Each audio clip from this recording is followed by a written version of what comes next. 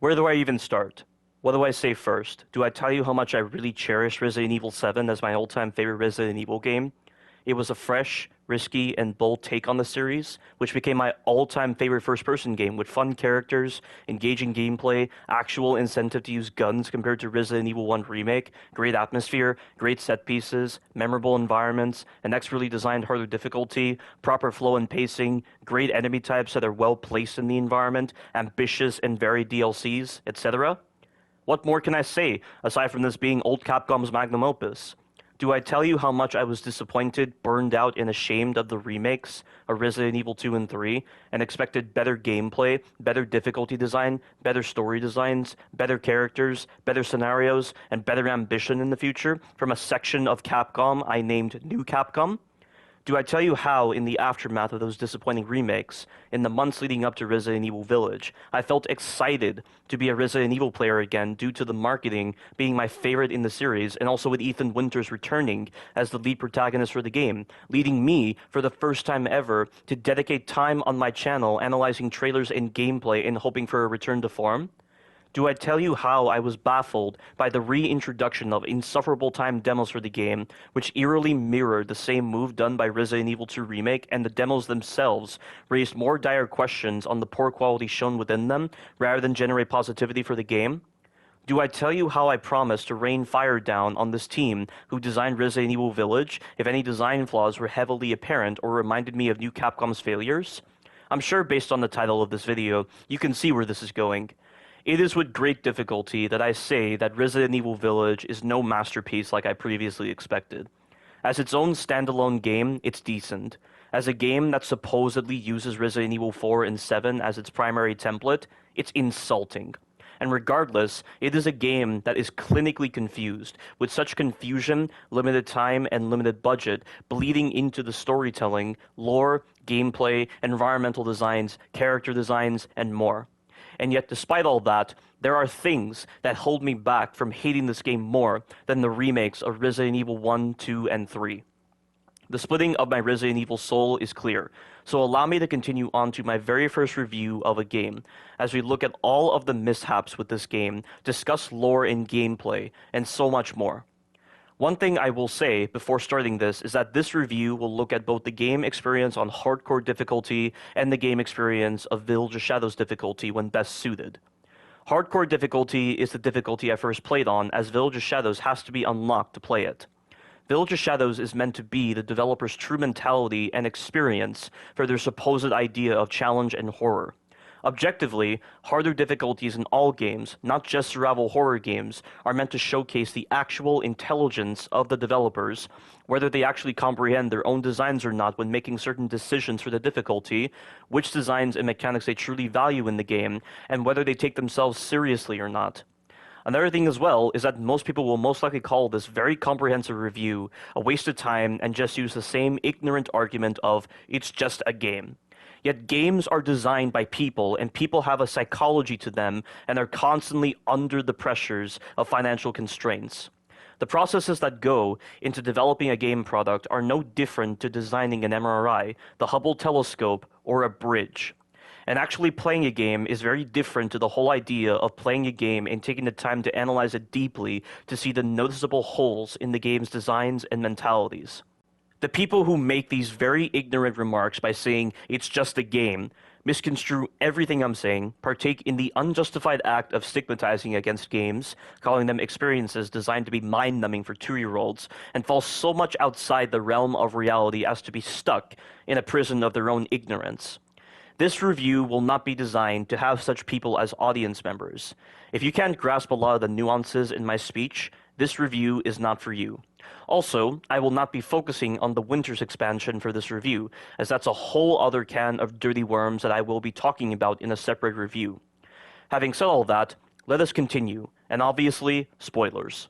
So the game first begins 3 years after the events of Resident Evil 7, when Ethan and Mia are relocated to an undisclosed location somewhere in Europe by the BSAA, because the Connections, the criminal syndicate responsible for the outbreak in Resident Evil 7, are after them. They have given birth to a 6-month-old daughter named Rosemary Winters. We're greeted with a visual representation of a children's book narrated by Mia, with the story oddly describing the path the main game will take. Spoiler alert, that's not actually Mia, that's the main antagonist of the game, Miranda, but we'll talk about that later. I like this introduction. I think you can hear the maternal side to Mia's voice actor perfectly with the way she delivers her dialogue. Yet determined to find the berries, the rascal broke free from Mother's grasp and vanished into the trees. Mother's worried cries faded fast as the girl ran on, over vine and under branch, and into the forest deep. It's way better than the post-game version of the story that you can hear when you go into the extras menu, which is narrated by a different actress who sounds like she's reading a script with no enthusiasm, not actually being in the scene and assuming the role of a mother. The art style sets the darker tone of what supposedly is to come later on, but continuing on, we're then put into the game, assuming control of Ethan Winters. Being back playing as Ethan was wholesome for me, to say the least. I loved Ethan Winters, someone that I would honestly consider a legend in the Resident Evil series, and I absolutely loved his journey through the Baker estate as he was fighting for survival, and also to reunite with his wife. For a seemingly normal individual with no fighting experience, a trait hardly seen in the Resident Evil series, it was fresh. And not only that, compared to other Resident Evil characters their first time fighting BOWs, Ethan Winters fought better than them. Despite their supposed training from STARS and other police/military organizations, they really struggled to handle weaponry or do basic movement when dealing with simple, basic zombies, which really took me out of the experience in those games. Ethan Winters, on the other hand, doesn't have these kinds of artificial barriers, but not focusing on that, he really felt grounded in the world he was in Resident Evil 7, and yet despite all this, that doesn't automatically mean he's an idiot in handling enemies. It's normally a standard trope of survival horror games to have normal individuals with no fighting experience act like total idiots or be incapable of doing the simplest of actions readily afforded to us. This is often seen in games like Silent Hill or Outlast. Ethan Winters represents a massive departure from that tiresome trope. In a way, I felt a sense of relatability to Ethan when playing as him, and also a sense of intrigue as to who he was, something I never really got with characters like Jill Valentine, Barry Burton, Rebecca Chambers, Billy Cohen, or Hunk. Even the director for the game, Morimasa Sato, said he felt attached to Ethan Winters, leading him to dedicate this game to Ethan Winters by making this a game about his personal journey. Keep this in mind as I go through this review, as I will bring this up again a couple of times when I criticize this later on. When we assume control of Ethan, we get the chance to explore his new house in Europe.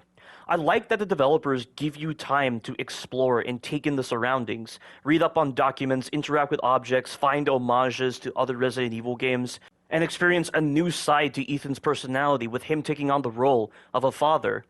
If this was a game where speedrunning was built into the actual core of the game, and you felt that mentality when going through this game, such a moment would not be included, and even if it was, it would just feel off-putting, just like with the intro of Resident Evil 3 Remake, which was all just nonsensical padding that could have easily just been a cutscene, but they made it gameplay for some reason. After Ethan puts Rose to sleep and comes downstairs to have dinner with fake Mia, this begins one of the first poor designs in character writing, Chris Redfield. Chris infiltrates the house, seemingly killing fake Mia by having his squad members fire upon her while she's with Ethan. Then he takes her down with 5 shots to the head. Chris's methodology for taking down Miranda here is very confusing. He put Ethan at risk for being caught in the crossfire. He didn't try to extricate Ethan from the premises with a phone call or through direct contact with Ethan in civilian clothing. It just seems like the variables for unfavorable outcomes are high here, variables that a skilled leader like Chris Redfield should have avoided. And it just seems odd how Chris can assume that 5 shots to the head is all it would take to take down Miranda, yet it wasn't exactly like that when handling the Molded and Lucas Baker back at the Baker estate 3 years ago. It's not like he's using the rapid-acting mycetotoxic rounds from Operation Lurking Fear. He's using a generic pistol here, albeit a pistol modeled after the Albert 01. So why would he assume Miranda is dead after that? That's confusing. After taking down fake Mia, it then fades to black and a certain amount of time passes. The squad members capture Rose, and Ethan is confused as to what Chris is doing. Ethan angrily tries to save Rose, but Chris's men incapacitate him. This scene winds me up the wrong way because somehow, even though there was plenty of time that passed, Chris never took the time to explain to Ethan the circumstances of what happened. Instead, he just arbitrarily acts secretive like some kind of evil villain and just knocks Ethan out for forceful extraction. I'm gonna have to jump ahead to a later part of the game to explain Chris's reasoning for this. Chris's reasoning is that he didn't want Ethan getting involved and that his job is hard enough without civilians getting in the way, which presents glaring problems already. For one thing, Ethan would have already wanted to be involved since Chris gunned down his false wife in front of him. The trauma of such an event would present anyone, including Ethan, with many questions already. Secondly, the part where Chris says this job is hard enough doesn't make sense because at this point in the game, Chris has gone rogue alongside his Howlin' Wolf Squad members. So why would he use the term job if he's gone rogue? The reason for Chris being rogue is because the BSAA, the eminent counter-bioterrorist organization that we should all be familiar with for several Resident Evil games, is suddenly a rotten and corrupt organization. I'll talk about the BSAA storytelling later on in the video, but the third thing that makes no sense about Chris's statement is that Ethan is hardly a civilian. The man survived on his own during the Baker incident, killed many molded, killed Marguerite, incapacitated Jack, went through Lucas's sadistic game, and killed Evelyn. He overcame both biological and psychological elements to the E-series Mutamycete. So all of that hardly makes him a civilian. Also, between Resident Evil 7 and Village, Chris Redfield put Ethan through military training, although it's not represented well in the gameplay of Resident Evil Village, but regardless, the reasons I've just listed make Ethan not a civilian, so Chris calling Ethan a civilian as a way of saying he doesn't deserve to know the truth doesn't make sense. The number of problems present with this scene only scratch the surface on how much Chris acts so out of character in this game compared to how he is portrayed in the other games. As I recall, in Resident Evil 6, he didn't have any trouble spilling the beans to Jake about the circumstances regarding his father's death in Resident Evil 5, but apparently, with Ethan, it's different for whatever reason. I just want to say right now, so that I don't forget later on, that Chris Redfield is the worst character in this game, and this version of Chris Redfield is the worst in the entire series. Honestly, worse than Resident Evil 1 Remake Chris. But let's not hang around this issue too much right now, as there is more to say about this later on. Ethan is knocked out by one of the Howlin' Wolf Squad members and taken into their vehicle en route to Site C, which could have been de-escalated had Chris told Ethan the truth. But apparently, he forcefully took Ethan and Rose because Miranda may have infected Ethan, but how does that justify a forceful extraction?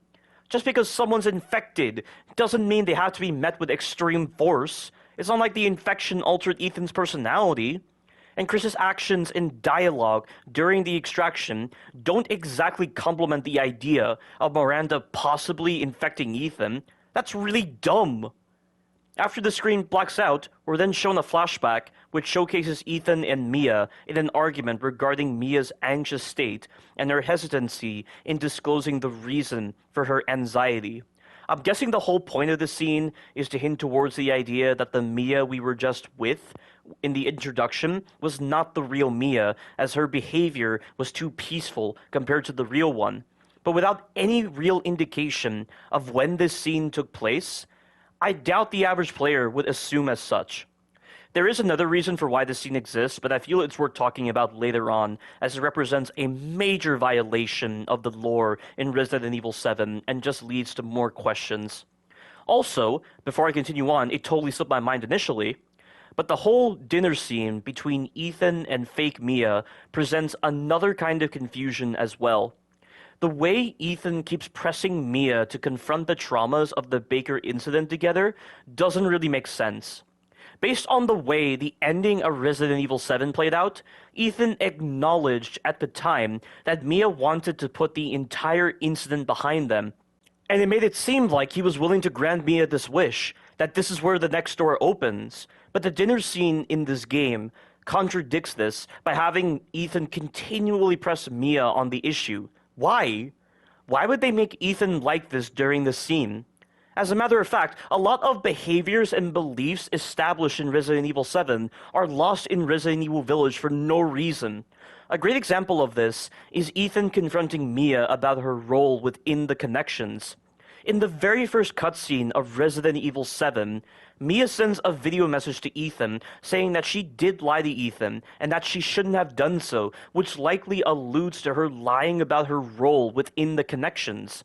Then, after Mutated Jack's boss fight, as Ethan and Mia are making their way to the ship, Ethan implies to Mia that she had something to do with everything happening at the Baker estate and that he wants the truth, showing that he had suspicions about her criminal status. Well, apparently, the developers completely forgot about these scenes because in the Baker incident report and in the main experience for Resident Evil Village, Ethan acts like he never had suspicions towards Mia. Also, in an interview with the BSAA, Mia asks if the BSAA disclosed her involvement with the Connections, which doesn't make sense and shouldn't even be a question if Ethan kinda already knew about her involvement. What is this? Why would they not continue from a logical baseline in Ethan's behavior and beliefs from the end of Resident Evil 7? They pretty much skipped a step in the writing and portrayal of Ethan's character, and this can be applied to the flashback scene as well. Stupid developers. Returning to the present, it then cuts to Ethan waking up from a crash in the snow. The reason the crash happened was because Miranda, in her deception in mimicking a corpse, ambushed the Howlin' Wolf squad. There is only one vehicle, so what? Did Miranda get put in the same vehicle as Ethan and Rose? Why would that ever be the case? Also, Ethan is able to respond to a call from some commanding officer asking if Rose was secured. But when Ethan answers, he says he's not authorized to use this line. This part confuses me because it seems like the person on the other end of the call is working officially, not unofficially, completely contradicting the whole idea that Chris is in command of a rogue unit. It's really feeling like the idea of the BSAA being evil was just shoehorned in with no thought. Yet Anthony Johnson, the lead writer of Resident Evil Village, says the BSAA being evil was always the goal. I'm surprised he has an answer for this, yet not an answer for this confusing element. Like I said before, Ethan was being transported to Site C for further investigation, and when the crash happened, somehow he's right near the village where Miranda reigns supreme. So this brings together a couple of questions with regards to the story scenario here. Why were Ethan and Mia relocated to a house so close to the village area after what happened at the Baker estate? Why is Site C so close to the village area? Why would Ethan and Rose be transported there when threats hang around the village area? And why would Chris not want Ethan to be involved if Site C is so close to the village? All Anthony Johnson said about this was, and I quote, "I could not possibly comment." So if he didn't have answers for this confusing scenario, how can I possibly believe his statement that it was always intended for the BSAA to be evil? Such masterful storytelling you're introducing, new Capcom. Nope. I still find it hard to believe that in the official PlayStation Store page for Resident Evil Village, it says in the description that the game has masterful storytelling. The fact that the precedent set at the start of the game is that the game has confusing story scenarios is pretty much false advertising at its finest, if details are neglected so easily. This pretty much wraps up the introduction for the game, and we finally get to explore the titular village and examine some gameplay mechanics after trekking through snow, witnessing Lycan activity, and exploring a household. By the way, the game transitions from nighttime to daytime rather quickly somehow after you explore the first household. Must be an oversight on the developer's part, among other oversights. The initial view of the village was breathtaking, making the gears in my head spin at the potential environments I would be exploring, the potential enemy encounters I would deal with, and the new tools I would be working with. A shame that I was fooled so easily by the broad horizon granted by that view, as the main village area doesn't offer much, aside from ammunition drops and minor lore files that don't offer much contribution to the main story. The only exceptions to this are files related to Beneviento. There aren't even that many buildings to explore, not many opportunities to use explosives or interact with the environment in an interesting way to find secret areas, and by the time we get past Beneviento's area, we'll practically be retrekking through areas we've already explored most of the time. This is odd considering the village area supposedly had hundreds of residents, which is indicated by the numerous hanging bodies in Heisenberg's factory, the number of Lycans in the Stronghold area and in the village area, and the number of Moroaica in Castle Dimitrescu, Heisenberg's factory, and the village area. Based on these things, you'd expect a balanced proportion between the number of buildings and the number of people. The enemy encounters in the main village areas are some of the most throwaway enemy placements I have ever seen, but I'll talk about that later on. The developers emphasized that the village was practically its own character, but its static nature and the reasons I've just listed don't contribute much to that belief. After some minor exploration, we finally gain access to the knife and the pistol, and then do a sequence straight out of the intros for Resident Evil 4 and 5, where we take on a siege of enemies. I like the idea of these sequences. I'm on the enemy's turf, so they should be setting these kinds of traps for me. It would seem odd and rather gamey otherwise to not come across such sequences in a horror environment. However, while Resident Evil Village claims to take inspiration from Resident Evil 4, its execution of the ideas taken from Resident Evil 4 is not good, and this siege makes that known. Expect me to describe a lot during the sequence. First off, we get trapped inside this barn. Lycans surround you on all sides of the building. This leaves you wondering if you're going to be fighting all of them in this tight area. In actuality, none of the Lycans outside are a threat, and you only have to kill one Lycan. To get this Lycan to spawn, you have to spawn the Lycan on the window upstairs, then go down and go near the window that's next to the pistol ammo.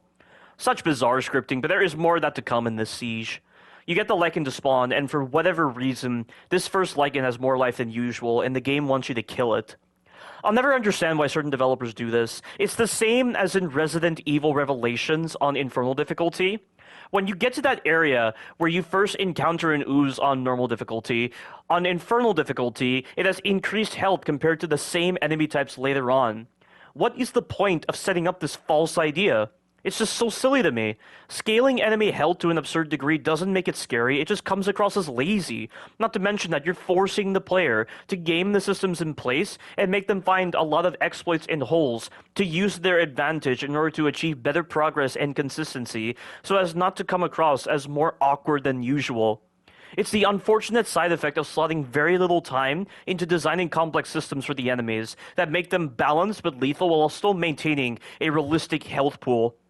And it's funny I'm saying this because the Lycans personify this idea greatly, leading them to be the worst basic enemy type in any Resident Evil game ever. More details will be brought up about this later on. But you kill this first Lycan through certain means, and I have no idea how new Capcom was expecting the average player to handle this first Lycan if the mechanics are as shit as they are. But in my first playthrough, I thought I would be dealing with multiple Lycans. So I looped his grab and shot him in the head in order to avoid making this fight any more clumsy than it needs to be, leaving me with almost half the ammunition of what I obtained from the barn. All the other Lycans went away, and I got a checkpoint before the upcoming siege, so I couldn't undo my progress. Why haven't we received a typewriter before this moment? Resident Evil 4 gave you a typewriter before the big village siege so that you could practice the section and understand the enemy behavior as many times as you needed without having to trudge through the introduction again.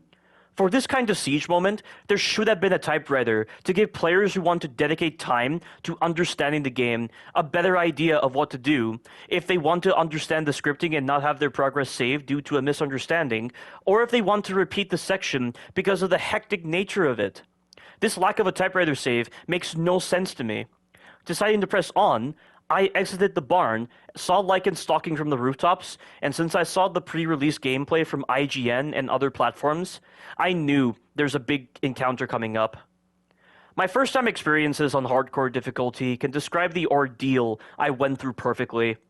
Having played through the time demos, I was well aware of the broken hitboxes and broken animations on the Lycans, leading to justified skepticism towards this section.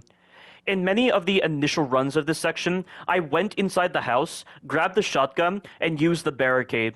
I never thought of staying inside the house because of a hole in the floor that served as an alternative entrance for the Lycans to get into the house. Unbeknownst to me at the time, the hole would only work for the Lycans if I left the house by going through it. And so I ran across the entire village from building to building. The Lycans were rushing me, getting a tremendous amount of forward momentum on their weapon attacks that were impossible to avoid. They also displayed their ability to transition between not having a weapon to having a weapon by skipping the animation of pulling out their weapons, which would grant them even more forward momentum and a lengthier combo attack. This was happening because I was putting them off camera for a bit, but apparently this badly designed, sensitive system governing this move misinterpreted my intentions and allowed the Lycans to do this. Among these broken AI designs, I would get many moments where Lycans would not even chase me, and just stand around in different parts of the village, cutting off my routes and making it impossible to get around them without the shotgun, as they would catch me by gliding towards me with their weapon attacks. The shotgun itself was unbearably slow compared to Resident Evil 7, which is baffling considering that this game was advertised as being faster paced than Resident Evil 7, yet Resident Evil 7 feels faster paced than 96% of Resident Evil Village. The shotgun didn't even decapitate Lycans after one shot to the head, which would have been complimentary for this kind of siege sequence, but I guess common sense escaped the developers. It was so bizarre for a shotgun to be this cumbersome to handle for a mainline Resident Evil title. Going in and out of the danger state mode and healing when I could got very irritating, and all the while I was just wondering how this section ended. Was it kill-based? Was it time-based? The game never makes this clear. I was thinking that it couldn't be kill-based, as Lycans had too much life and the game's combat systems were falling apart the further I went on. Every single way out of the village was locked down, just like Resident Evil 4, so I had to do something. In Resident Evil 4, the village siege was kill-based, and it was also time-based as well if you were killing the enemies and it sped up the timer, which made sense given the complex designs of the enemies and their HP pool. Resident Evil 4 properly communicates this idea, but this game doesn't. In Resident Evil Village, it's time-based, so you have to survive for a set amount of time until out of the blue you get an arrow in your leg or a Lycan grabs you from behind in a badly animated manner. Why such a clunky and uncoordinated process of ending the sequence? It makes no sense, and this timer pauses when you're on ladders, so you can't wait out the sequence by waiting on them. Everything I was doing in the initial runs of this section was not contributing to progress. This sequence was leaving a sour taste in my mouth. If an introduction is going to be this much of a clusterfuck, then most likely the rest of the game was going to be of a similar quality. An intro speaks high volumes of what is likely to come in the future.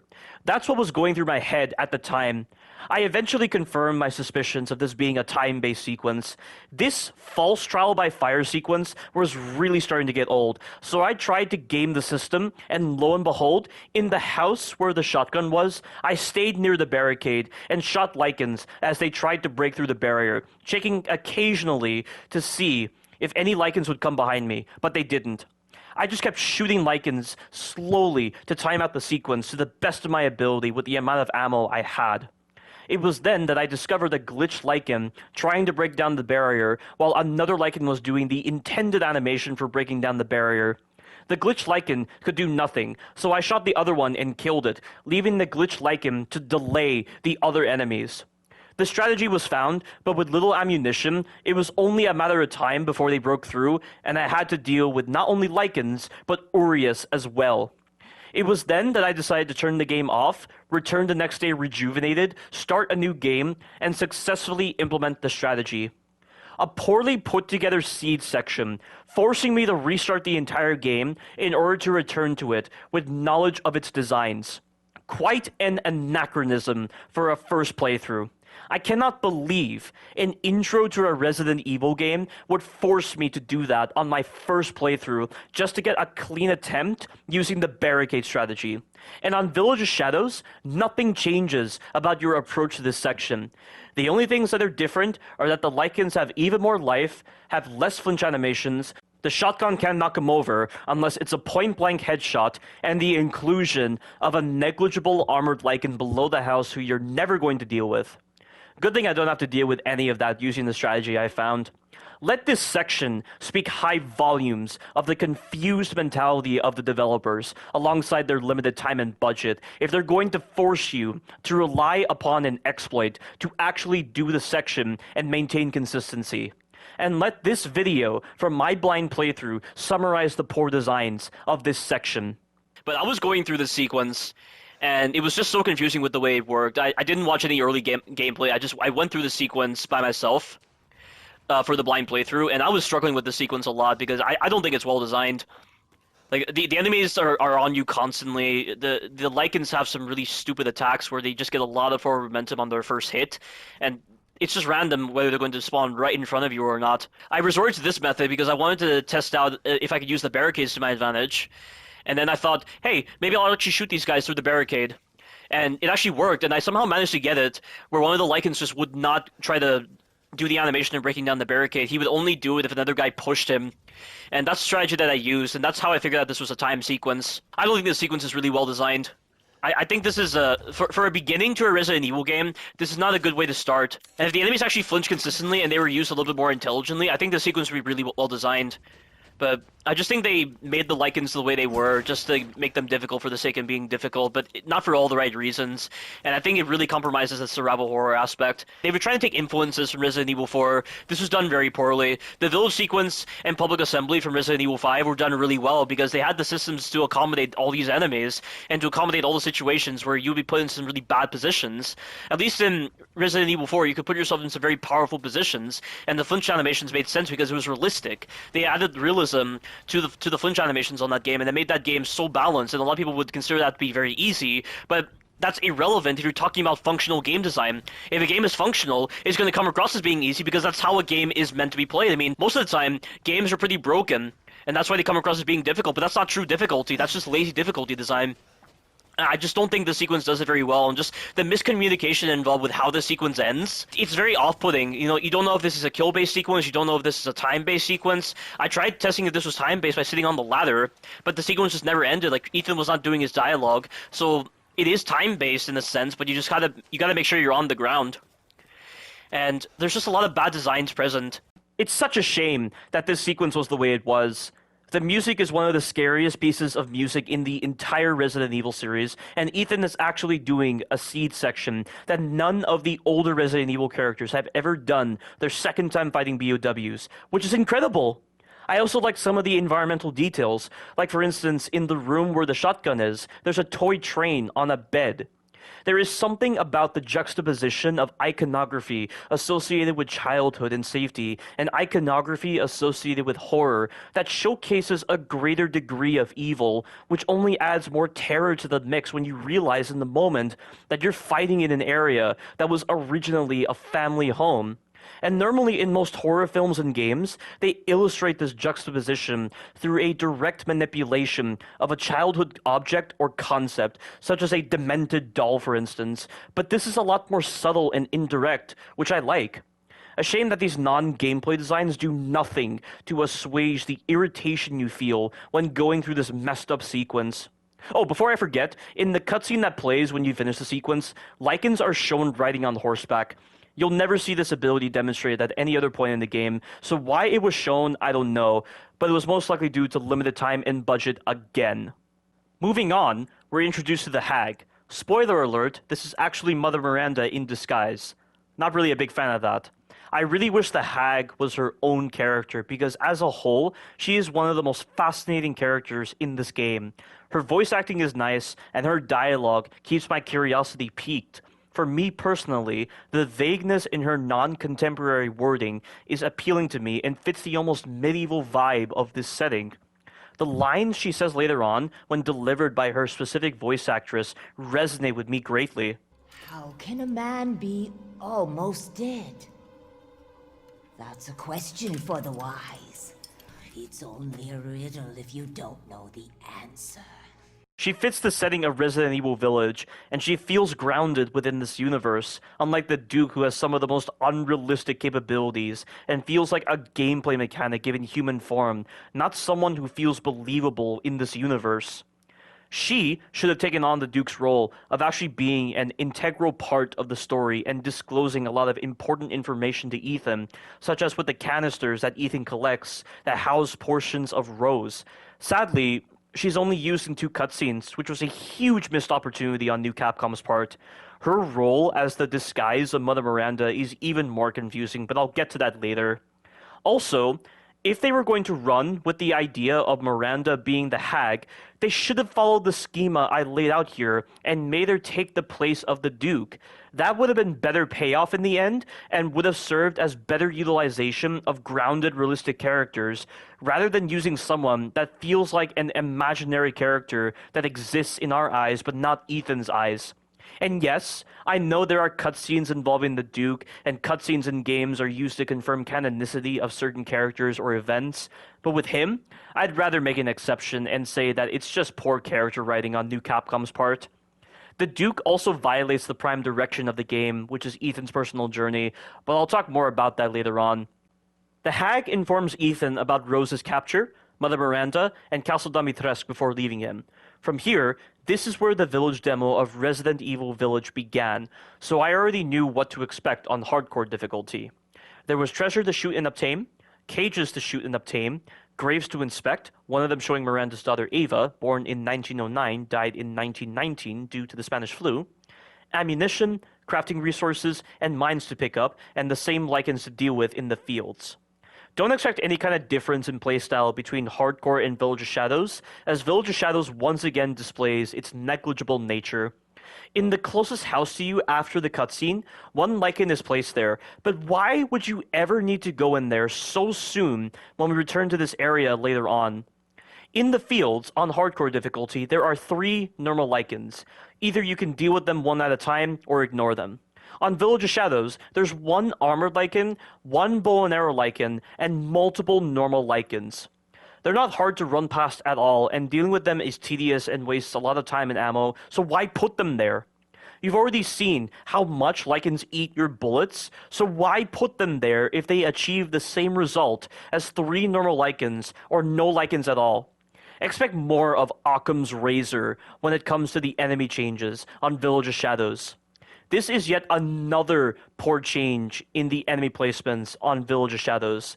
Feels about as pointless as 99% of the enemies in Resident Evil 1 Remake and Resident Evil 2 Remake. If you're going to place enemies in areas, give them a justified reason for putting them there, please. Once we're past the Lycans, we then meet up with Elena and Leonardo, opening the way into Luisa's house for them to meet up with other survivors. The survivors represent yet another missed opportunity for fleshing out the story. The trailers for Resident Evil Village heavily hinted at a greater role for these characters, or the possibility of playing as them to get more insight into the main story, or even to get an understanding as to how the village was during Mother Miranda's reign. But all of that was cut out in the final product. All we get is this. Anton goes on a drunken, hopeless rant, with great voice acting I should add. Then Luisa shuts him up, giving Ethan the chance to ask what the hell is going on here, with Luisa answering she doesn't know, and that one day they were a quiet, devout village until the monsters came. This set up the bait for the player to be invested in the story, only for Elena to interrupt her to ask where her husband was. That really felt like quite the troll towards players, and was probably used as a way to hide the fact that New Capcom not only had limited time and budget devoted to this game, but really didn't consider the nuances and subtle details needed to really create a refined story that was as detailed as possible. Also, I can't not point out the confusion in Luisa's statement when she said they were a quiet, devout village one day, then the monsters came, almost implying the duration of this attack was greater than 24 hours. That's confusing when you consider that the time between Miranda abducting Rose from the Hound Wolf Squad vehicle and Ethan being in Luisa's house seemed to be a couple of hours. It could just be her exaggerating to get her point across, but it's still a strange choice of words nonetheless. After praying to Mother Miranda, which by the way I can't help but say Ethan Winters' name in place of Mother Miranda's name in the prayer, Leonardo begins to convulse and turn into a Lycan. Leonardo kills all but Ethan and Elena. He nearly kills Ethan, but Elena knocks him back with a shotgun. New Capcom probably did this to rub it in your face because the shotgun doesn't do that on Village of Shadows for whatever reason. Ethan and Elena nearly escape, but Leonardo catches up with them, slightly pacified for the moment. Elena doesn't want to abandon her father due to her close attachment to her father, her sense of loneliness, and her father displaying some small remnants of his humanity, and this ultimately leads to her death, leaving Ethan all alone again. I cannot believe new Capcom would just throw these characters away. I get that it's a survival horror game and the sense of isolation is emphasized greatly when it comes to the player character, but there are many roads to the same outcome. If Last of Us could do that, why not this game? There's also some confusion with Leonardo's mutation, as Leonardo is seemingly the only survivor to turn. Is it because his injuries sped up the mutation into a Lycan? Is it because the Lycans can infect other individuals? What is the actual duration it takes to turn into a Lycan?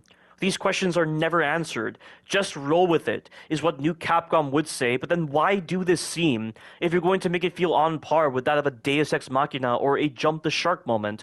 Why not just have it where Ethan leaves the survivors for a bit to explore the other areas, and each time he can return to Louise's house to progress the story, engage in optional conversations, or find documents to help understand the history of the village and get more details? Maybe Louise's house could serve as a way to store his stuff in an item box system like Resident Evil 7. This idea I'm bringing up not only contributes to the sense of isolation as you explore the other areas, but helps in avoiding confusing moments like with Leonardo's mutation, fleshing out the story greatly, and omitting the need for an out-of-place mechanic like the merchant system. If you're going to put side characters in a linear survival horror game like this, give them more of a reason to exist. Is it really that hard? Well, apparently it was for new Capcom.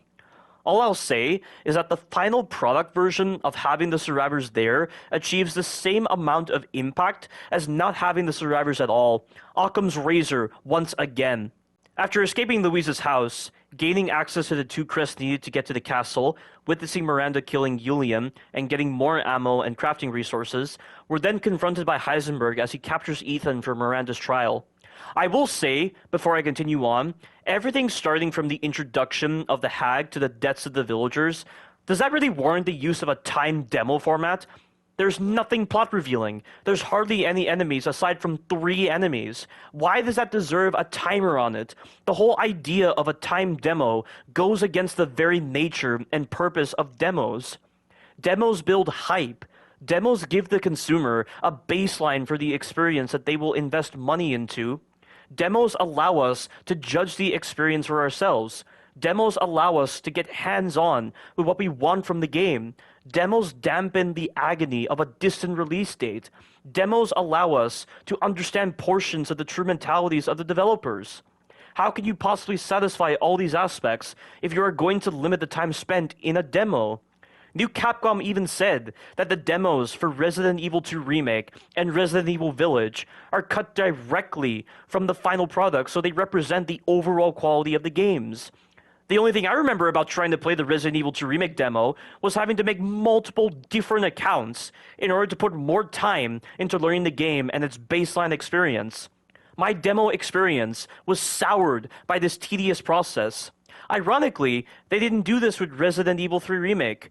The demo wasn't timed. You were able to engage with many enemies and understand the gameplay and its positive/negative qualities. So why did they bring timed demos back for Resident Evil Village? The demos for Resident Evil 2 Remake and Village achieved the same end result for the demo experience as Resident Evil 3 Remake. So why make them timed? Is it for some kind of business model which completely compromises the overall integrity of the gameplay and story, similar to people doing the most immoral things ever simply for a cut of money?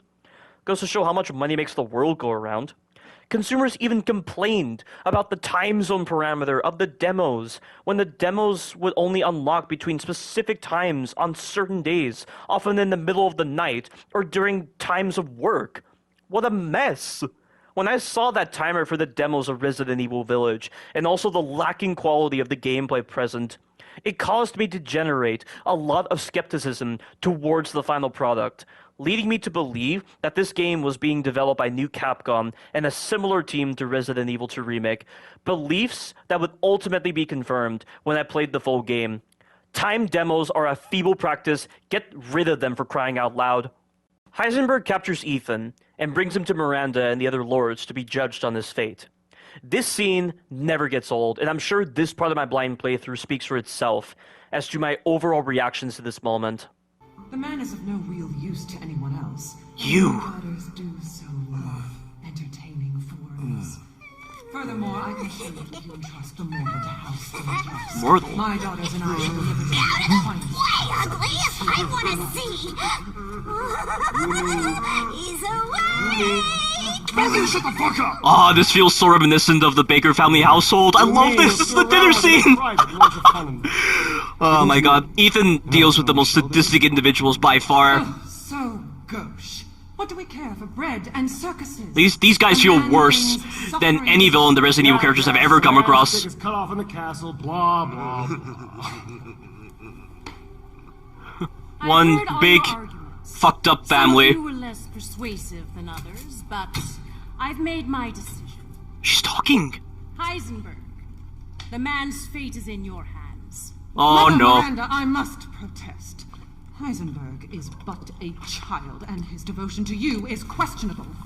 Give him to me, and I will ensure he is ready. So what ceremony? And don't be a sore loser. Go find her food somewhere else. Quiet now, child. Adults are talking. Unbelievable. You're the one who's arguing with Miranda's You decision. wouldn't know responsibility if it was welded Oh, to keep your glory. One day your head might I love your it. ego. Ah, I love the drama here. Don't I get a say in this? Silence! My decision is final. There will be no argument. Oh, this is so cool. Remember from whence you came. Thank you. Heisenberg literally sounds like Lucas right now. Lycans and gentlemen, we thank you for waiting. And now let the games begin. Oh no. Let's see what you're doing. Yes, that line! I love it! I love that line so much! The fun begins now. This is gonna be great! Fuck yeah! 9, 8, So exciting! 6, 5, 4, 3, Come on. 2, Jump, Ethan! Show this guy why you mean business. Show him why you're a legend. Show him. Show him. Ethan Winters will destroy you all! Yeah, kick those boards off. Very nice. God, look at this labyrinth. This is so cool! Oh no, that's not good. Oh! Wow, how did he survive that hit? That would have killed any normal man. Oh! What's happening? Oh, I'm falling.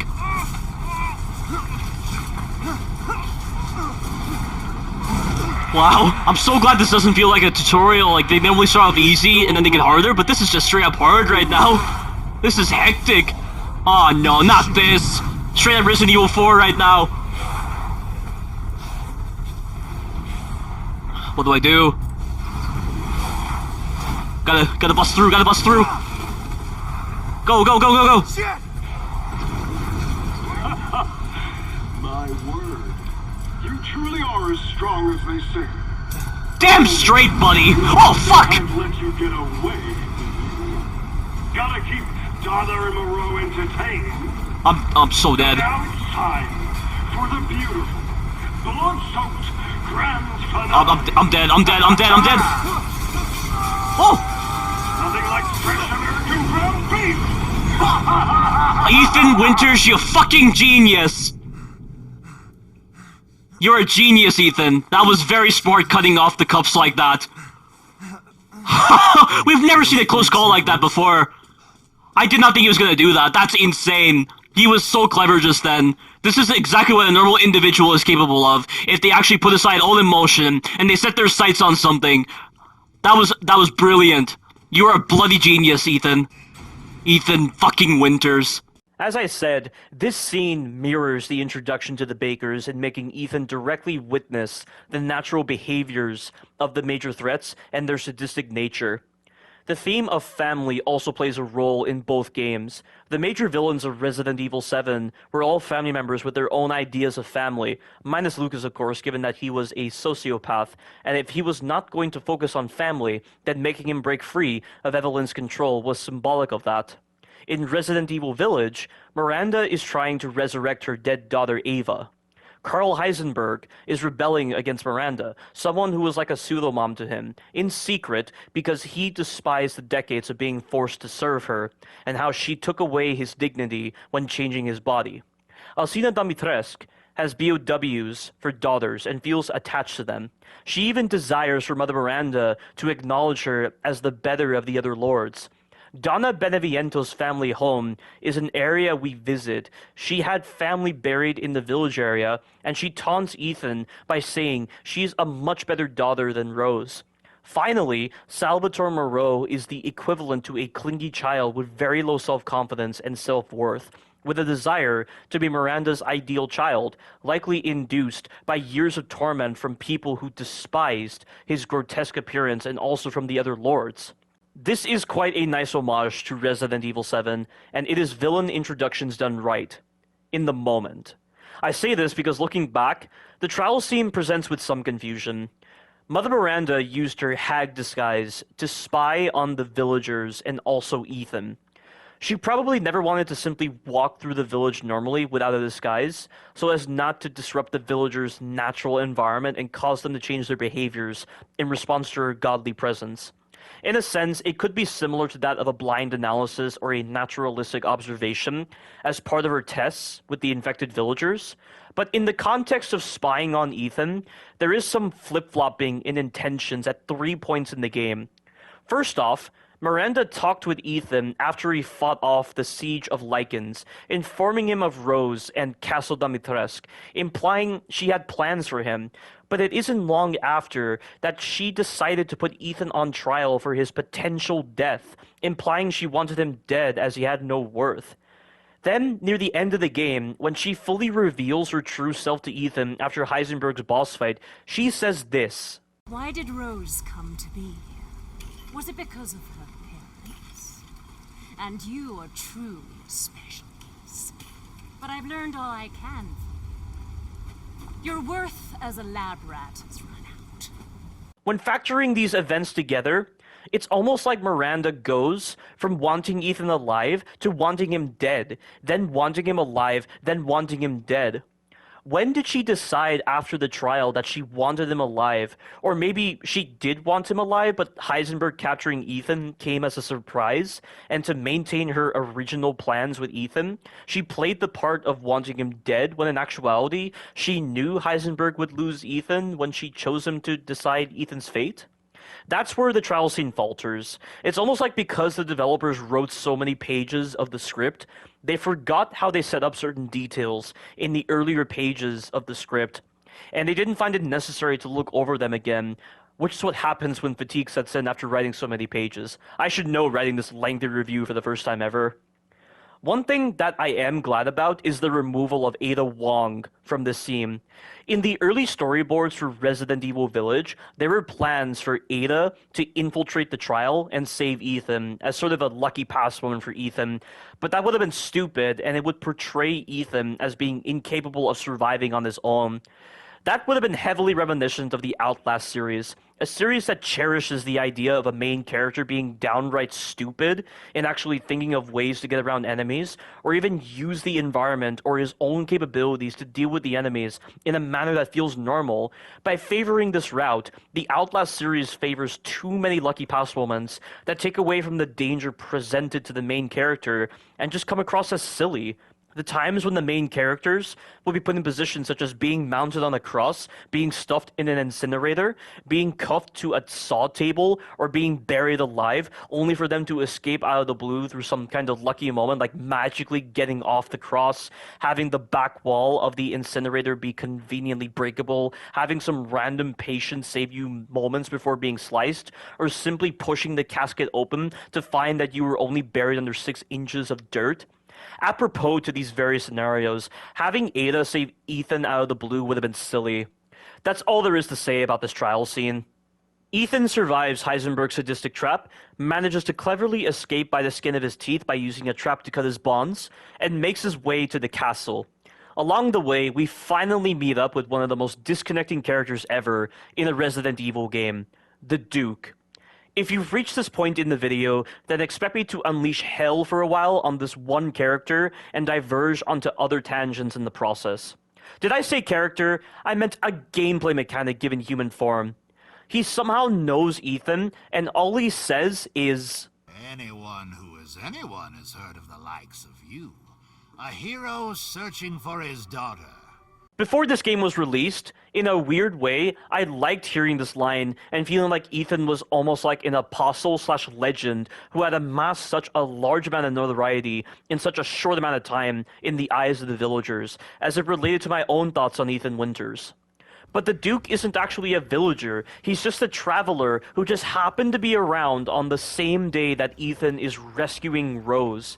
The developers want you to believe that he is actually a real character that exists within the world of Resident Evil, and not some imaginary friend similar to Dark Isaac from the early builds of Dead Space 3 before that idea was scrapped altogether for Dead Space 3, or like the Stan Lee cameos in some of the Marvel movies.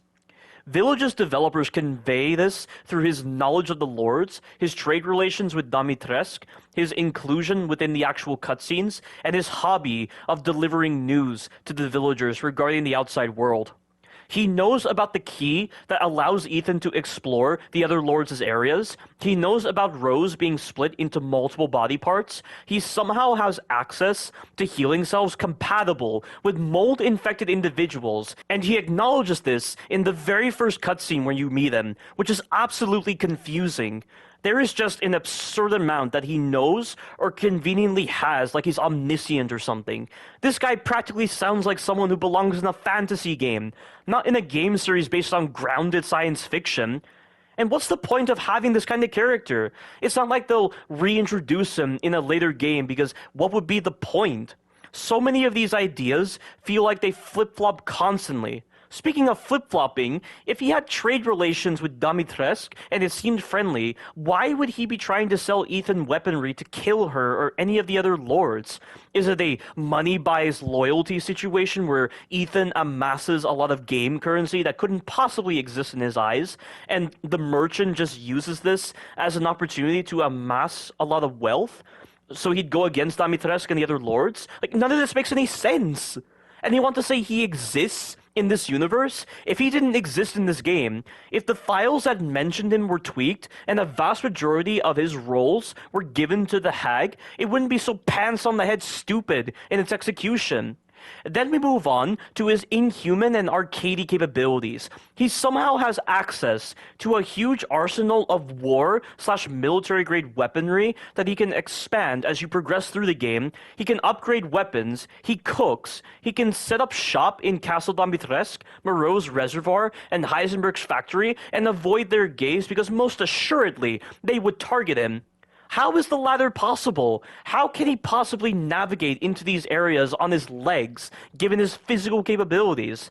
And how can he not be targeted by the enemies in the area? None of this is ever shown or explained. And if he has such an expansive arsenal of weapons, why didn't the villagers bother buying stuff from him in order to defend themselves?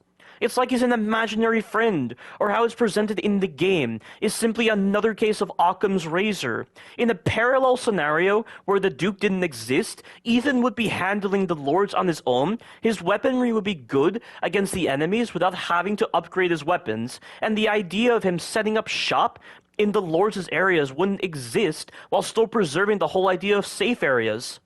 This kind of parallel scenario would pretty much achieve the same end results as what is presented in the game, but posit fewer explanations. Explanations that are actually logical and make sense.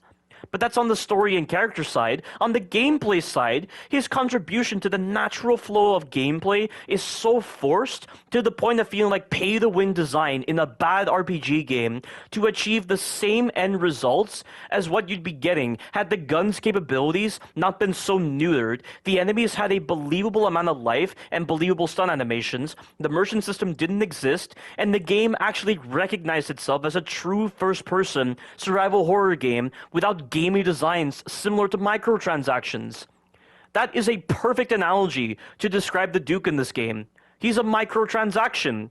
That's what you're practically getting on hardcore difficulty, and especially Village of Shadows difficulty. And I know someone's going to say, oh, just don't slide to the merchant. Other so-called professional gamers have done no merchant runs on those difficulties.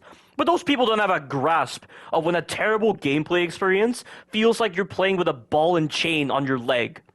The gameplay becomes a draining, time-consuming, clumsy, uncoordinated mess if you don't slot into the merchant system.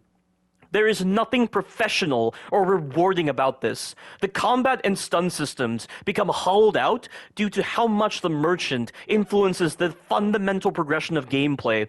And the over-reliance on gaming the system in order to find exploits or run past enemies in silly ways becomes so severe just to save up on ammunition thanks to the merchant. In fact, the inclusion of the merchant itself psychologically influences the developers to do less.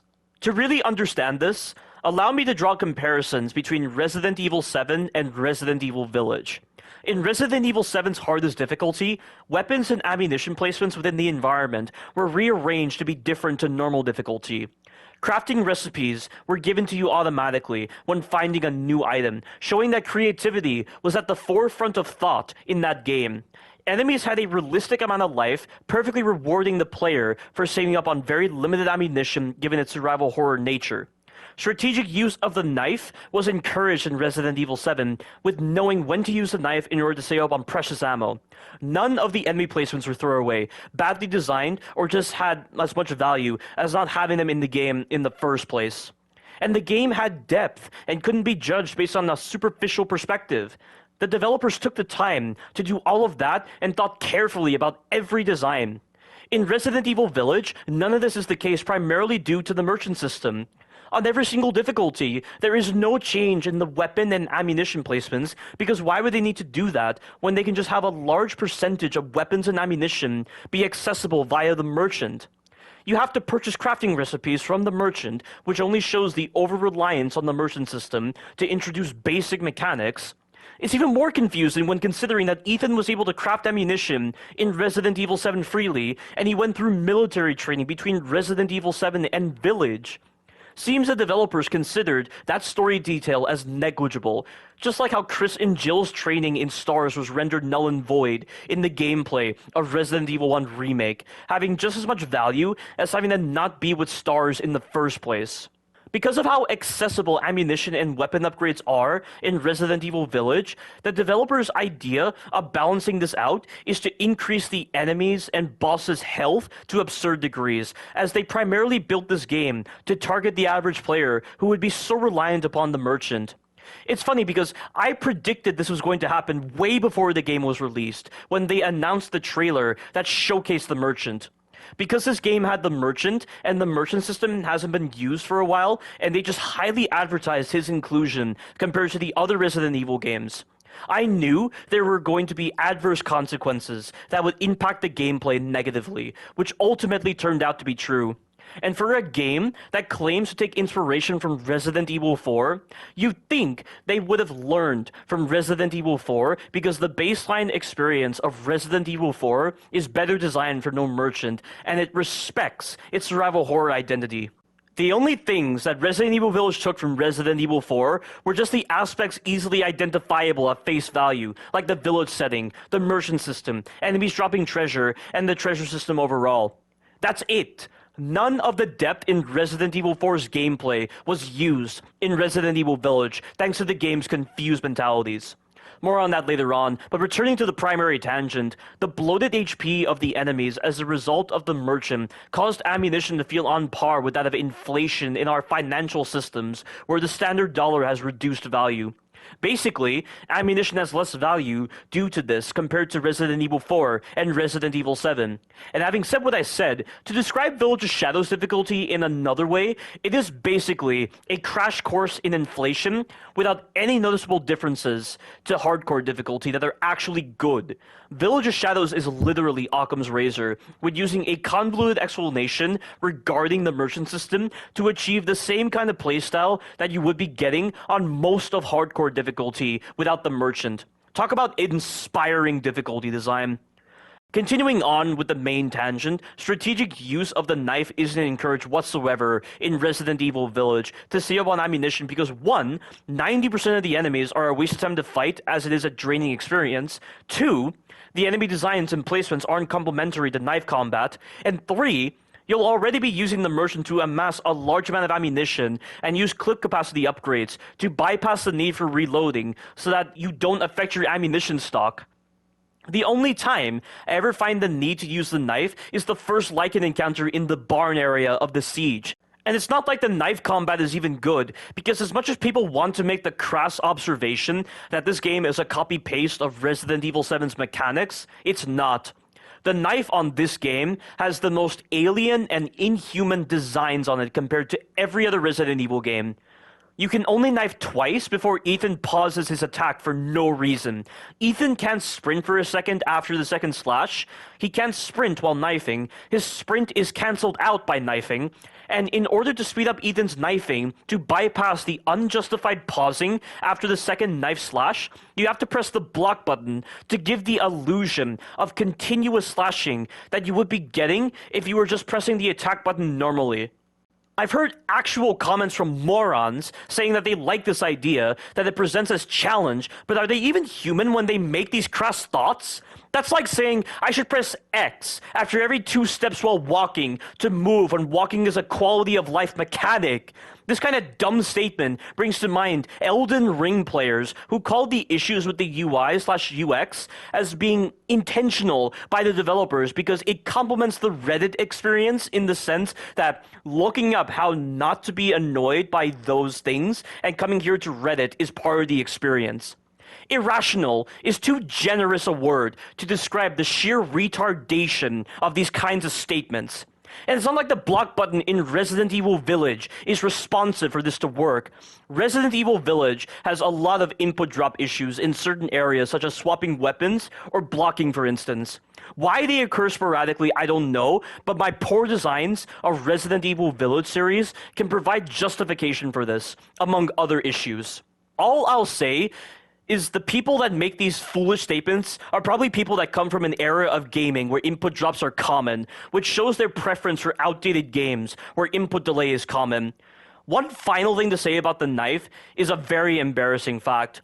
Modders not affiliated with New Capcom had to actually get into the game's programming in order to fix the issues with the knife to make it just like the knife in Resident Evil 7. The fact that they had to fix something that the developers could have easily fixed just shows how high the developers were and how much they were lethargic, sloth, and downright lazy when designing the knife on this game. The knife has little to no utility in this game aside from breaking boxes and vases to get loot because of the merchant system, and yet the developers are so deluded as to think this game is designed for melee weapons only and that it's a rewarding experience because they give you 70,000 CP in the challenges menu, the most amount of CP out of all the challenges. More details on this later on. Continuing with the Resident Evil 7 versus Village comparison, so many of the enemy placements in Village are either badly designed or have the same amount of value as not having those enemies around in the first place, and a lot of this is probably due to the inclusion of the merchant system. I think it's better if I talk about these moments when we get to points that properly demonstrate this. There is a definite showcase of confusion on the developer's part that clearly shows they don't comprehend their own designs, that there was a level of fragmentation among the team, that there was no careful consideration of designs, and that limited time and budget was involved with this game. The merchant system is just a representation of the condensing of mechanics into a single source to alleviate time, while at the same time influencing the developers to make so many poor decisions in the fundamental designs of the game. And worst of all, for me personally, the merchant is a massive violation of the game's initial goal of being about Ethan's personal journey. Based on what I listed, it really feels like this is the merchant story, with how much he influences Ethan's journey in giving him access to necessary weapon upgrades, crafting supplies, and more. If the developers truly wanted to satisfy that initial goal, they would let Ethan conquer the Nightmare by himself through his own actions and thoughts, like he did in Resident Evil 7. Maybe that's why Chris talks down Ethan so much in this game, calls him a civilian, and uses such feeble reasoning to justify his belittling of Ethan, because he knows the merchant is the real protagonist, not Ethan, and the developers are sending this message to me through Chris to insult me. I know that may be stretching things a little far, but is it really a stretch, especially with this kind of fragmented team who truly believe they did a great job with this game? I mean, they said before this game was released that this would be their greatest survival horror game. Maybe it's not so much of a conspiracy theory. It's rushed development at its finest, which makes this Resident Evil game the first Resident Evil game that I wish was delayed. One final thing to say about the Merchant is that his kitchen feature is entirely pointless, but that's actually a good thing, because every single upgrade provided by the Duke's Kitchen seems to be tailored towards reckless/mindless play, not towards a no-damage playstyle, which is the baseline experience for this kind of game. Health upgrades, damage reduction when blocking, and movement speed increase. That's all you get.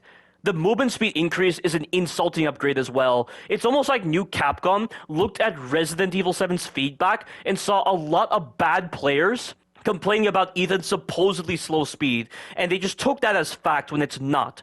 I don't need to address this point about Ethan's speed in Resident Evil 7, but it's almost like new Capcom is inadvertently confirming the feedback of those idiot players as if they believe them. How fucking disgraceful. Thank you, Duke, for making Ethan seem more useless. I hope you were able to digest all this information like me. I feel like a crippled old man just running through the overall impact the Merchant had on this game and on me, and also with running through the number of divergences I explained from just talking about him. But the Merchant's implementation is a massive disservice on the game's part in so many ways, and let's hope I don't have to go on and on about him for the rest of this video. We finally get inside of Castle Dimitrescu to search for Rose. We get captured by Dimitrescu's daughters and are brought to Alcina Dimitrescu herself. It was exciting to finally witness a meeting of a middle-class person like Ethan and an upper-class individual like Alcina. It makes me shake with excitement even more whenever Alcina says Ethan's name. It's so unlike an aristocrat like herself to address someone she would consider of low stature with his full name. Yet again, the game really tries to make Ethan feel notorious in the eyes of the villains to complement the personal journey he goes through. Alcina tastes Ethan's blood in order to establish his expiration date for consumption, since she needs to consume blood in order to combat a dangerous blood disease within her. She comments that his blood was starting to go a little stale, then she and her daughters leave him hooked. Ethan fights through intense pain to break free of the hooks, again highlighting how he's really the only Resident Evil character who has gone through extreme mutilation like this, then conveniently finds a first aid med to heal his wounds. Not too sure why the developers would try to establish first aid meds as being canon in this game, just like what they did with the first Duke cutscene. I guess there is some justification for this given that Resident Evil 1, Resident Evil Revelations, Resident Evil 6, and Resident Evil 7 presented files and cutscenes that showcased herbs as existing within the Resident Evil universe, and not just being anachronistic healing items.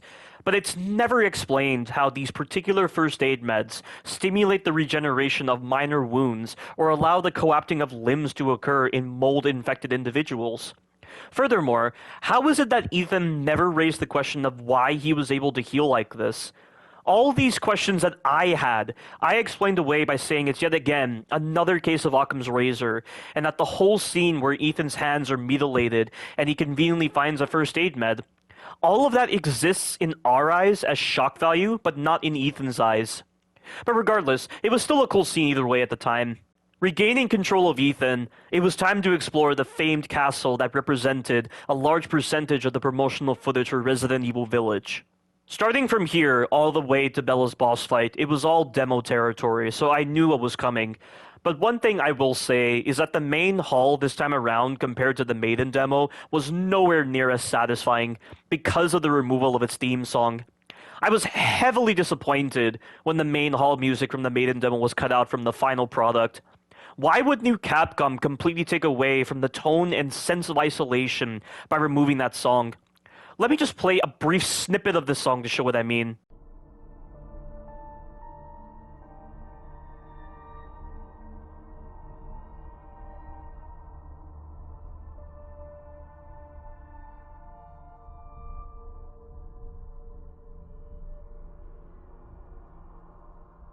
This was the perfect theme to complement the size of the main hall, the idea of feeling out of place in time and era, the idea of being in this building while a chilling snowstorm happens outside, and the haunting vibe of this place. The music has so much character to it, being haunting but at the same time peaceful, and they just removed it from the game as if it had no character in their eyes. That was very frustrating the first time I saw that.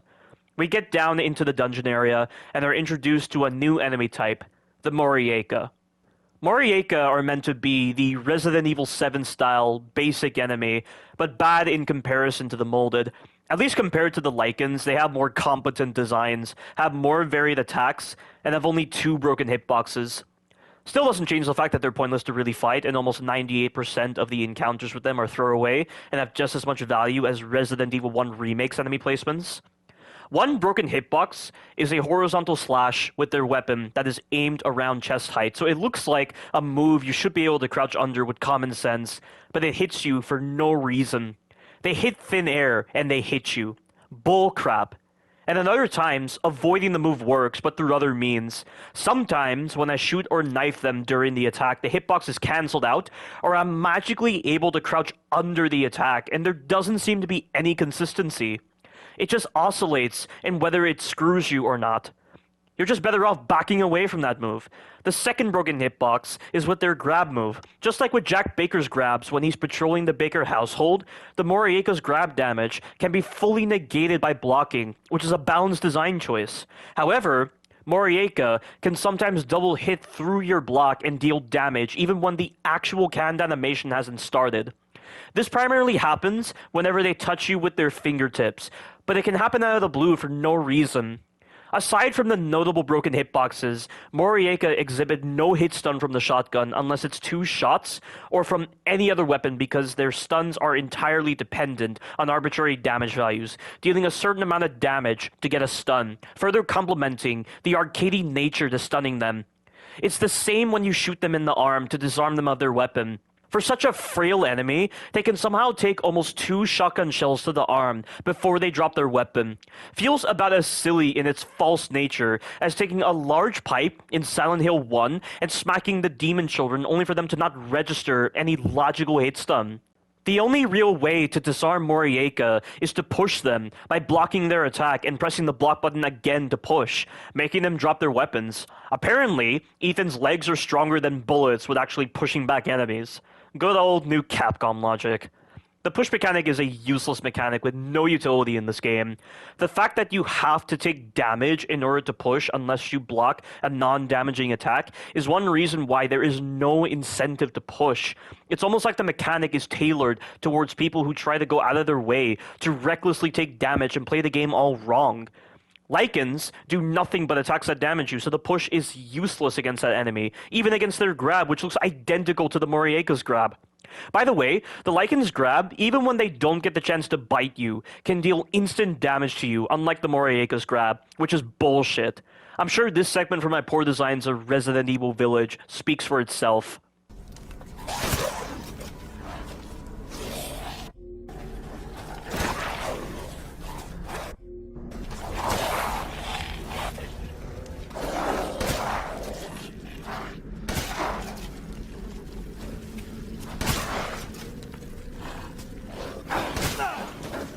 The push mechanic, for some weird reason, and this has confused so many people, which is why I did a separate video about this, only works when Ethan has no weapon out or he has a gun out. If he has a melee weapon out, like a knife, he never does the animation. Why? How could QA miss this? If they have the gall to QA test this game and call this game serviceable for melee weapons only, how could they not catch that issue with the push mechanic when testing this? The third reason why the push mechanic is useless is because whenever you attack an enemy, whenever they get put into a dazed animation generated by the push, they immediately go back into a neutral state, so they can immediately attack you, which is broken. The push only ever happens against Lycans and Moroaica. Every other enemy cannot be pushed. Not that you'll ever need to put yourself in a position to push anyway. I only ever utilize the push against one enemy throughout the whole game, and that's it. One enemy. This is primarily due to the many throwaway enemy encounters in this game. If you're going to have the enemies in that section, make their placement worth it. Resident Evil 7 didn't have large groups of enemies, but every enemy had a purpose for being there, because their presence in the environment they were in could impact future progress. They were threats that had to be dealt with using limited ammunition, skill, clever thinking, and actual good designs. Here, you'll be spending a vast majority of your time just using exploits or using the leashing on the enemies in order to make them not chase you because the combat is crap and the enemies have too much life. That's not real survival horror. When you have to resort to methods that make you realize you're in a game and not in an actual horror environment, you have a seriously compromised experience exacerbated by the sheer confusion and delusional nature displayed by the developers. One final thing to say about the push mechanic is that there are some bugs with the mechanic. Within the couple of seconds after doing the push, if you try to block attacks that would normally not damage you, you'll take damage for no reason, which is why after you push a Moroaica, for instance, it's better to bait out their grab and avoid it rather than block it. The other bug with the push mechanic is that it can change certain programming on Ethan in response to other events. For instance, mines and grenade launcher rounds do not knock over Ethan normally. However, if you do a push, Ethan can be knocked over by these kinds of explosions for a couple of seconds, yet not incur any damage. To sum it all up, you're unable to push enemies while you have a melee weapon out, enemies can damage you through your guard after a push using attacks that normally don't damage you, and the push can change Ethan's fundamental programming. If that doesn't scream broken, I don't know what does. That's all there really is to say about the push mechanic. Back to the Moroaica. The Moroaica, compared to the Lycans, do not typically appear in high numbers aside from a select few encounters. The encounters where Lycans or Moroaicas do appear in high numbers are as such for no reason other than we're a Resident Evil 4 inspired game on the surface, so to convey this at the surface level, we'll just place multiple enemies in ill-fitting environments without any of the nuance or complexities to Resident Evil 4's combat systems and enemy designs. And voila! We've created a situation in tune with a Resident Evil 4 xenophobe's thoughts. This initial combat encounter with the Moroaica in the dungeon has so many of them, and I get that you can use the fire from the brazier to light them on fire, but you have to lure them all the way back, and their pathing and environmental navigation is on par with that of the zombies from Resident Evil 2 Remake with their drunk nature. It practically slows the gameplay to a halt with how much you're backtracking and luring enemies into the brazier in such a jarring scenario. Going out of your way to isolate the enemies and deal with them just leads to a time-consuming, messy, uncoordinated, and fatiguing experience, and the game's crappy combat system doesn't help. The items that the enemies drop aren't even worth it because they hardly drop crafting resources. On my blind playthrough, I killed them all, but that was because I was testing mechanics and was unaware of how much the resources they drop are completely worthless. But on every subsequent playthrough and walkthrough of Hardcore and Village of Shadows, I just run past them and grab all the static drops. On Village of Shadows, by the way, the game showcases its poorly play-tested designs through its improper enemy placements. When going up the stairs in the dungeon, it was probably expected that the Moroaica on fire would be there to head you off, forcing you to deal with it, but it only ever spawns in like that when you deal with the previous Moroaica, which you won't be doing on Hardcore or Village of Shadows difficulty. If you run past the previous Moroaica, then get to where the fire Moroaica should be, it's not there. But when you go up the stairs, you get a checkpoint, and it spawns out of the blue, right in front of you, and it damages you if you're not prepared. If you restart the checkpoint, there are so many moments where it will spawn attack you. On what planet can this kind of buggy enemy placement be acceptable? And this game has had multiple patches that developers had to go through the game again to test the third-person mode and the VR mode, and yet they still couldn't spot something like this. How clueless do you have to be to miss something as obvious as this? You then get past the fire Moroaica, and another Moroaica is in front of you. But it's not that much of a roadblock, so why have these two Moroaica here? Insignificant and badly designed enemy placements. It's from here that we meet the first boss of the game, Bela. As a first boss, she is extremely poor. She's poor on Hardcore, and she's worse on Village of Shadows because of the addition of two Moroaica in her encounter. Before I describe my first experiences with her on Hardcore, I just want to highlight the importance of a first boss. Obviously, the first boss of a game is a part of the early designs that go into the game when the developers begin with a fresh mindset. They're an appetizer that sets up the main experience. The first boss can speak high volumes as to the state of the rest of the game. Not always, but for the most part, this standard holds true. Resident Evil Village is no exception in this case. My first experiences against Bela were very negative. When Ethan shakes off Bela, for some reason, the game puts you in a tight corner with not enough space to avoid Bela without triggering one of her attacks. Tight probably describes Bela's arena. It's all one incredibly narrow corridor with a slightly wider space at one of its endpoints. That plus her erratic movement makes this initial position the first red flag in this fight. Bela has 4 attacks, 2 close range attacks and 2 long range attacks. She does have a back attack, but it's not that important of an attack because when would you ever be behind her, aside from getting stuck on her for a few seconds because the walls are blocking you from getting around her? Her 2 close range attacks are a grab and a 4-hit combo. The grab is the worst move she has by far, because even though it looks like you should be able to crouch under it, you can't. The grab has to be avoided by running around her in a clockwise direction or running away from her at the right moment. Of course, when are you ever going to get the chance to do the farmer case in such a tight area? Even if you do that, it throws off Bela's pathing a lot, leading to awkward moments. In the latter case, unless you have a reference point to stand at so that you can predict when to run away from Bela's attack or Cassandra's attack, relying on blind prediction is what you'll have to resort to. She's off camera, the audio can be dishonest with whether she's close to you or not, she gets so much forward momentum, and the rooms aren't accommodating for this kind of attack. Oh, there's skill to this kind of prediction.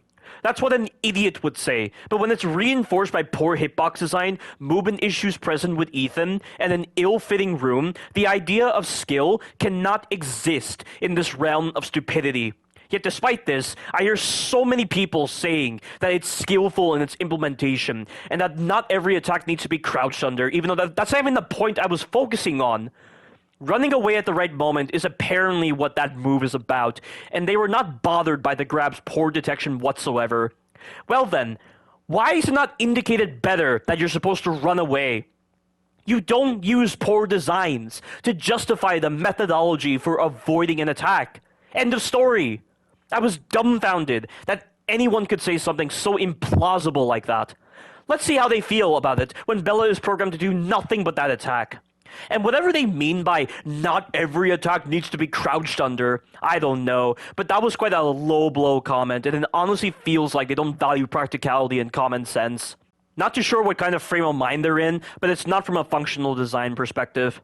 Back to Bela's fight, let this segment from my poor designs of Resident Evil Village speak for itself.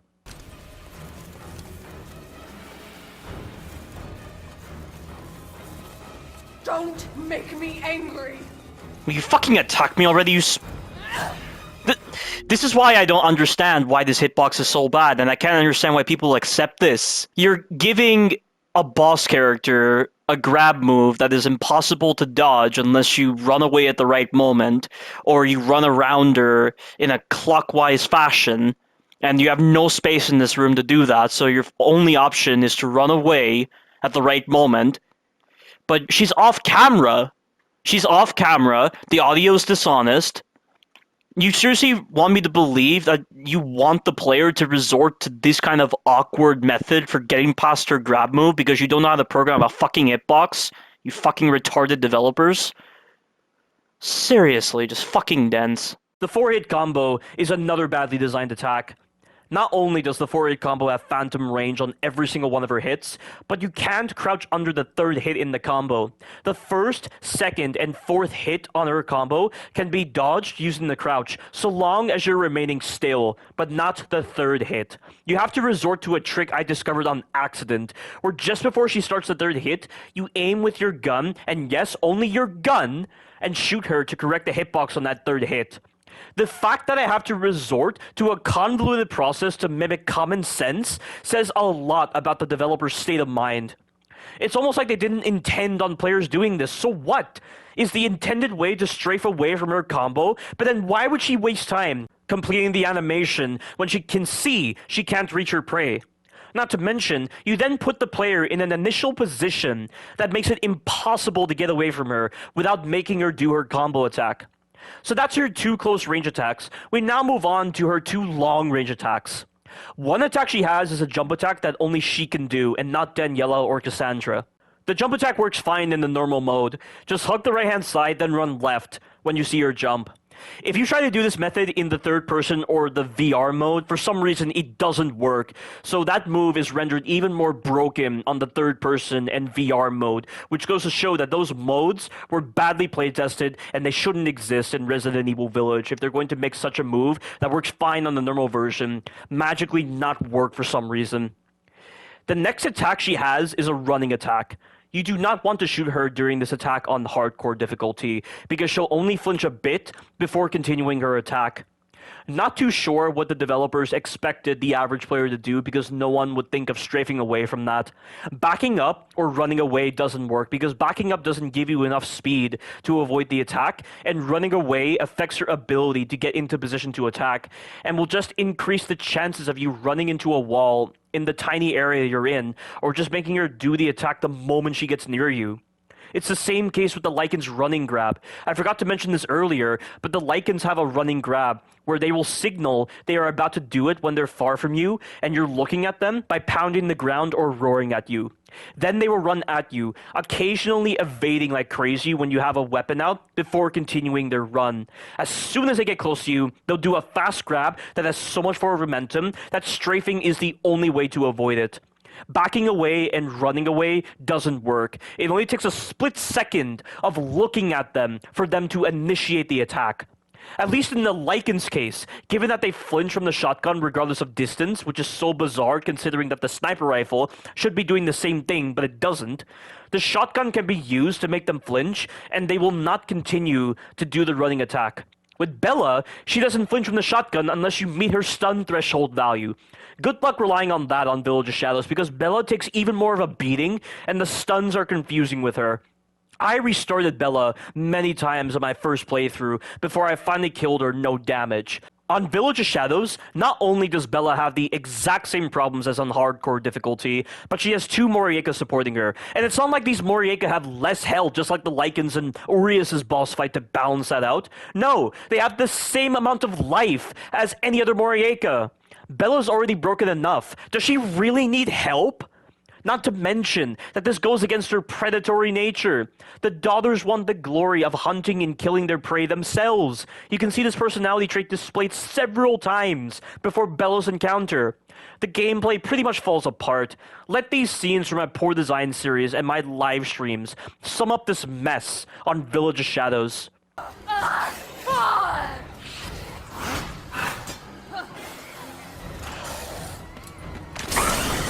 Impertinent man! Not like this! How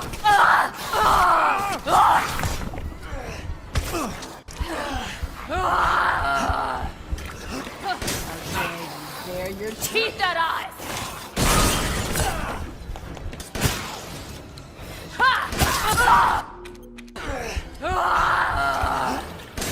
How dare you bare your teeth at us! Give up!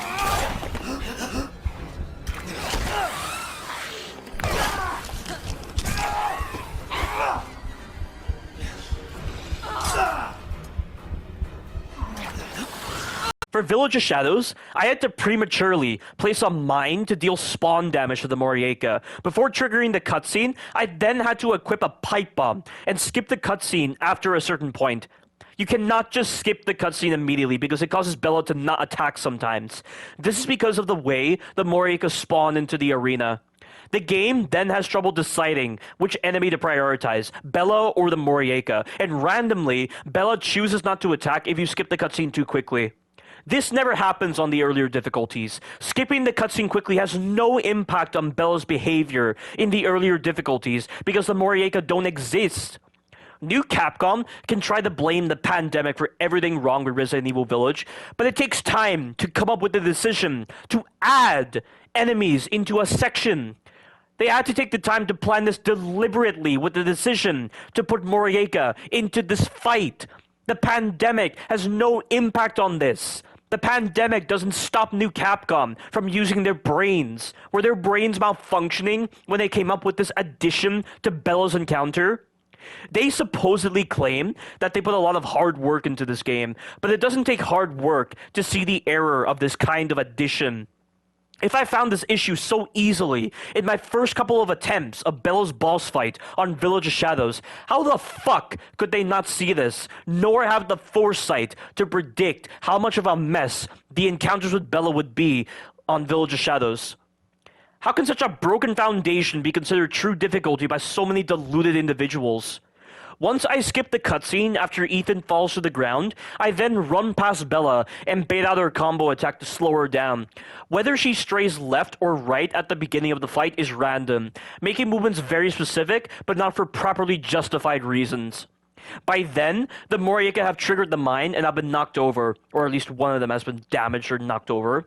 I then throw a pipe bomb to kill one of the Moroaica, turn around, shoot the window with my shotgun to stun Bela, then try to finish off the last Moroaica with my shotgun, running the risk of encountering the broken horizontal attack or getting caught on the geometry.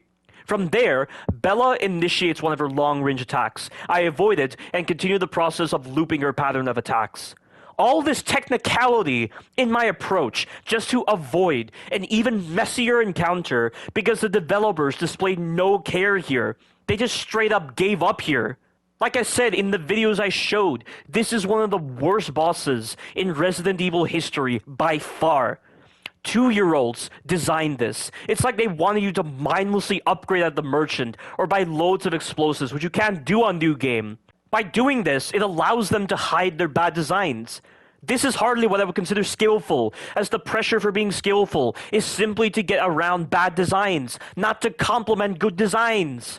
And like I said before, I knew implementing the merchant would cause New Capcom to favor these kinds of irrational and impractical decisions, like what was demonstrated with Bela's boss fight, just like how irrational the stun systems are on Bela. Explosives and chewing the window are meant to stun Bela all the time. However, if Bela goes into the startup frames for prepping certain attacks, she doesn't get stunned. Also, if Bela gets hit indirectly from a mine when a Moroaica detonates it, she will take full damage from the mine, but she will not get stunned. How does that make any fucking sense? What does having a specific enemy detonating a mine have to do with Bela getting stunned or not? How is the programming code set up where this is possible? I've never heard of any game doing this, which means amateurs designed this fight. If such a problem is the case, why would they put Moroaica in her encounter? It's clear this encounter is built for fighting only her. You can't just favor a schema for a harder difficulty that violates this. It's on par with trying to shove a circle through a star. What the hell is this? Are stun animations a novel concept in New Capcom? Apparently so. But this pretty much sums up this abject failure in boss design. We press on after killing Bela, getting a bottle, getting a key to the courtyard, hearing Alcina spite Ethan for killing Bela, doing a minor puzzle, and then getting to the wine cellar area where it's clear that the same tedious gameplay loop like in the previous dungeon area is also apparent. Also, in this area, the Moroaica display the ability to hide in the blood to ambush you, but you never see this ability displayed again in the later areas. I guess you can excuse this as just being a one-time set-piece design, so there's no real need to acknowledge this as a flaw. Anyway, we run past these pointless enemies in order to not feel fatigue and waste time, push the last enemy out of the way, and get to Alcina's room, where it's clear, based on her anger, that Ethan has seriously pissed her off. Never underestimate what a seemingly normal individual with no fighting experience can do against all villains with different financial statuses. Alcina is speaking to Miranda in this scene, saying that Ethan has escaped, and then telling Miranda that she understands the importance of the ceremony being conducted with Rose, before she promptly throws her dresser away in anger, saying, "To hell with the ceremony! That man will pay for what he's done." I doubt she meant that because during her boss fight, she seemed to still be in support of the ceremony. Now, this scene does present questions. So we know Miranda's ceremony was all about using Rose as a vessel for her daughter, Ava, but Alcina calling the ceremony important is strange. How does the rebirth of Ava through Rose benefit Alcina? Maybe the benefit isn't there, and it's more so a case of Dimitrescu owing Miranda for actually giving her Castle Dimitrescu, or she's doing it to prove she's better than her false siblings.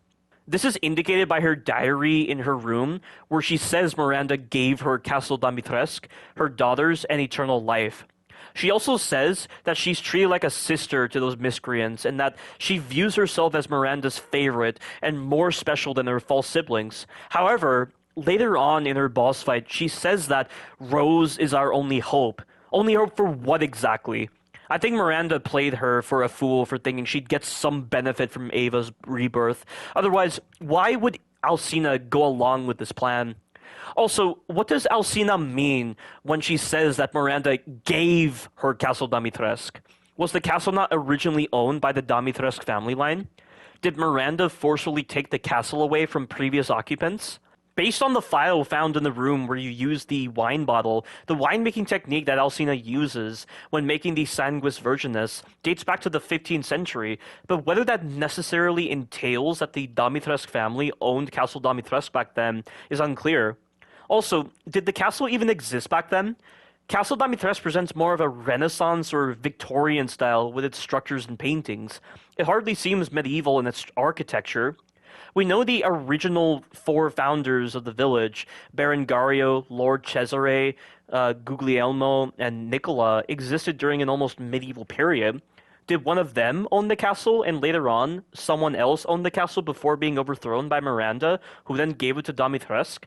That's odd, because the game really tries to make it out that Dimitrescu's family owned this castle from the start in other parts. I've asked the Resident Evil podcast team about these questions, and they've mentioned that they don't know when the castle was constructed. It might have existed during the 4 founders' reign, but it doesn't appear to have any damage compared to the Stronghold. In that sense, it might have been constructed after their reign. Alcina is not from the village, which is indicated in the experiment notes after Urias' boss fight, so she's likely not related to the previous lords. The Dimitrescu produced wine since the 1400s, so the castle could have been vacant, and Alcina was given the castle as a reward for adapting to the Cadou, which is why she says that Miranda gave her the castle. As for whether the lords are related to the founders, it is assumed to be the case, but not necessarily confirmed. So that answers those questions I have. Also, with regards to lineage, I've seen on the Resident Evil wiki that Alcina is apparently related to Cesare. I think the only reason they're saying that is because the artwork on Cesare's gauntlet looks similar to the artwork on the walls that you see the first time you enter the dungeon area of Castle Dimitrescu when using the fire to light those braziers. This is purely speculation, just reading into things, but the wiki is passing that off as fact for some reason. The Resident Evil wiki in general is just very inaccurate with certain lore points on Resident Evil 7 and Village. This is why I mainly use the Resident Evil podcast fan group for lore information. But this sums up the confusion I have towards this scene and with Alcina's diary. Alcina pushes Ethan through the floor in anger, making him fall into the dungeon again. They're really trying to make you explore these amethyst dungeons a lot compared to the vibrant hallways of Castle Dimitrescu, aren't they? Ethan reciprocates her anger, telling her to do her worst, having had enough of her. We then press on and activate the door, only for Alcina to somehow sneak up on Ethan and cut off his hand. We then need to escape. This is Alcina's shining moment. The moment where she's meant to elicit first-time terror in the player. I feel she shines well with the music and her personality at this moment. However, on Village of Shadows difficulty, they arbitrarily turned this spectacle moment into a moment that demands player agency because they introduced 2 Moroaica. So it's clear that the developers want us to know that they don't value this whole moment with Alcina if they're going to draw our attention away from her and onto the Moroaica. It's insulting to her character pretty much. And on the gameplay side, when trying to interact with the Switch, there is always the slightest possibility of a Moroaica trapping you in a corner and doing the broken horizontal attack, so you'll take damage. I know it's slight, but it's still a scenario that the developers should have thought of. Poor designs like that need to be neutralized completely, otherwise they force the player to play the section weirdly or put the player in an unavoidable scenario. This reminds me of the rocket launcher section with Nemesis in Resident Evil 3 Remake. In every other difficulty except for Nightmare and Inferno, this section works fine. The enemy placements are complementary to the spectacle design in allowing you to continually run and appreciate the first-time appeal of Nemesis wielding his rocket launcher without having to game the system or make you realize you were playing a game. But on the other difficulties, the developers decided to arbitrarily turn that spectacle section into a section that demands player agency in a very rigid method. Basically, they decided to put any alpha parasites into the section, and any alpha parasites are a very broken enemy type. Not only that, but the changes in Nemesis's behavior and speed caused him to randomly super sprint towards you and melee you. You can't tell if he's going to use his rocket or melee you because your camera is focused on what's ahead. So you had two poor designs to deal with. In order to bypass these issues, you were forced to bring the grenade launcher with you as a mandatory weapon to bypass the broken any alpha parasites. You avoided the initial barrage of rockets, and then you had to wait around the corner for Nemesis to get close, then move, because that would always cause him to use his rockets. You then had to shoot to the right of the any alpha parasite to knock it away and get Nemesis to kill it, then proceed onward. The entire spectacle section is ruined by introducing poor designs that force you to use strategies that make you realize you're in a game and not an actual horror environment. It's this gaming of the system that ruined Nemesis at this moment, although Nemesis overall in Resident Evil 3 Remake was already a failure in a lot of designs. And it's the same case here with Alcina. But regardless of difficulty, the part where Alcina cuts off Ethan's hand and then he reattaches it using a first aid med presents as confusing story details which I'll elaborate on later. At the time of my blind playthrough, I explained it away as shock value in Occam's Razor again, where the developers just did it to instill terror and shock in the player and just use game magic to repair Ethan's hand. Going off that idea, this scenario achieves the same outcome as Ethan not getting his hand cut off by Alcina and escaping. You could have just had a moment in a cutscene where Ethan tries to shoot Alcina, but it doesn't work, then he would just escape the same way. That's what was going through my head at the time. But anyway, Ethan ascends the elevator, which I believe is meant to mirror Leon going up that elevator to escape the mines in Chapter 4-2, and he's back in the courtyard. From here, the game gives us the option of going down two paths for using Alcina's key, one for getting to Cassandra, and another for getting to Daniela. This is such a pointless choice, and it's such a fake out because it's the illusion of choice when only one option is logical and better. I can't imagine why anyone in their right mind would choose to go to Cassandra first, because if you do this, there is a high possibility that Cassandra will manifest directly before the doorway leading to her boss fight, and in the time it takes for the animation of using the key to play out, she'll have already grabbed you. Also, when you do finish off Cassandra and backtrack back to the courtyard, the Moroaica are blocking your way. Getting past them is a mess, so based on the number of unfavorable designs, there is no reason to go for Cassandra first. If that isn't justified enough, on Village of Shadows, the game spawns even more Moroaica in the courtyard the moment Ethan gets off the elevator. So do you really want to waste time backtracking to Daniela after finishing off Cassandra? The answer should be no. But these Moroaica on Village of Shadows, there is no thought to them being in the courtyard. It's almost like someone fell asleep at the keyboard and accidentally inputted tons of enemies, and that became the standard for Village of Shadows difficulty. When such a lethargic foundation is used to design scenarios ill-fitting for the game's core designs, when a model that's befitting for children is favored, you clearly have a developer that really doesn't care about what they're doing, or they didn't have enough time or money to think of more creative scenarios with a reasonable amount of enemies. And these Moroaica are hardly a threat, they're just a time waster. I'm still getting to the door that leads to Daniela, but I'm just dancing around longer with these Moroaica and taking a path that doesn't feel human to influence their pathing so they get out of the way. There is no change in playstyle here, it's just a change in movement. You call these good enemy placements? Madness. We take the path towards Daniela and enter a piano room that has two important lore documents related to Alcina's creation of her BOW daughters, and also the general summary of the daughter's mutation. Don't expect to find lore documents that describe mutations or the Cadou in as much detail as this throughout most of the game. The only times you'll ever find lore documents on par with these documents are in Heisenberg's factory and Miranda's lab. But there is a reason for this, and it's best reserved for when we get to Moreau's area. The first document we come across relates to Alcina's own experiments regarding the Cadou, and that she used it to create her daughters.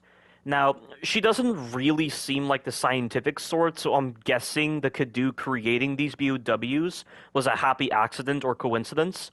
Also, the three women were most likely random villagers or servants that eventually became her daughters after the infection.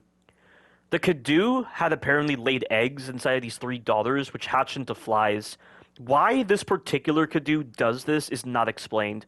They just roll with it just because, not because the requisite reasons were explained. To be honest, the Cadou's wide range of capabilities, such as granting Heisenberg magnetic abilities, is so out of the blue. I get that the mold / Mutamycete / Megamycete is meant to be the ultimate vector for BOW development, and this was established in Resident Evil 7, which is cool. But this just seems absurd for the sake of paying off that idea, rather than having proper background that doesn't feel like a fan fiction. And the fact that the mold in this game displays abilities not seen in Resident Evil 7 adds more confusion to the mix, especially since later on, in a cavern you can explore that has Houndwolf Squad research, it says that the mold in this game is 99.95% similar to the E-type Mutamycete from Resident Evil 7, with the remaining 0.05% attributed to artificial changes by humans. I believe this is in reference to the Mutamycete genome being spliced into a pre-stage 4 human embryo, and also, in unreleased files, I believe it mentions the inclusion of an unknown virus combined with the mold to create the E-type Mutamycete. But if it's this similar, we would expect similar capabilities displayed by both versions. And the Megamycete's ability to absorb the genetic data of organisms and store their consciousness in what is essentially a biological data vault is also out of the blue. Miranda explained that she merely touched the black substance, which I'm guessing is Mutamycete, emanating from the Megamycete, and she gained knowledge from past individuals. I'm not sure if she gained their memories as well, but I would assume she did. I am amazed that she didn't succumb to some kind of identity crisis issue if she was juggling around that many different memories from different individuals. But Miranda is the only case where a transfer of knowledge was indicated. I'm guessing if the individual touches the Mutamycete that is directly connected to the Megamycete, then this transfer is possible? And maybe if the Mutamycete is cut from this link and implanted in individuals, then the transfer of knowledge isn't possible, which is what I'm guessing is the case. Maybe this is related to the whole idea of fungi using long, branching filamentous structures called hyphae in order to transmit electrical signals. It's essentially a highly polarized mode of cell extension. The number of electrical impulses traveling through hyphae, sometimes likened to neurons, increases whenever fungi encounter new sources of food, which suggests the possibility that fungi use this language to let each other know about new food sources or injury. There is still some controversy as to whether the fungi are truly communicating or not, but I'm guessing this game wanted to favor the idea of the Megamycete communicating and storing data like a brain, and that when Miranda is saying it absorbs the consciousness of individuals, she's saying that the Megamycete absorbs the neuroelectric energy of individuals, stores it, and I'm guessing transmits the signals automatically. Still, though, I question how this relates to the idea of the Megamycete being a parasitic supercolony, but let's not dwell any further. You might have noticed that there may have been some interchangeability with the words mold, Mutamycete, and Megamycete. The game doesn't do a good job at establishing if there is a real difference between the terms. Are mold and Mutamycete the same thing? Is the Megamycete similar to the Mutamycete? Why do certain characters say mold but others say Mutamycete? I feel like the developers are equally as confused, despite laying out this information in the Shinso strategy guide for Resident Evil 7 and the concept art for Resident Evil Village. In fact, I'm confused as to whether the vectors overall are a fungus, bacteria, or parasite. So much confusion because they decided to bring back the mold, and the team was fragmented on what to do. That and their desires to bring in folklore and other forms of horror media bled into the narrative of the game. And what I mean is, with things like designing Dimitrescu and her daughters in order to mimic the story of Dracula, and using the mold as a means to an end to get that connection established, even if at times it can make no sense. That's what I mean as an example of that.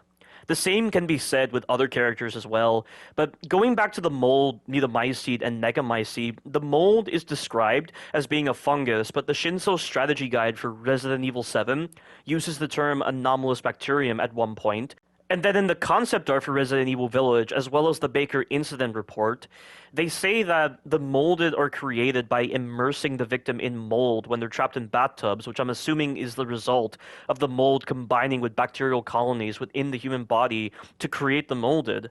Then the Mutamycete is described as a parasitic supercolony, which I'm guessing is infected by the mold, and the black substance growing from it is meant to mimic a fungus's ability to grow from dead bodies and sprout, similar to cordyceps when they infect flies.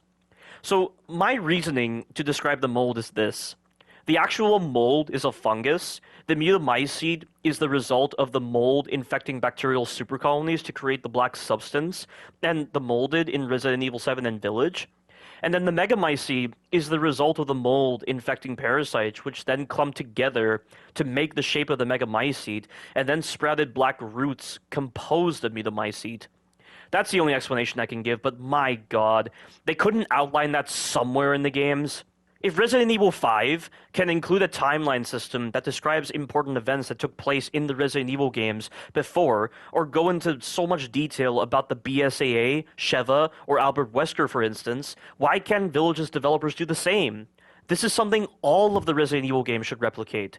There should be some kind of timeline and biographical feature in the extras menu of every Resident Evil game that helps the writers and storyboard creators understand what they're doing and also demonstrate to the fans that they care about delivering a storyline that's meant to connect the entire universe of Resident Evil.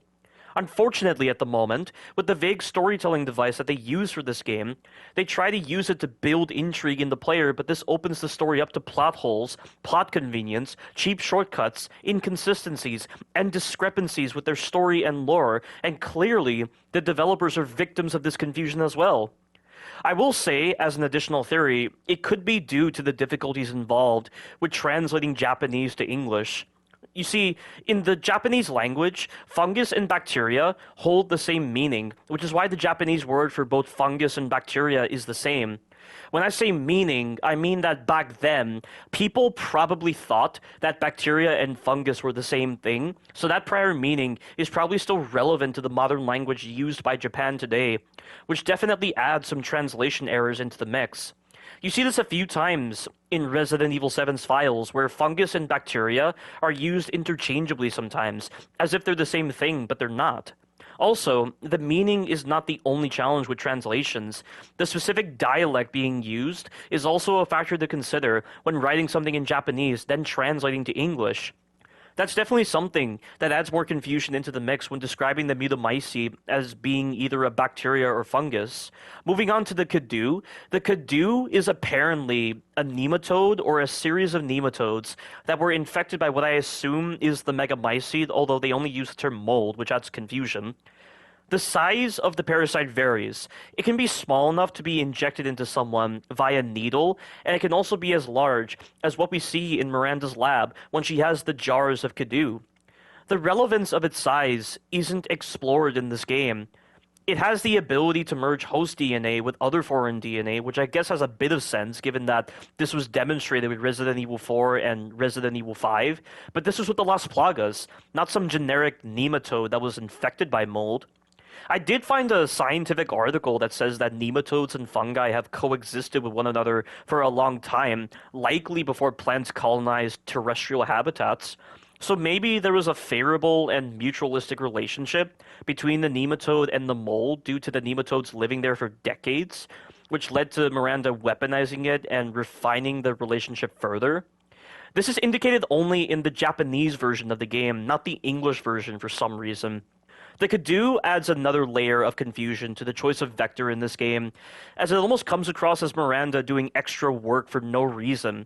Miranda infected these nematodes for the purpose of increasing the efficiency of finding a vessel for Ava.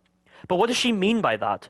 Does she mean increasing the rate at which she could infect more people? Does she mean increasing the efficiency of the BOW's capabilities once Cadou affinity was very good in order to avoid the mess that was Evelyn? In the latter case, wouldn't the Cadou kind of be extraneous? I mean, the developers make it seem like the mold is capable of rewriting data based on the inconsistent and vaguely written Baker incident report and the Megamycete's capabilities of genetic data storage, but that's not quite accurate based on the R&D reports in Resident Evil 7. So why would an additional parasitic vector be needed? Of course, with Marguerite's mutation from Resident Evil 7, I'm guessing it's the result of her coming into contact with infected insects and worms in the ground that likely resulted in a different kind of mutation, so that's a little different. But I don't think it goes against the mold's capabilities in Resident Evil 7. Maybe this is a different kind of reaction to not only the mold, but the introduction of some other kind of organism that would allow the mold to simulate a horizontal gene transfer of human and insect DNA, creating Marguerite's mutation. This may be why Jack and Lucas are very different, because their transformations are pure mold mutations without any other foreign DNA in the mix. With this in mind, maybe Miranda was simply building off of Marguerite's unique mutation when creating the mutations we see with the Four Lords. Still though, Village's mold by itself should already be able to splice the host DNA with other DNA, which was the case with Miranda's mutations during her boss fight. Also, with Miranda, in the end, all her work on the Cadou was for nothing, as she used Rose as a vessel. And Rose wasn't even infected with the Cadou, as her genetic inheritance from her parents was more than enough to achieve perfect vessel synchronicity. Talk about your life's work going to waste. So many questions, and the Resident Evil podcast team did have some answers to provide, mainly regarding the Cadou. So their interpretation of the Cadou increasing the efficiency of finding a vessel is that, from an epidemiological perspective, Miranda is essentially providing a more strict definition for what entails a suitable vessel, meaning that if an individual is capable of displaying high affinity for the mold and the Cadou without any other complications, like what's seen with Alcina's blood disease, then their role as a more perfect vessel for Ava would work. So Miranda was using the Cadou as a way to eliminate potential candidates and make her work easier. Presumably, the infected nematodes, once in the body, can target their infection more effectively.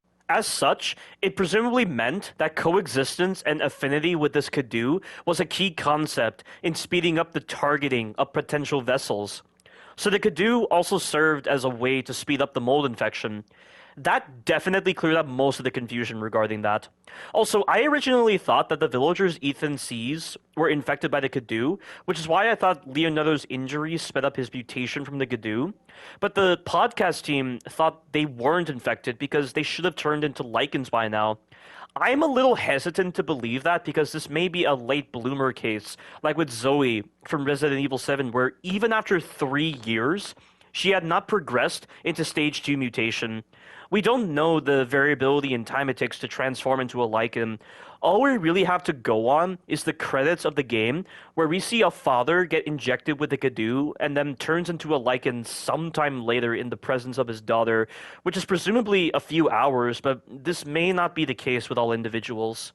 Okay, so I've gone on about the confusing elements regarding the mold, Mutamycete, and Megamycete, and the Cadou, but resuming this tangent on the daughter's infections, I'm assuming the Cadou somehow absorbed the genetic data of flies when a fly started eating the bodies of the daughters, and because flies lay eggs, the Cadou mimicked that reproductive method and started laying eggs.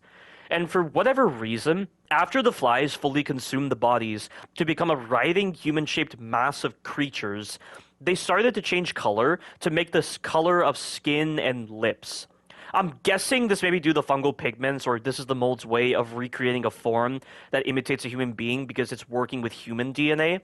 This still doesn't explain how they are able to manifest skin, teeth, eyes, a tongue, or even clothing if they are made out of flies. How can they hold weapons and make the weapons disappear when they do? How can they wear necklaces around their neck? How can they even speak or even have a personality? If anything, they should look similar to Gnezdo from Resident Evil 6, where this individual wasps didn't magically attach to one another to form a human being or manifest teeth, eyes, skin, or clothing. They simply hovered in a shape that mimicked a human being's shape. They also didn't replicate human biting. They used swarm attacks to damage their victims.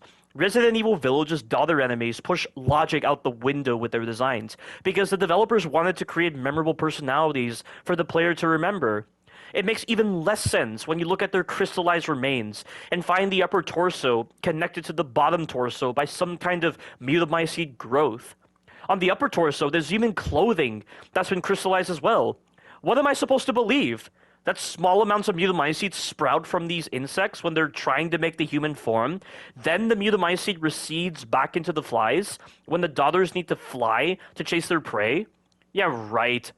And I assume that Alcina raised them since their creation, which is why they have the sadistic personalities that they do, not the original personalities of the victims.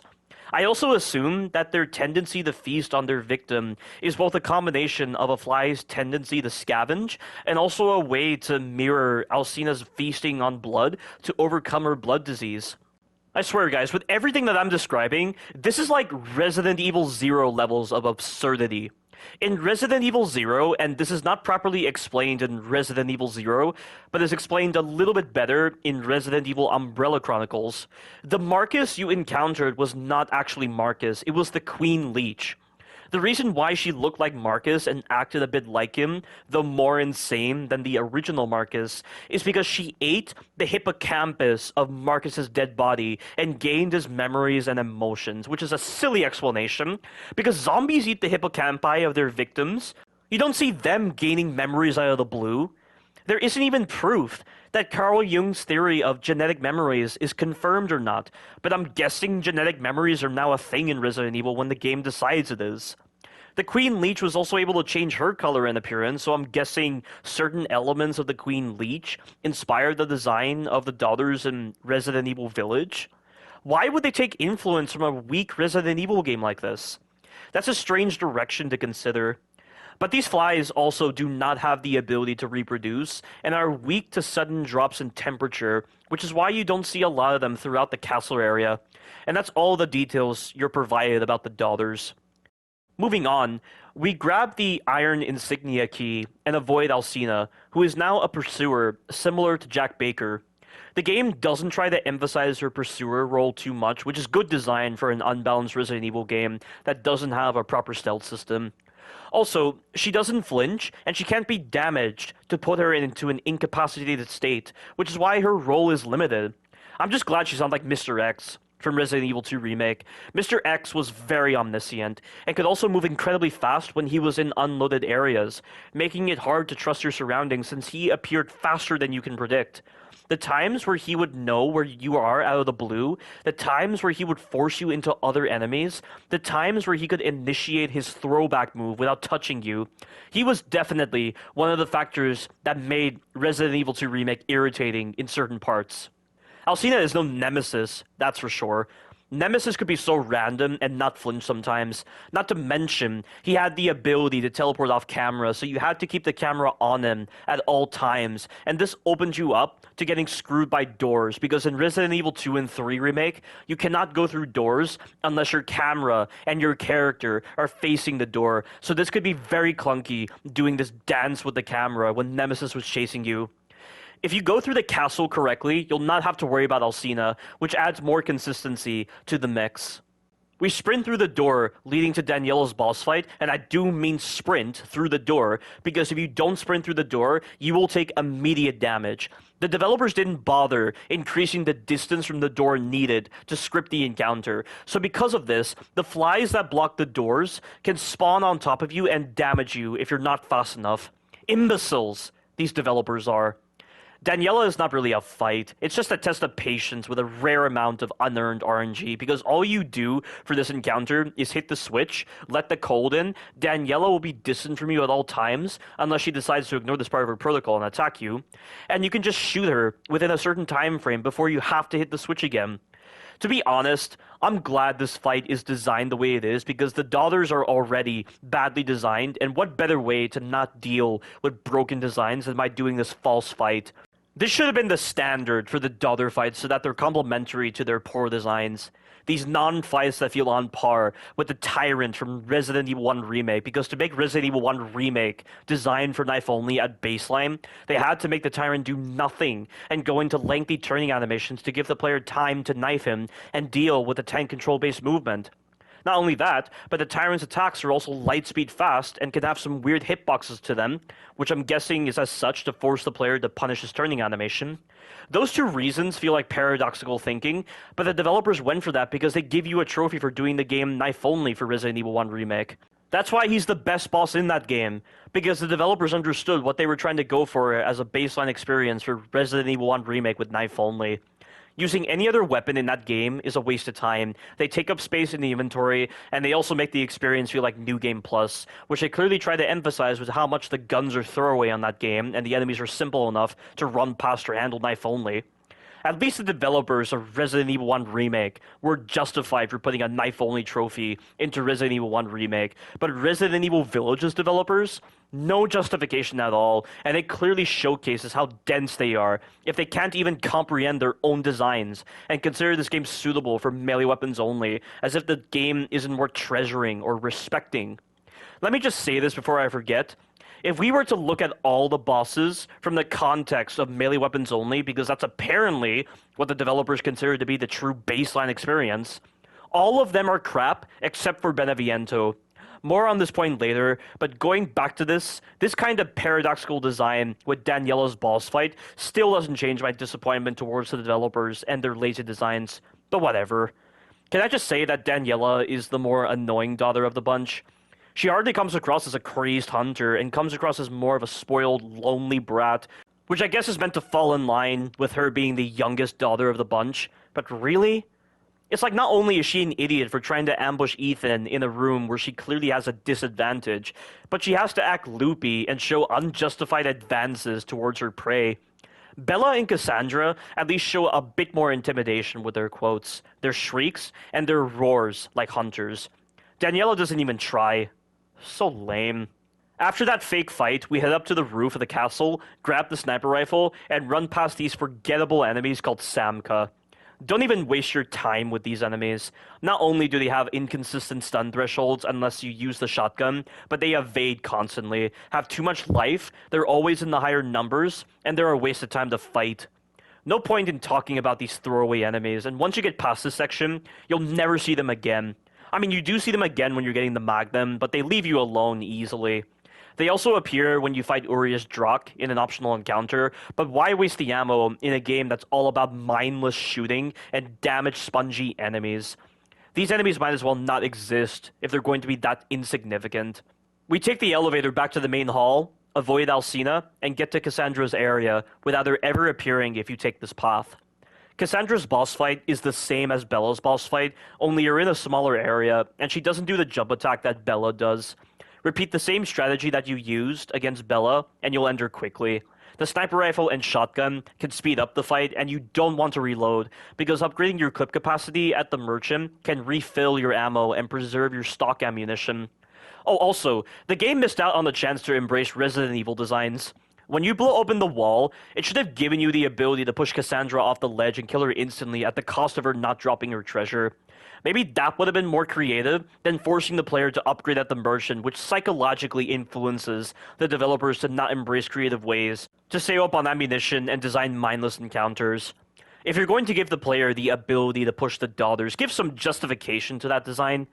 I still can't believe New Capcom lied by saying that guarding would be an important part of the game, but it seems they directed this message to those who want to play like children and take damage all the time. What a big fat lie on New Capcom's part. After you fought Cassandra, you've pretty much explored every part of the castle, which hardly matches the scale the castle presents before you enter it. I used to like the castle, but I don't anymore. The lesser scale of the playable area in relation to how grand the castle is, the level design, the way the Moroaica are placed, the way the Samca are throwaway in this game, the poor designs on the daughters and the way they set the tone and quality of the next parts of the game incorrectly, the way the daughters inspire imbeciles who try to defend their bad designs by saying it promotes awareness and skillful movement, the way the daughters are so similar with each other and there's no diversity with their choice of weaponry. I mean, it's such an unlikable area for these reasons. At least Alcina isn't so bad. For Alcina's boss fight on hardcore difficulty, you don't have to upgrade at the Merchant, but on Village of Shadows, you'll need to upgrade because of her increased health. Doing this fight on Village of Shadows with no upgrades makes you feel like you're playing with a ball and chain, which is indicative of a restriction the game isn't designed for, and if you can't recognize this, something is wrong with your brain. Of course, there are people that say they like the fight without weapon upgrades and that it's not dragged out. They would say the way I did the fight on my 10,000 layer restriction was wrong and that their strategies are the gold standard for delivering a fast fight for a 10,000 layer restriction. Well, newsflash!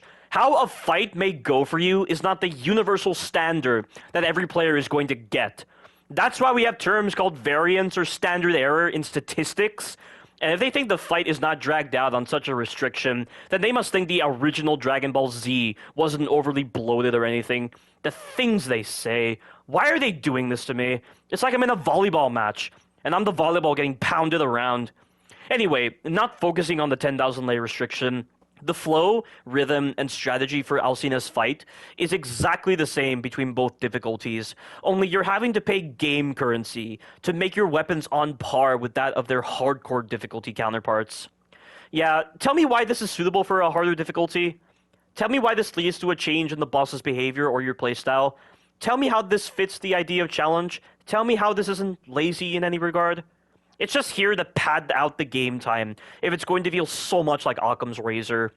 The only other differences with Alcina's boss fight on Village of Shadows is that they removed some stun animations, and she can also passively generate flies around her to force you to stay away from her, which you'll already be doing on hardcore difficulty anyway, so how is this a significant change? With regards to the former case, what is the whole point of removing stun animations on a harder difficulty? If you don't value your animation department much, why do you bother including animations? Why do you not make this a standard on all difficulties, and not just the hardest difficulty where you clearly want to do the bare minimum with your game from a gameplay perspective? Why do you try to give the impression you value your animations when you actually don't?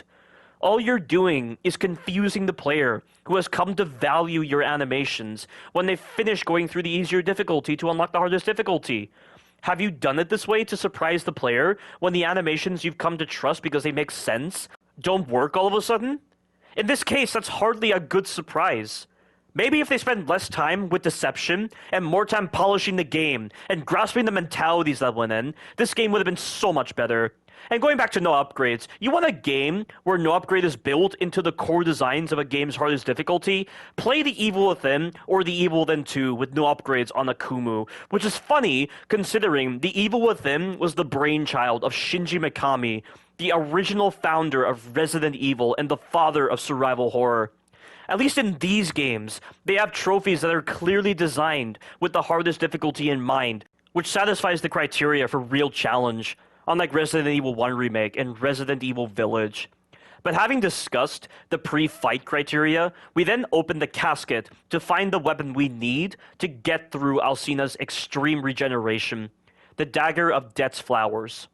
This feels like quite the Deus Ex Machina moment that feels so convenient for dealing with Alcina, but I suppose following Occam's Razor, in a parallel scenario, Ethan finds another way to deal severe damage to Alcina that would then prompt a mutation in response to trauma and interfere with her regeneration, similar to Jack's transformation into his centipede form at the boathouse.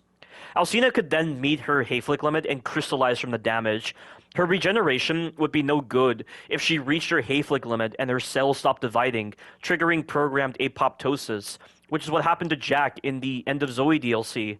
This parallel scenario would achieve the same outcomes and cause the rest of the game to flow the same way as the game version, but the developers wanted to pull a jump the shark moment to spice things up. They do try to provide insight into the Dagger of Death's Flowers history to make it seem like there was a setup for its existence and not simply included for the sake of novelty. But apparently, the history of this dagger, also called the Assassin's Dagger in the concept art, is that it was immersed in a wide variety of poisons and toxins throughout the Eurasian continent during the centuries. It was for the purpose of killing monsters and demons, which I guess would make sense because superstitions like these permeated the minds of individuals during the Middle Ages, and maybe someone with basic knowledge of poisons and toxins was paranoid enough to make this dagger.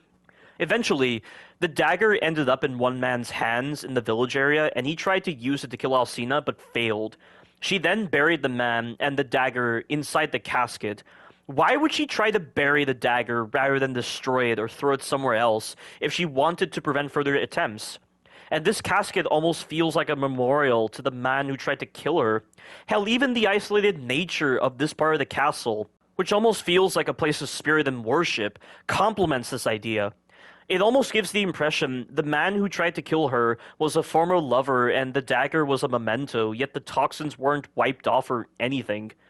What? Was she afraid of touching it because even the slightest exposure to that many toxins would affect her regeneration, even though she could have used a towel or something? Maybe she used this burial as a warning to all her servants who tried to undercut her? Of course, why anyone would even try to work in Castle Dimitrescu, given its reputation, I have no idea. Castle Dimitrescu's evil reputation is well known. Elena acknowledged this to Ethan when she said that the castle is full of nothing but blood and death. Even the more desperate of individuals trying to escape a living wouldn't work in a place like that. When exactly after 1958 did this reputation become well known? Now that I think about it, how does money and currency work in this isolated village area that doesn't seem to have a true bank system?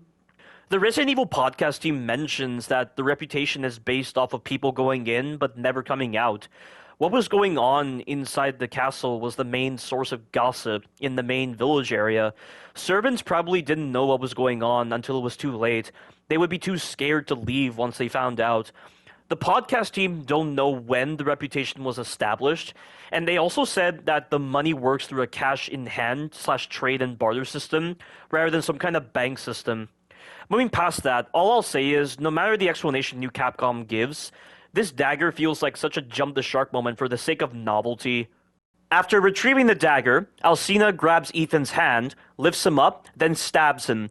Ethan stabs her back, gets chucked out the window, and witnesses Alcina undergoing her forced transformation as a life support response to the toxins and poisons, now polluting her entire body, unable to heal injuries sustained by gunfire.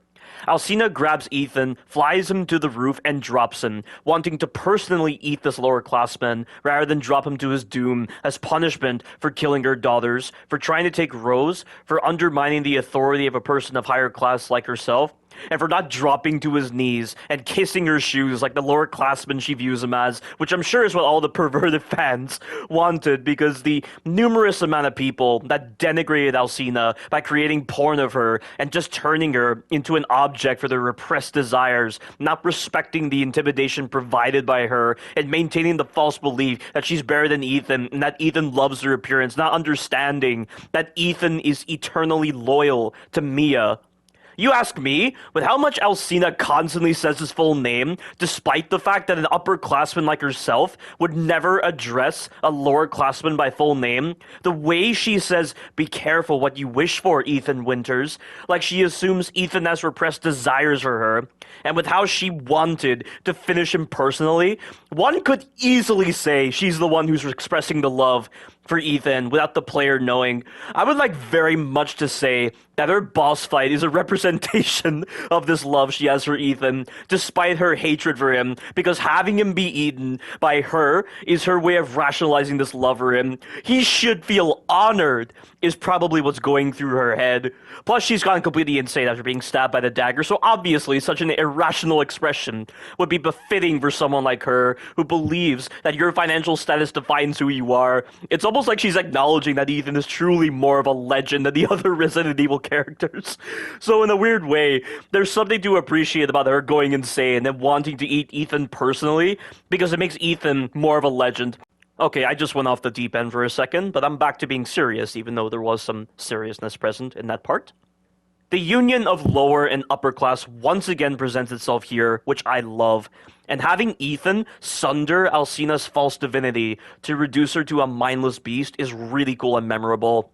I gotta give credit to the developers as well. Alcina looks great in her beast form. She's quite ugly in her human form, but her beast form is glorious. There is no denying that the creativity that went into the enemies' appearances in this game is unmatched by any other Resident Evil game, aside from Resident Evil 7, of course. This entire moment with Ethan and Alcina is unforgettable to me. This moment from my blind playthrough showcases the genuine shock and genuine concern for Ethan that was overcoming me in this scene, as well as how impressed I was that a seemingly normal individual with no fighting experience was encountering something like this. Oh no. Ruined everything! No! Ethan!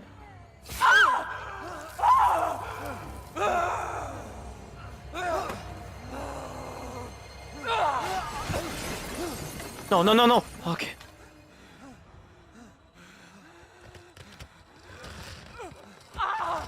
She's transforming!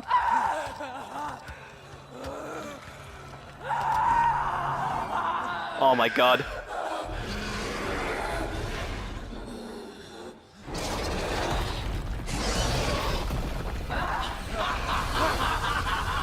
Oh, you gotta be kidding me.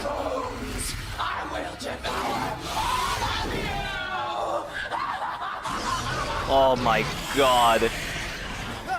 No!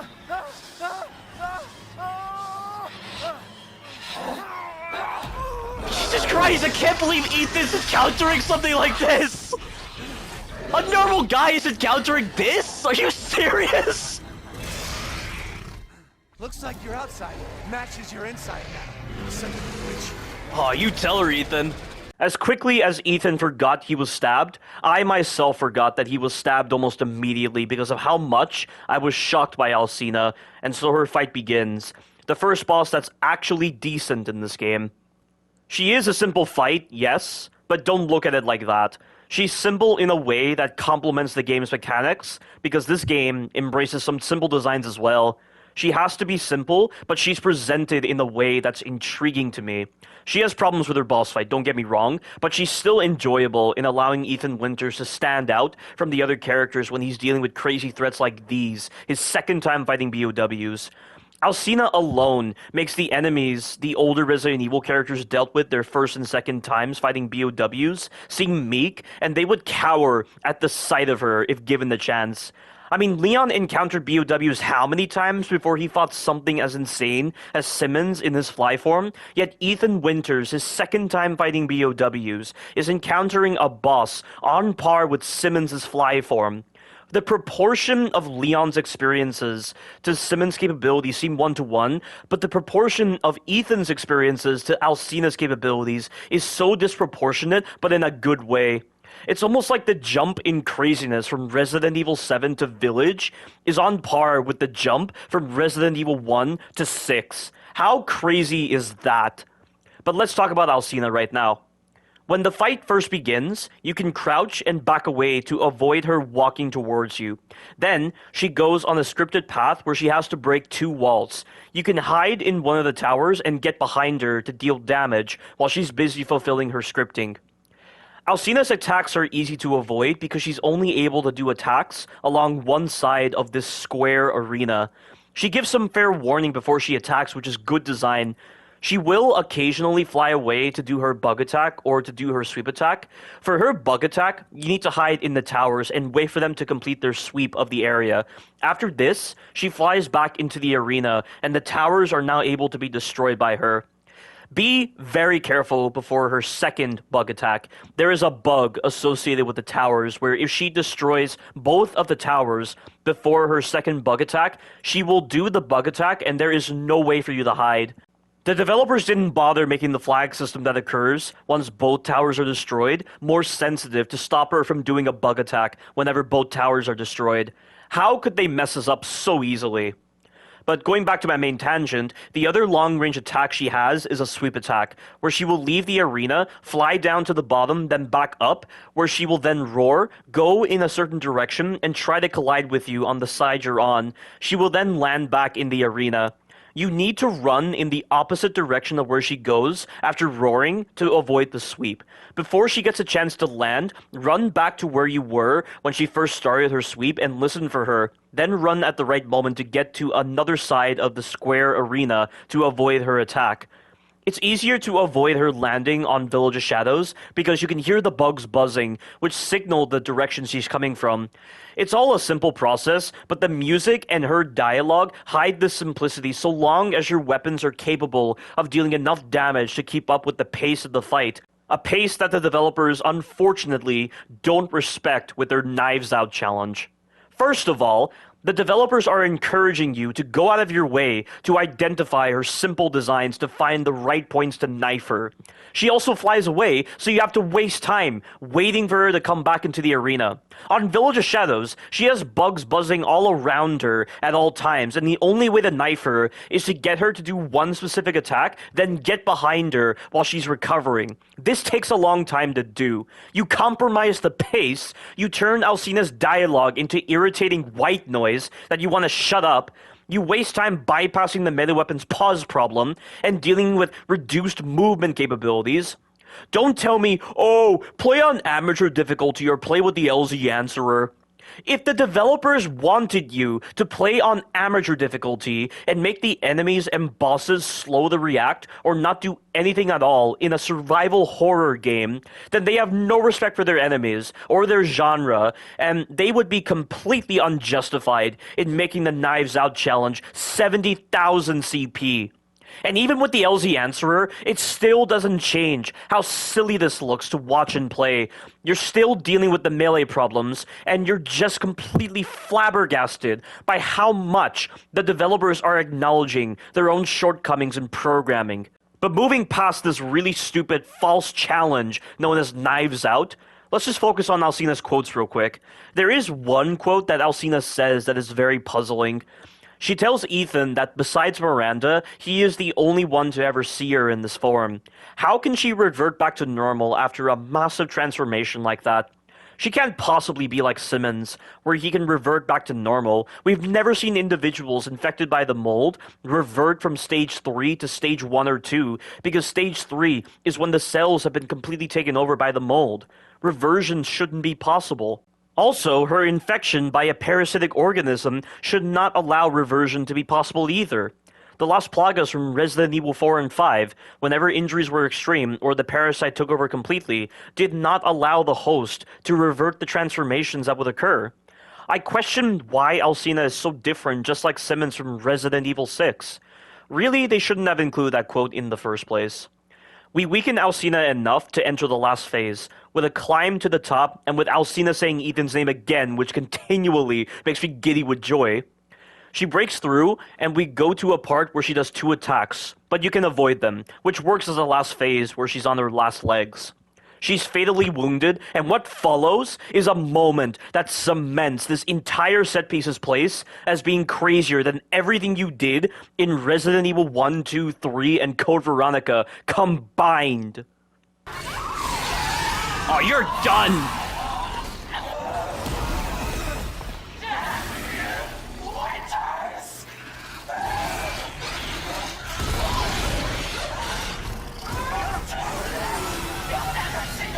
Oh no! No! Oh god!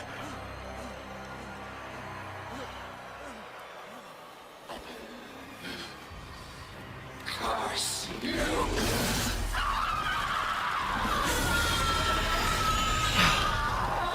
Oh.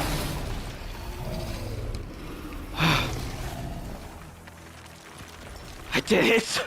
I cannot begin to tell you how much I enjoyed this encounter, and I still do, to a lesser extent now, compared to my first playthrough. It's just a shame that the prior areas of the game had to be so crap, so you had to slog your way through them to get here. But there is no denying that this set piece was quite epic. With the first flask containing Rose in our hands, we head back to the village area to meet some familiar faces. The game, unfortunately, displays lacking quality from here up until Heisenberg's factory. The enemy encounters are very throwaway, exploration is lacking, the missed potential really shows itself, the forced reliance on exploits, a limited number of new enemy types, lame boss fights, minus Beneviento because it has to be judged differently given its format, Lack of files and additional lore to fleshing out the story, underutilized characters, miscommunication on the Duke's part, etc. This is about an hour's worth of gameplay if you're playing the game right. We meet the Hag again, once again talking in riddles and explaining that the crests of the 4 bloodlines can open the path Ethan seeks, which of course corresponds to the flasks containing the body parts of Rose. Why couldn't she be the one to assume the Duke's role of disclosing important information? Why couldn't she acknowledge Ethan's acquisition of the flask that contains a part of Rose, and then Ethan finds information pertaining to the winged key in the house with the red chimney? At least that would make more sense than having an imaginary character like the Duke advising him. Why would the Duke even advise him to go to the red chimney house? How would he know about the winged key? How does he know that the flasks contain Rose when Miranda has no reason to disclose this information to the Duke? What does he stand to gain by helping Ethan get Rose? Quite the non sequitur that could have been avoided had the Hag disclosed this information, because at least she has a motive for helping Ethan obtain Rose, since she's Miranda in disguise. Then again, why couldn't Miranda eliminate the Lords herself? If Heisenberg needs a huge army to deal with Miranda, then her lethality must be extreme. She could easily conquer 3 out of the 4 Lords with clever deception and sneak attacks. Heisenberg will be different because he understands the threat she poses. He already has a loathing towards Miranda, and he's already gone out of his way to prepare for her. But either way, Miranda could do all this herself. Why would she need Ethan for this? Why would she give the Lords the 4 flasks that contain Rose when she could have kept them for herself and used them when necessary? What purpose do they serve for the ceremony? None at all. I don't think the developers really thought that part through, but of course, you could go to any other Resident Evil game or any other game and find such discrepancies similar to this. So I guess it's something we're not really supposed to consider. We see the Umbrella logo engraved into the wall and also into the space where the Giant's Chalice goes. Ethan recognizes it, of course, though I'm guessing in the 3 years since the Baker incident, he hasn't heard much about Umbrella, which is why he simply says, "That looks familiar." Given that this village area is pretty much the inspiration of Umbrella's logo, I'm guessing we know where Oswald E. Spencer's medieval inspirations came from when he made George Trevor design his mansion, when he embraced medieval torture devices in art, and when he designed traps to deal with intruders. A real shame that such inspirations only served to make the mansion feel too arcadey and pad the runtime for Resident Evil 1 Remake, and made an already slow and clunky game even slower, but I digress. I should mention that at a point in my blind playthrough, I brought up the possibility of this game serving as the true origin of Resident Evil rather than Resident Evil 1 Remake, given how long this village has been around and the presence of the Umbrella logo. This entire village was around before Project W, which was Spencer's plan involving the development of the Wesker's children, which was indicated in Resident Evil 5. Boy, was I correct about that in the future, but I'll talk about that later.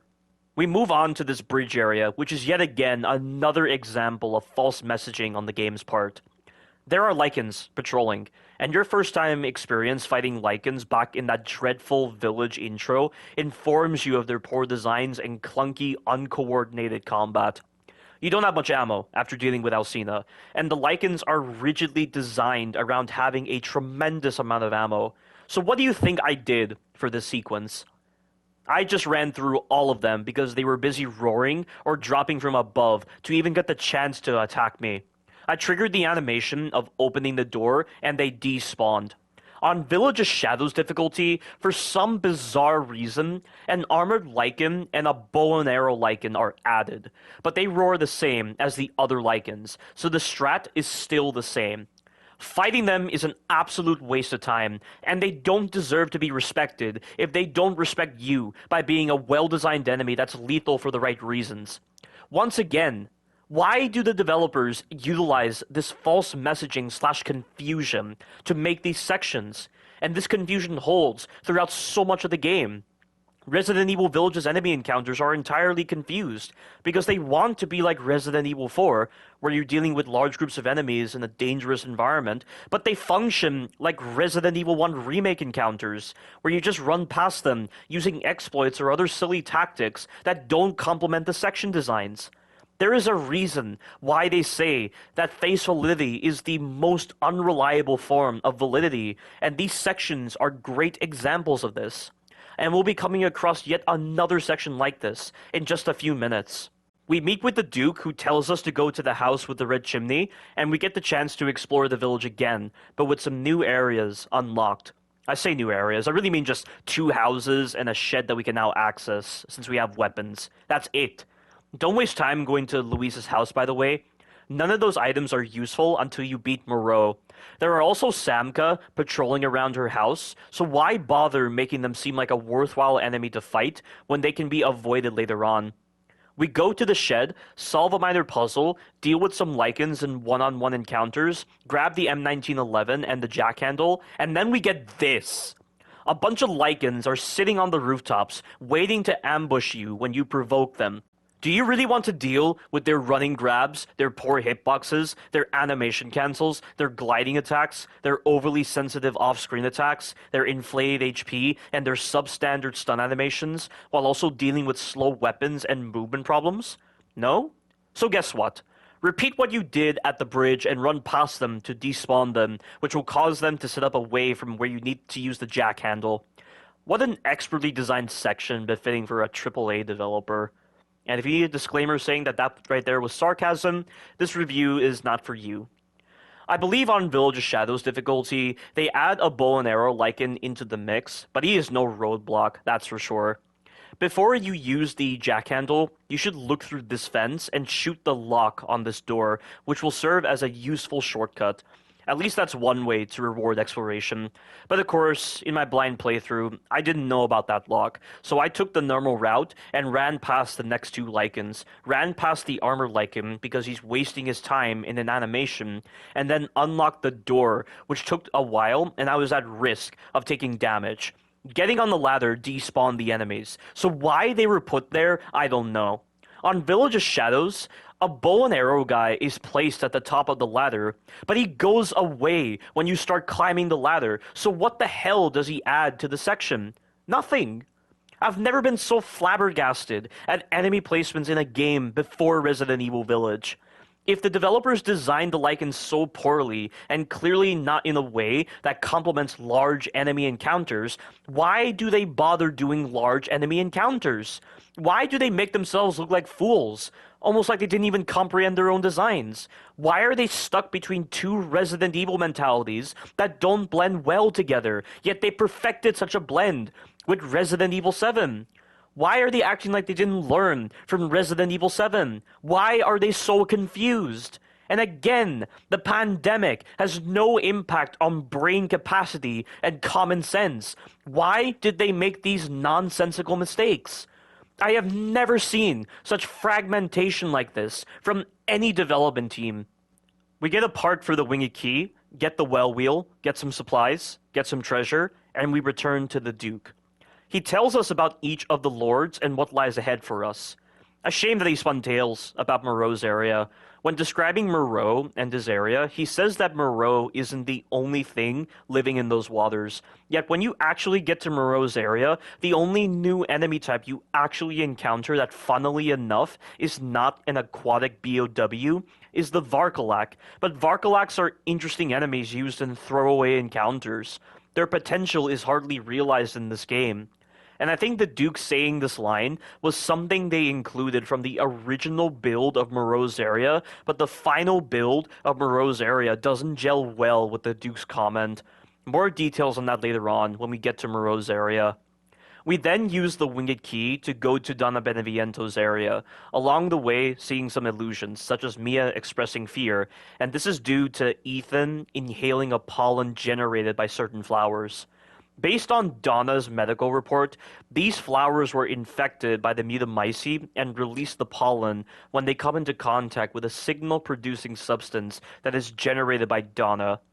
I'm not sure why the Cadou would excrete this signal-producing substance, or what genetic data it must have taken in to gain such an ability. Can the Cadou take in the genetic data from plants? Maybe this is a fungal capability, which would line up with the idea of the Mutamycete playing a role in her Cadou's abilities. But then, what about the genetic data aspect? That's what's unclear to me. I mean, Donna's abilities mirror Evelyn's own abilities, only Donna is using the Cadou, while Evelyn uses her own body composed of E-type Mutamycete to do something similar to quorum sensing and the use of auto-inducer molecules in Pseudomonas bacteria to induce auditory and visual hallucinations in her victims. In fact, this does posit a thought. Assuming Donna's abilities were primarily due to the Mutamycete and not so much with the Cadou, when Miranda gave the connections Ava's DNA and some samples of the mold, did she mean to give them this variant of the mold, leading to Evelyn's abilities? Of course, it does beg the question of whether the mold that was given to the connections was derived from the Megamycete or not. Also, was Donna's mental illness brought about by the specific variant of the mold, or was she born with it? Because Evelyn also seemed mentally underdeveloped, but I can't confirm if she had mental illness or not. If she did, was it a result of the Mutamycete genome being implanted within her DNA during her pre-stage 4 development as an embryo? I ask this because if Miranda was aware of Donna's mental illness and the mold was potentially the cause for this, would she really give the connections this variant of the mold? In fact, why didn't Miranda give the connections a Cadou sample? Based on the way it's written in her journal, it makes it seem like she made the Cadou before meeting the connections, and the photos we see in her lab show that she was directly involved in the creation of Evelyn. She described Evelyn as a defect, which would imply that she was helping the connections with the creation of Evelyn for her own purpose of finding a vessel. Of course, we don't know when exactly the Cadou was created, but if it was created before Miranda met with the connections, and she was directly involved in Evelyn's development, then she could have given them a Cadou sample. I don't know. But the Resident Evil podcast team explains it as the connections wanting to try a different method for creating a BOW with the mold that didn't involve the Cadou or already living subjects. Rather than use another vector on already mature subjects, the connections would manipulate the subject at birth and shape their development into a BOW composed entirely of mold. Miranda was directly involved in Evelyn's creation for the purpose of seeing if Evelyn was a good vessel, while the connections used her to establish a baseline for mold-based BOWs. Evelyn carrying the mold since her birth would make the Cadou redundant, as if she adapted to it at birth, then her affinity with the mold would be high already. Introducing the Cadou into an embryo would always be fatal. These were things that Miranda understood with the connections methodology, which is why she didn't give them the Cadou. I personally don't think Evelyn has a very high affinity for the mold, and her affinity for the mold feels as low as Donna's affinity for the Cadou, yet they have similar abilities. The podcast team said that Evelyn not taking her treatments led to her supposedly low affinity, which makes sense, I guess. This story detail regarding Miranda and Evelyn is confusing, but returning to the main tangent, the Cadou's capabilities within Donna allow similar abilities to Evelyn when it comes to auditory and visual hallucinations. Donna can also separate and divide her Cadou, implanting each accessory Cadou into her dolls and giving her control over them at a long distance. We only see this demonstrated with Angie, and the dolls we see in her boss fight are all hallucinations, so I'm not really sure why Miranda even bothered acknowledging in Donna's medical report that Donna divided her Cadou among multiple dolls. I'm guessing with Angie and the range of motion she demonstrates in the trial scene, it's meant to be similar to the Armaduros from Resident Evil 4, where they are plagas that have grown to inhabit suits of armor fully, giving them human ranges of motion. Some of the plagas haven't grown completely, resulting in certain cases where Armaduros are only able to do one strike before collapsing. The parasites inside of the Armaduros probably survive without a human host by entering a dormant state to conserve their energy, only attacking when intruders are detected at the cost of a short lifespan. The Plaga type Cs, when not connected to a host, died after a very short duration. The average lifespan of a Cadou that's not connected to a host is never indicated, but maybe, given that the Cadou are infected by the mold, the lifespan is quite high. Donna is probably able to control what Angie does through a similar mechanism to the Las Plagas. As noted by Ada in Resident Evil 4 and Resident Evil Damnation, the Plagas have an organ that senses certain sound waves at a certain frequency. It's how the dominant Plagas can control subordinate Plagas, and it's why the Lickers in Resident Evil Damnation were subservient to dominant Plaga users due to their acute sense of hearing. It is unfortunate that the whole idea of the dominant Plagas not overtaking their host was a fallacy, at least for the genetically modified Plagas we see in Damnation, as noted by Ada again. It is why Ottoman became a Ganado, and it's why Leon had to shoot the Plaga attached to Buddy's spine. Whereas with the Cadou, should the host display a high amount of affinity for the Cadou, they are able to maintain full control of the Cadou without any risk of harm to their bodies or minds. If not, they become a wide variety of subordinate BOWs, like with Lycans or Moroaicas. I'm not sure if the site of Cadou implantation has anything to do with how a victim turns out, but maybe it does, given Heisenberg's infection and also with the Soldats in his factory. With Donna, I'm not sure where exactly her Cadou is implanted within her, or when she bisected her Cadou and split it between her dolls, because she'd have to have done that before being implanted with it. It's unclear at this moment, but yeah, so many questions brought up with Donna, and her Cadou in particular. Ethan makes his way to her house, where again, the same yellow flowers that are present throughout the house keep emitting this hallucinogenic pollen in response to the signal-producing substance generated by Donna. So in this hallucination, he's about to grab the rose flask from Angie when the lights go out. The room changes, and he loses his weapons. From here, we do a minor puzzle that gave me bedroom DLC vibes during my blind playthrough. Before continuing on, I'd like to give my thoughts on the sequence and its execution. A lot of people love this part of the game and consider it the scariest part of the game, which I do understand, but I feel like their reasons are primarily surface level due to Ethan not having weapons, the intimidating music, the uncertainty as to what's coming, and the darkness. And yes, the music and the darkness are two things I like, but my reasons for liking the sequence go a bit deeper than that. This sequence represents a parent's greatest fear in thinking that their child has lost all sense of innocence and has been shaped into something terrible. Ethan's fatherly persona is given prime focus in this sequence, and it helps me bond with him more. The psychological horror focus of this sequence is also particularly specific to Ethan, as he's really the only Resident Evil character to have conquered biological and psychological horror. In fact, when thinking of the other Resident Evil characters, the entire time I'm just like, what are they doing right now? Aside from Chris, for all I know, they're probably lounging around in some bar somewhere celebrating their successes, or wasting their time playing against each other in Resident Evil Reverse, thinking they've conquered bioterrorism and horror. But underneath their noses, an even greater evil was developing in the form of Evelyn and Miranda's surrogate families.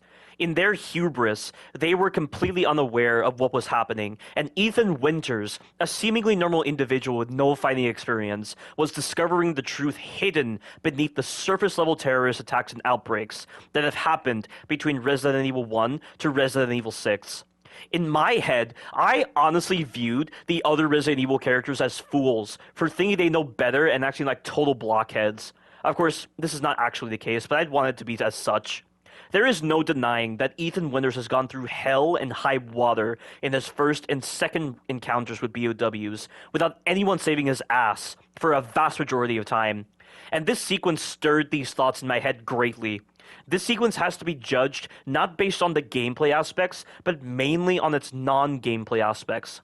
Obviously, it can be easy to feel impatient with this sequence, or feel that the developers should have given you some kind of skip option, but it is important to not let such a thought overwhelm you, or cross your mind to an irritating degree. It is also important to know whether you should criticize it or not based on how it complements the overall foundation of the game. I can criticize the Sherry and Ada sections all I want in Resident Evil 2 Remake, or the intro and Carlos walking moments in Resident Evil 3 Remake, because such sections felt out of place in such games where speedrunning runs through the blood of those games, but not with Resident Evil Village. It's all a matter of feeling it out and analyzing a game deeply, with knowing when a game has speedrunning built into the core designs or not, and that's why I'm not harsh towards the sequence. This place is truly a residence of evil. It definitely fits Donna's methodology and modus operandi for how she would deal with her victims, as she's not the confrontational sort and doesn't have any of the physical strengths granted by the mold or the Cadou. And hey, compared to the other confused sections, broken enemies, and badly designed bosses like Moreau, this feels more tolerable. And on a final note, this sequence and Beneviento's boss fight can actually fit into the developer's deluded mindset of thinking this game is designed for Knives Out. But returning to the primary tangent, a large percentage of this puzzle involves disassembling the doll of Mia to gain access to items. I imagine this is Donna's cruel way of making Ethan feel uncomfortable while still adhering to the iconography associated with her doll-making skills. I do feel uncomfortable with this to a certain degree, especially when you take the scissors and cut off the bandages around the doll's torso and strip it bare. Only a sexual sadist would do something like that, so I can envision how uncomfortable it is for Ethan. Moving past that, the key elements to this puzzle all tie in to Ethan and his family in some way, whether it be the doll of Mia, the wedding ring, the music box from Mia's grandma, or the movie projector showing things specific to his family. So Ethan's hallucination is likely based around his current anxieties regarding his family, given fake Mia's incapacitation by Chris at the start of the game and Rose's kidnapping. I don't know if Donna is actually manipulating the events occurring during this moment, because if she was, she would have to be aware of Ethan on a very personal level, which can't be true. And also, why put Ethan through this kind of puzzle sequence if she wants to torment him through the baby enemy and also face him directly later on? It just seems like quite an unnecessary roadblock in her plan to take him down, but I digress. Throughout this puzzle sequence, there are moments where recordings of Mia play through a radio, which can't be actual recordings or lines of dialogue actually heard by Ethan during the 3 years between Resident Evil 7 and Village. Some of them can be explained off as memories of Ethan, but others, not so much. With regards to the other recordings, some of them can be explained off because they offer no compromising lore details, feel manufactured by an external source, and feel completely harmless in their implementation like a placebo. Other lines, on the other hand, present some confusing elements. Let me explain. So the first line of dialogue we hear is Mia exclaiming that Rose is kicking inside her stomach. This could be a part of Ethan's memories, so no problems there. The next line of dialogue is Mia saying she can't tell Ethan anything but this. Now, this is where confusion kicks in. Why would this play in a hallucination that Ethan is having? I know that the flashback cutscene after Chris captures Ethan is meant to link to this, but this doesn't change the fact that this line of dialogue could only play if Ethan heard Mia saying this. Donna couldn't possibly be controlling this. I doubt Mia would say this in Miranda's captivity. This doesn't feel manufactured, so why is he hearing this? It makes no sense. We then get a phone call from Mia, who's talking as if she's addressing Ethan directly or setting up a script for how she would talk about the secret to Ethan when given the chance. She says that she didn't want to keep it from him. She didn't want to lose him or their family again. She loves both Ethan and Rose so much, and that's why she kept it from him. Once again, more confusion kicks in. Why is this playing in Ethan's hallucinations?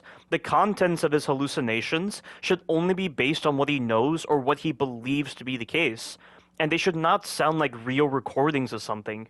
But as we know about Mia, this was all true with her secretive nature and the fact that she knew Ethan was made out of the mold. That's the secret she wanted to keep. She knows that Ethan is made out of the mold, and that he died after Jack Baker caved his head in at the guest house. This major story device presents as a massive violation of lore, but is best reserved for later on in this review, alongside Mia's flawed reasoning for keeping this a secret. Admittedly, it's not Mia's fault, it's kind of a side effect of the BSAA stupidity. a stupidity made possible by very poor writing on the developer's part. Like, there is no excuse for this kind of irrational story device, since the director of this game, Morimasa Sato, was the lead writer of Resident Evil 7. Boy, will I have a lot of choice words to say later on. There are 2 more pieces of dialogue from Mia, but they're neutral quotes, of her crying for Rose and saying repeatedly it'll be fine, so there's nothing to extract from there. After getting the breaker key, we then encounter the baby enemy, which I'm guessing is a symbolic representation of Ethan's fears towards Rose becoming a BOW due to Miranda.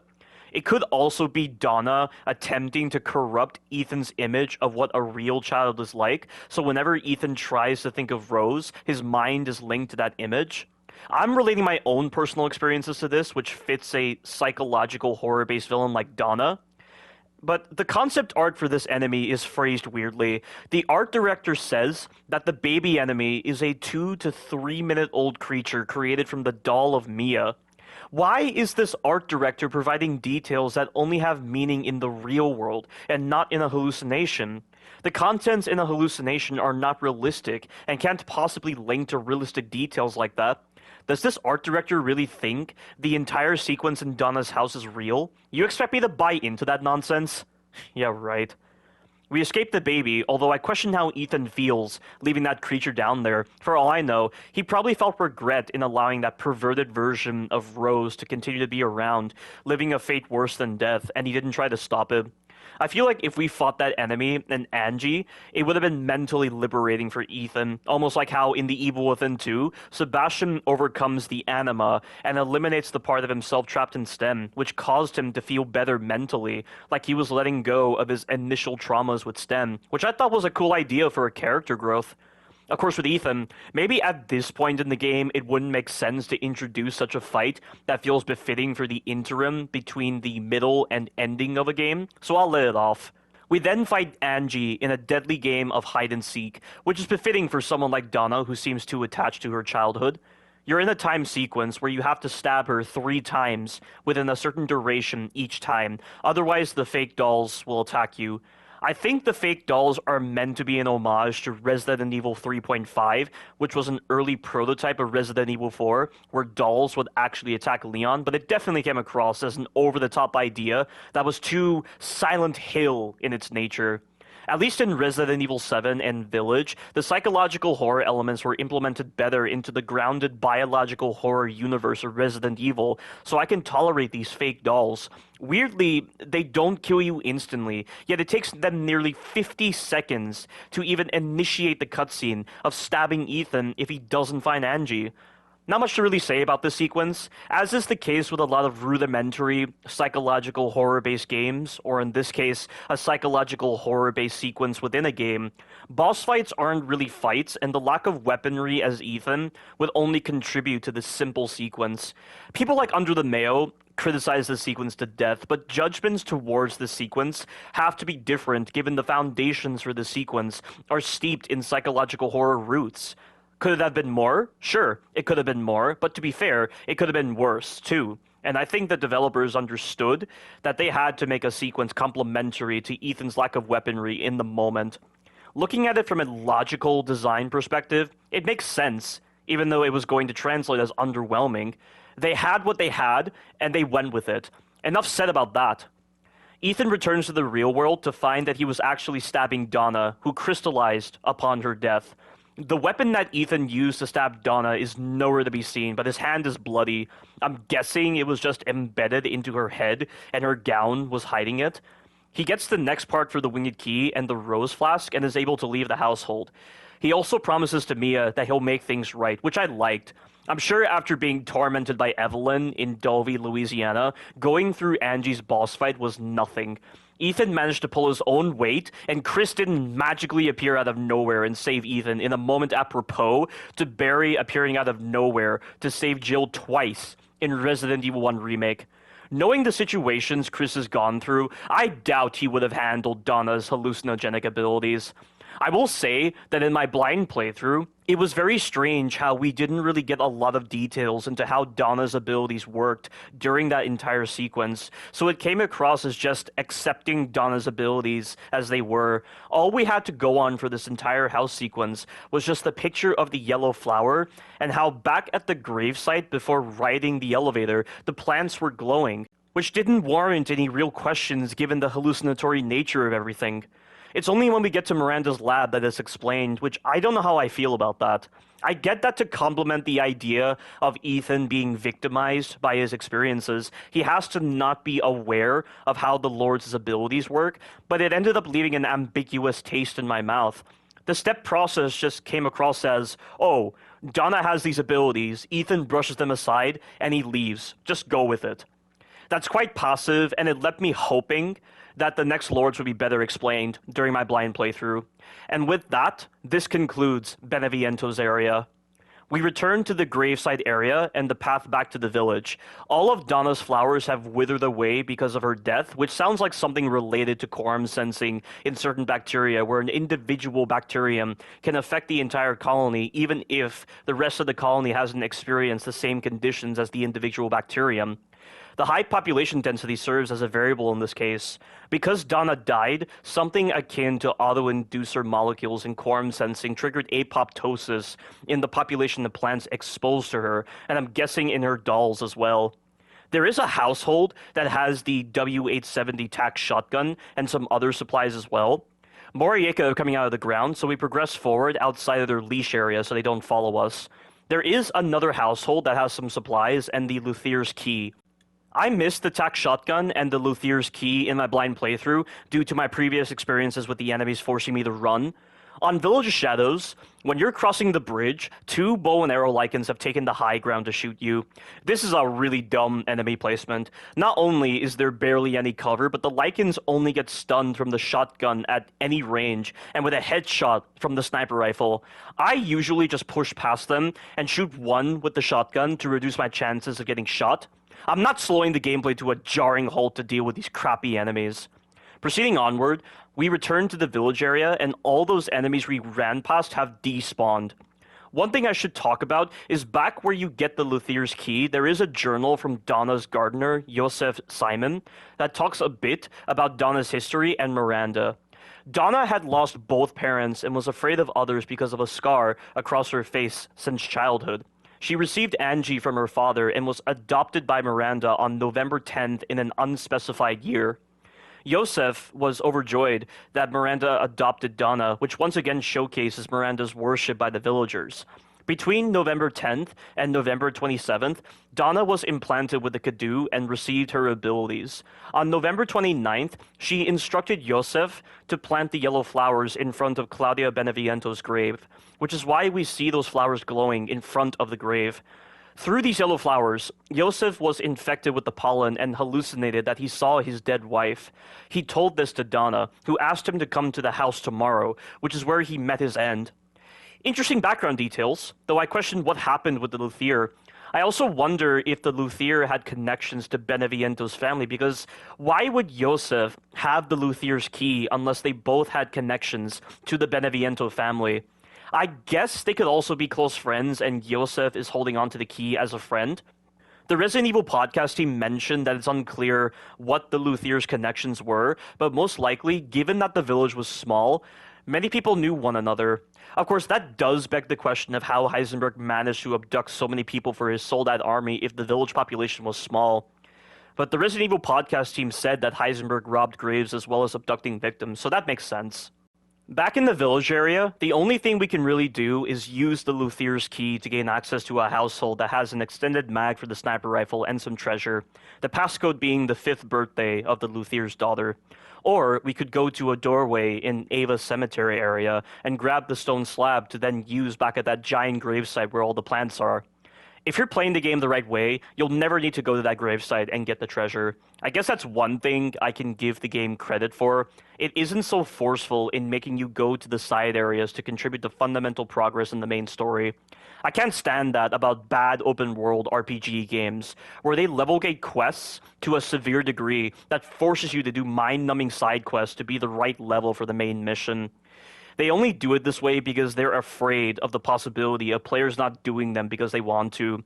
Any good open world game, or any game in general, should put faith in the player's choice in doing the side areas or side missions because players want to be immersed in the game or collect supplies as backup or to flesh out the experience.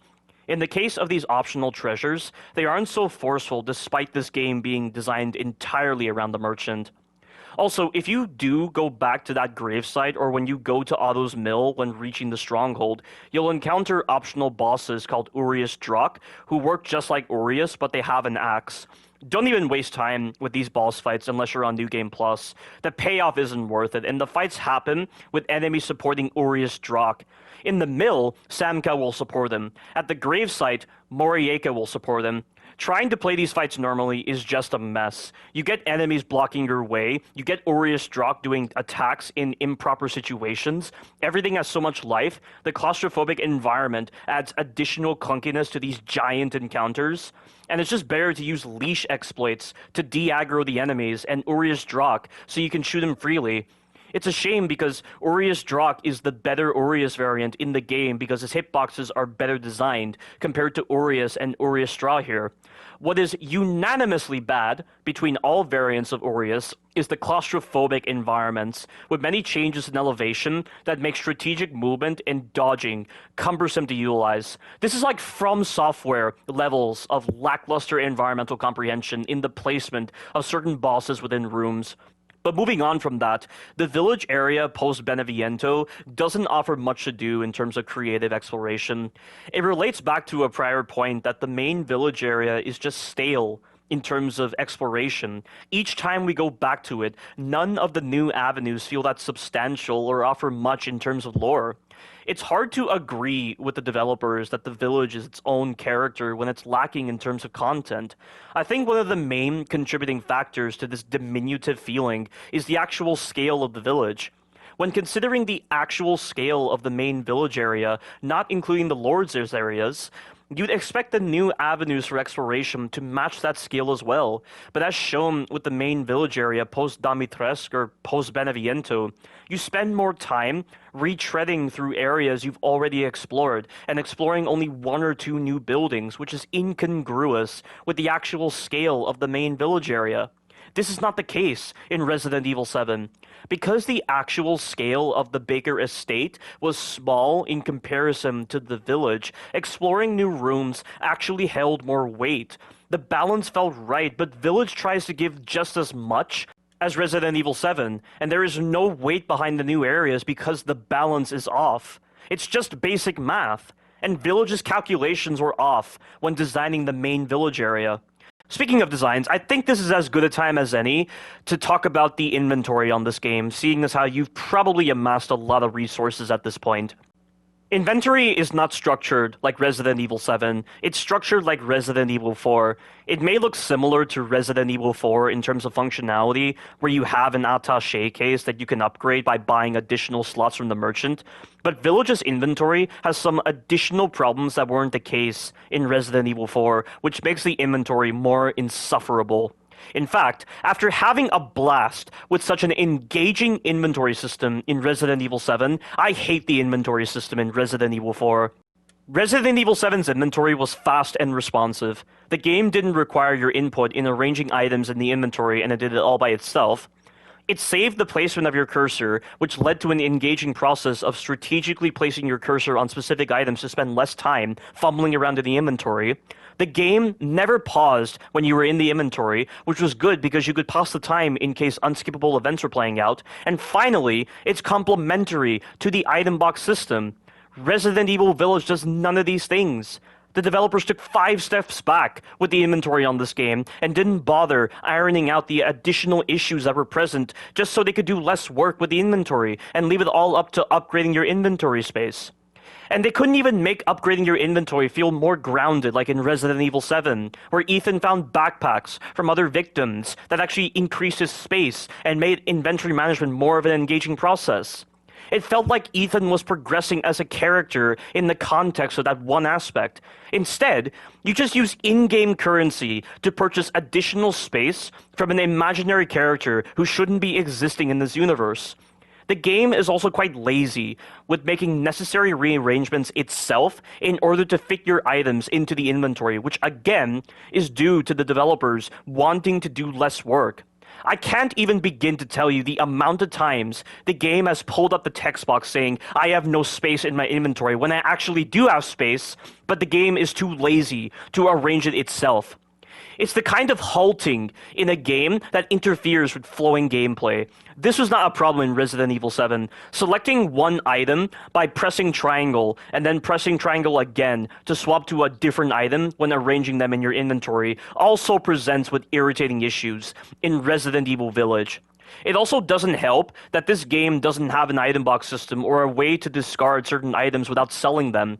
The inventory on this game feels like a subtle way to draw in fans of Resident Evil 4, and the developers completely ignored the amount of engaging player agency provided by the inventory in Resident Evil 7. Almost like how Ubisoft dumbed down the parkour system in Assassin's Creed, starting from AC3 and onward, and removed all sense of player engagement and strategic parkour movements that were heavily apparent from Assassin's Creed 1 to Revelations. They even removed certain parkour-specific missions because the parkour systems of Assassin's Creed 3 and onward weren't built for those kinds of missions. The issue with the inventory also extends to the handling of key items. I had noticed this problem in the Maiden Demo 2, but the order in which key items are arranged makes no sense. The game doesn't arrange key items in alphabetical order, and it doesn't highlight the key item specific to its corresponding unlock mechanism before you use it. It only serves to slow the gameplay for a bit, but it adds up with continued usage. For instance, when I have to use a crank to open a door, the menu needs to be pulled up, and then I have to scroll through the list to find the crank. If I accidentally select the wrong item, the menu will close, text will appear saying the key item I selected is incorrect, and then I have to wait a couple of seconds for the game to give me the option to use a key item. Admittedly, this issue where I can't interact with an event trigger for a couple of seconds is also the case in Resident Evil 7, but I can excuse that to poor planning on my part when selecting the wrong item in my inventory. With this, I can't say the same. This pretty much sums up my grievances with the inventory on this game. Having said all that, we now move on to the weakest area in all of Resident Evil Village, Moreau's area. If there is ever an area that screamed lost potential and could honestly break the soul of a true Resident Evil player on their first playthrough, it would be this area. That's not to say there weren't parts that were decent. First off, we're introduced to a new enemy called a Varcolac. It's basically a Lycan that's mutated even further, possibly due to Moreau injecting wolf's blood into its spine. The idea of the Varcolac is a cool idea. Varcolacs actually look intimidating, and being chased by one is a heart-racing experience. They have the most intimidating eyes I have ever seen in a Resident Evil game by far. They also have some cool designs with them. You can block their grab and take no damage, and you can shoot them out of the air with the shotgun. It's not dependent on arbitrary damage values. It's a characteristic specific to the shotgun that is meant to capture the realistic power of a shotgun. It's hidden designs like this that only Resident Evil does. To see that demonstrated in that moment was impactful to me as a Resident Evil player. It's impactful designs like that that are so lacking in this game, and also in Resident Evil 2 and 3 Remake, whereas Resident Evil 3, 4, 5, 6, and 7 reveled in such designs that rewarded player investment into their games like a true Resident Evil player should. But sadly, the Varcolac's implementation is flawed. They have too much life and they aren't seen very much. There is never an incentive to learn about the hidden designs and systems. This first sequence with them, where you retread through the same village area where you fought your first Lycans, just has you sneaking past them, which I understand for a dangerous and intimidating enemy like this. There are buildings you can run into to stop Varcolacs from chasing you. They can't follow you into buildings, so they'll return to an inactive state after a certain amount of time. On Village of Shadows, they add an additional Varcolac near the door that leads to Moreau's area, but it's a negligible enemy placement. It doesn't change your approach to this section that much. You'll still be running into buildings and waiting for them to go inactive, which will give you a chance to get past them. You can rush directly to the door leading out of here and it will work. But on later playthroughs, I kill the Lycans inside of the barn in order to amass on metal scrap. This is something you need to get into the habit of doing once you escape Castle Dimitrescu. You need to be actively crafting mines for Moreau's boss fight, and to craft mines, you have to purchase the recipe, which will allow you to use metal scrap and rusted scrap to make them.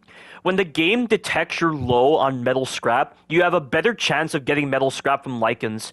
You can also purchase mines and pipe bombs directly from the merchant, which I would consider mandatory for Moreau, given that he's one of the 2 worst bosses in this game, alongside Urias. Going back to the Varcolacs, the next sequence involves just one of them in the room where the Magnum is, and you just run past it while its AI is busy deciding whether to attack first or wait until the other enemies get their turn. The third sequence involving a Varcolac is when you get to Luisa's house after beating Moreau, and it's pretty cool. It's probably my favorite enemy placement in the entire game, because they didn't randomly dot enemies all over the place. They used just one Varcolac in an environment that's meant to conceal it, and it can go on 3 different paths. It's an intelligent enemy placement done right, while not turning it into a clusterfuck mess of an encounter. It would have had more of an impact on me personally had this enemy placement happened on the hardest difficulty, but this placement is the same on all difficulties.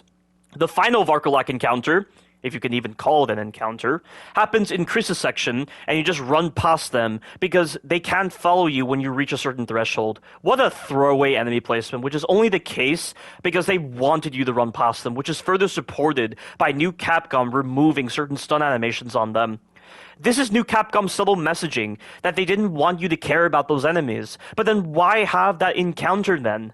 This pretty much summarizes the Varcolac encounters overall. Decent enemies, but poorly implemented into the game. Returning to Moreau's area, we get past the Varcolacs, get to the mine, and meet Moreau, who is busy watching white noise on a TV as part of his own personal haven.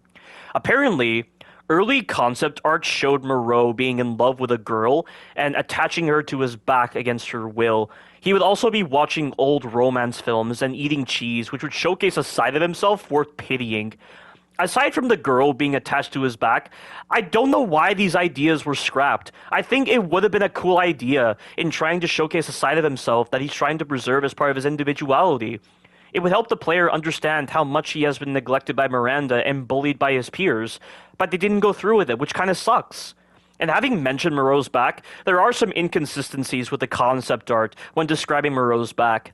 In one concept art, it's mentioned that the growth on his back is his brain being swollen into his back, with eyeballs sprouting out of it. Then, in another concept art, it describes the growth as being the parasite. I assume the latter is the truth, but how on earth did they miss this when going over the concept art? It'd be simple to fix these errors with an update, but they don't even devote time to that apparently. Ethan is able to retrieve the rose flask from Moreau, but not before Moreau spots him and keeps Ethan distracted for a bit by disclosing subtle details on why Rose was kidnapped and what Miranda's intentions are. Once again, Moreau seems well aware that Miranda is trying to bring back her daughter, but what is his stake in this? I suppose compared to Alcina's materialistic and power-hungry viewpoints for why she would help Miranda, Moreau's desires are more so about finding a purpose with himself. He probably wished to help Miranda to prove he is not worthless in her eyes and take on the role of a son, as he's content with a subordinate position. However, as indicated later on in a journal after his boss fight, he's paranoid about the possibility of being disposed of once Miranda has resurrected Eva. I'm guessing despite this realization, he's still supporting Miranda either out of hopeless devotion or because he doesn't quite take his own words seriously out of irrationality, which is often the case with people I've seen, or even with myself too. Maybe there's also the case where, not unlike people in the real world, Moreau is only able to express his true feelings in private, but once out of his comfort zone, he kinda does things that go against those true feelings, almost like he's in a pacified state, as we see in our second confrontation with him, and also during his boss fight. Moving past that, he must have had a pretty rough childhood if he was taken by Miranda as a kid. Rough is putting it lightly, though.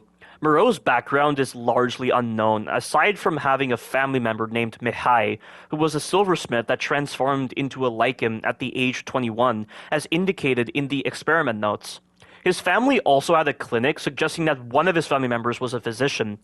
Given the tattoos on Moreau's body, he was likely a sailorman or fisherman. Moreau is likely responsible for the creation of the Varcolac. Miranda had granted him a lab on the mountain, which he used as a location for his Cadou experiments. He also had an assistant for some reason who was killed by the Varcolac he created.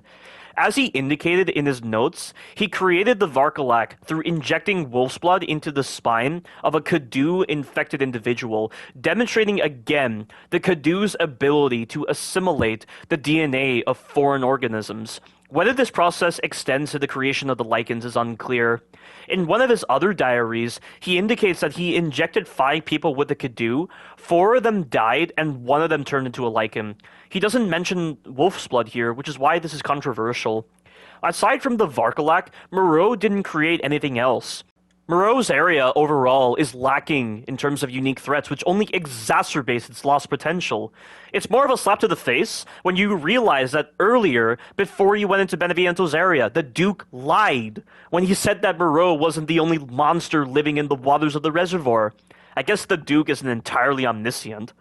The only threats you ever encounter in Moreau's area are the Varcolacs in the beginning and some Lycans. I'll talk more about this point later on. Moreau is able to distract Ethan long enough to seal the way out using some sort of enzyme he's able to generate on command and without line of sight. This generation of the enzyme through this almost psychic manner, although it could be similar to Evelyn's own ability to manipulate the generation of the Mutamycete, is only shown here. In his boss fight, he generates these masses of enzymes through firing acid in the air that then piles together to make the masses which block off Ethan's path. Not too sure why they even bothered displaying this generation through the former case, if it only shows up once, just like with the Lycans on horseback. But whatever. With his way blocked, Ethan has to recover a key to gain access to a boat. The key is guarded by a large group of Lycans and armored Lycans who are unaware of his presence. Now, I don't understand the design of this section. In terms of face validity, this seems to be a stealth section where simply retrieving the key causes you to lose out on precious resources, and in order to get those resources, you have to deal with the Lycans, but that's hardly the case here. Why would they have so many enemies around here when they aren't exactly guarding anything important resource-wise? It's a straight path to get the key and leave, and the enemies aren't a hassle. This large number of enemies has as much value as 2 or 3 Lycans. Also, for whatever reason, the game gives you a barricade to use against the Lycans. But why? What idiot is going to waste time dealing with the enemies now who are guarding nothing important when they can just deal with Moreau and come back to this area because the enemies despawn? Not that they'll recover much in terms of resources. Let's add this to the list of confusing designs that should have been avoided had the developers actually played their game. At least this section is simple in its designs to accommodate the abysmal enemy designs and lack of a stealth system. I'd rather not be forced to fight a bunch of enemies that personify the confusion and laziness displayed by new Capcom. We get the key, deal with 2 Lycans near the boat to potentially get metal scrap, pilot the boat across the flooded area, see Moreau in his final stage form for a bit, and get ambushed by Chris Redfield and his men after stumbling upon their research area. Chris once again displays his poor writing and how much he is so out of character. You know, I was joking a lot about Chris Redfield, how I was against him, and how much I hoped that Ethan would destroy him throughout this game. Just hear my first reaction to this scene. What the hell? Chris? It's Chris! Oh my god, Ethan Winters just pulled that guy over himself. That was cool. Ethan! I gotta say, I'm surprised you made it this far. It'd be a shame if something happened to you now. Sure, Chris. Why not? You killed Mia. Now do me and finish the job. That's right, tell him! Show him how useless Chris Redfield is. Hey, did you say Miranda? How are you involved? Leave it alone, Ethan. You are out of your depth. I just killed 3 lords! Or, 2 lords, sorry. Related to the- wait, hold on. Related to the mold? Related to the mold? Are you serious? You stay out of our business, Ethan. You brought me here, genius! Please stay out of your business! You made it our business when you decided to abduct me! You abduct the legendary Ethan Winters. Where the heck did Chris Redfield go? The dude's nothing! He is nothing compared to Ethan! Hope he got what he deserves. But who would have thought that such tongue-in-cheek responses on my part would turn out to be the truth about Chris's portrayal in this game? When he sees Ethan after a while, rather than actually asking if he's okay, like he did with other Resident Evil characters throughout the Resident Evil series... Chris! I missed you so much. Are you alright? Leon! Leon! Are you alright? Glad to see you're okay. Hey.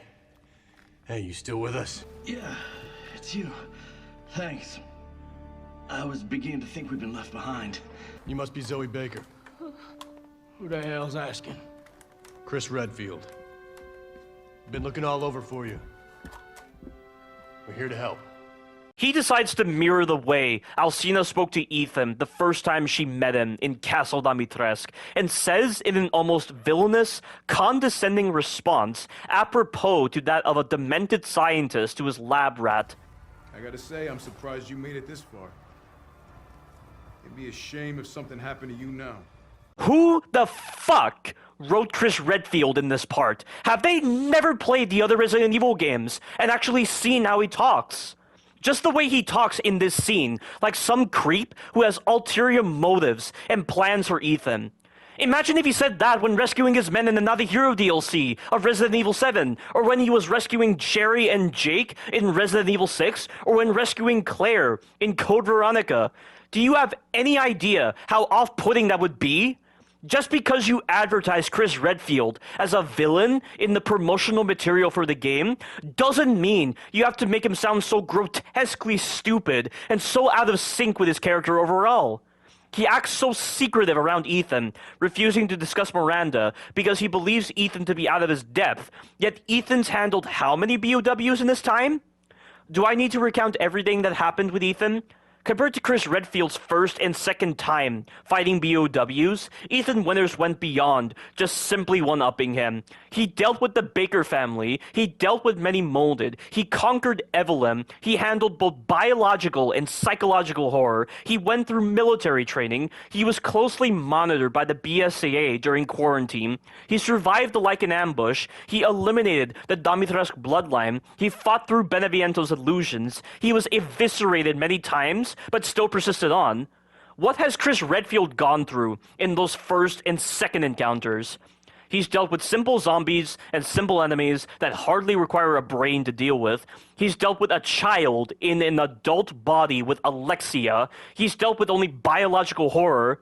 Who the fuck does Chris Redfield think he is, saying that Ethan was out of his depth? Did Chris not know who he was talking to? In fact, as I recall, in a Tokyo Marui article on the Albert 01R pistol, Chris Redfield was reminded of his time in the mansion incident when he saw Ethan struggling against Evelyn. Let me just read a segment of this article to illustrate this supposedly close connection between this old character Chris Redfield and the new blood, Ethan Winters. Chris Redfield leaned forward from the helicopter with a blue umbrella logo shining on its fuselage and breathed a sigh of relief. He gazed at Ethan, whose drive to survive reminded him of his own younger days. July 1998. If that horrific mansion incident had not taken place, what kind of life would I have now? Would I still be with Alpha Team of Raccoon City Special Police Division STARS, working day and night to protect the peace and security of Raccoon City? There was no such future. Yet I could so easily have never returned from the Republic of Adonia after being seriously injured. Or, if I never met the late Piers, would I now be living a drunken life with no memory? He was possessed by a sentimentality that lasted only a few seconds of silence. This kind of suffering and sadness was known only to the parties involved. He would cut off such sentiments and carry out his duties once again. And with that, this ends this segment from the Tokyo Marui article on the Alberto 1, and why it is definitely clear there is meant to be some kind of partnership between Ethan and Chris. The fact that Ethan was able to cause Chris to think over his entire life leading up to the point where they're at right now is absolutely incredible, and it's precisely why I am so pissed off with the way Chris Redfield is portrayed in Resident Evil Village. Everything about Chris Redfield in this game goes against what was established in that article and in Resident Evil 7. This version of Chris Redfield is not the same character as in Resident Evil 7. If anything, this is some imposter masquerading as Chris Redfield. It was definitely satisfying when Ethan told Chris that he didn't do his job properly and should have finished him off, because in a subtle way, he was telling everyone how useless Chris Redfield was, which I enjoyed. After that damaging insult, Chris looked like he was about to unleash on Ethan before having his attention diverted to one of his men, which seems perfectly befitting for the villain that he's portrayed to be. Just goes to show what a seemingly normal individual with no fighting experience like Ethan Winters can do against some nobody like Chris Redfield. Chris delivers one final verbal attack on Ethan before Moreau destroys the area, where he tells Ethan to stay out of his business. How dumb can you possibly be, Chris? If you wanted Ethan to stay out of your business, why would you relocate him and Mia to a house close to Miranda's village? Why would you incapacitate Miranda in front of Ethan? Why would you place Ethan in the same vehicle as Miranda? And why would you transport Ethan to Site C, which is so close to the village area that he's obviously going to explore it? God, who hired these fucking writers for Chris Redfield? I don't regret saying this in my blind playthrough. The dude's nothing! He is nothing compared to Ethan! Hope he got what he deserves. The only silver lining in Chris's crappy writing and acting is that by making him shit, Ethan Winters is able to be a cooler character. He was already great, but Chris Redfield being an idiot elevates Ethan's badassery even more. Also, how does Chris survive Moreau's attack? There was nowhere for him to go. He was near a wall, and Moreau was so close to him. How did Moreau miss him? How did Chris swim out to land? And how did his crew survive? Plot armor, I guess. Moving past the sheer stupidity of Chris Redfield, the one important part of this scene is that it shows the direct link between the mold and the Cadou. Of course, during my blind playthrough, while I did hear the name Cadou in Castle Dimitrescu, I didn't think that was referring to the new vector being used to create the BUWs. As soon as I heard the name Cadou again in one of Moreau's notes, that's when I realized that the Cadou was the new vector. After Moreau's attack, he reverts back to his human form, receives some cruel words from Ethan, proclaims his desire to be Miranda's child, and loses control of his transformation, likely due to his very low affinity for the Cadou reaching its limit.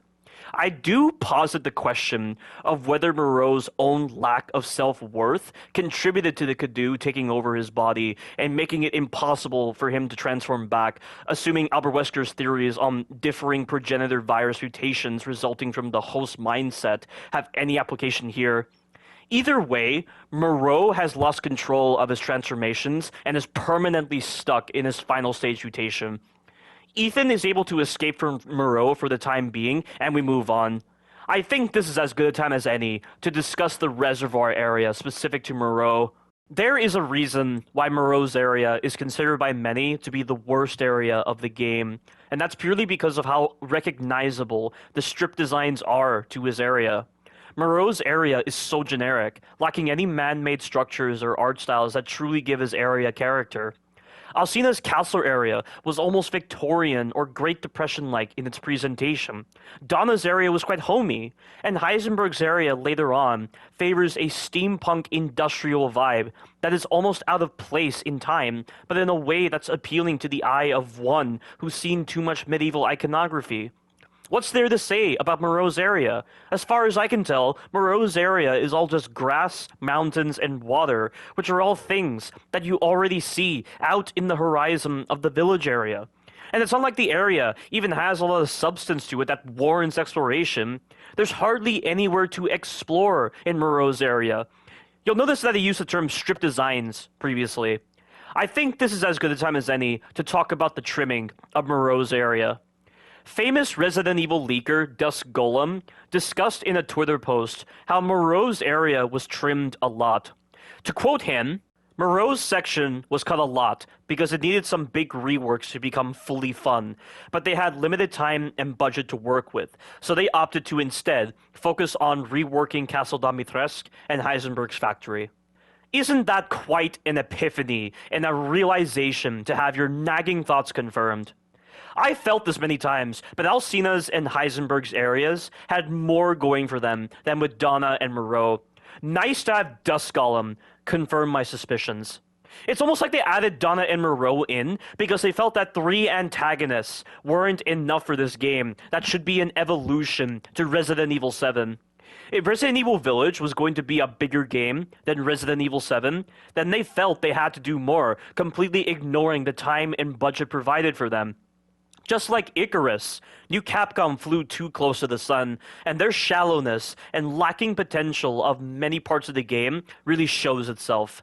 I am still amazed that even with the funds provided by the sales of Resident Evil 7 and Resident Evil 2 Remake, it still wasn't enough. Maybe if they didn't invest so much into marketing strategies like that puppet show or those cutouts of Alcina, they would have had more money.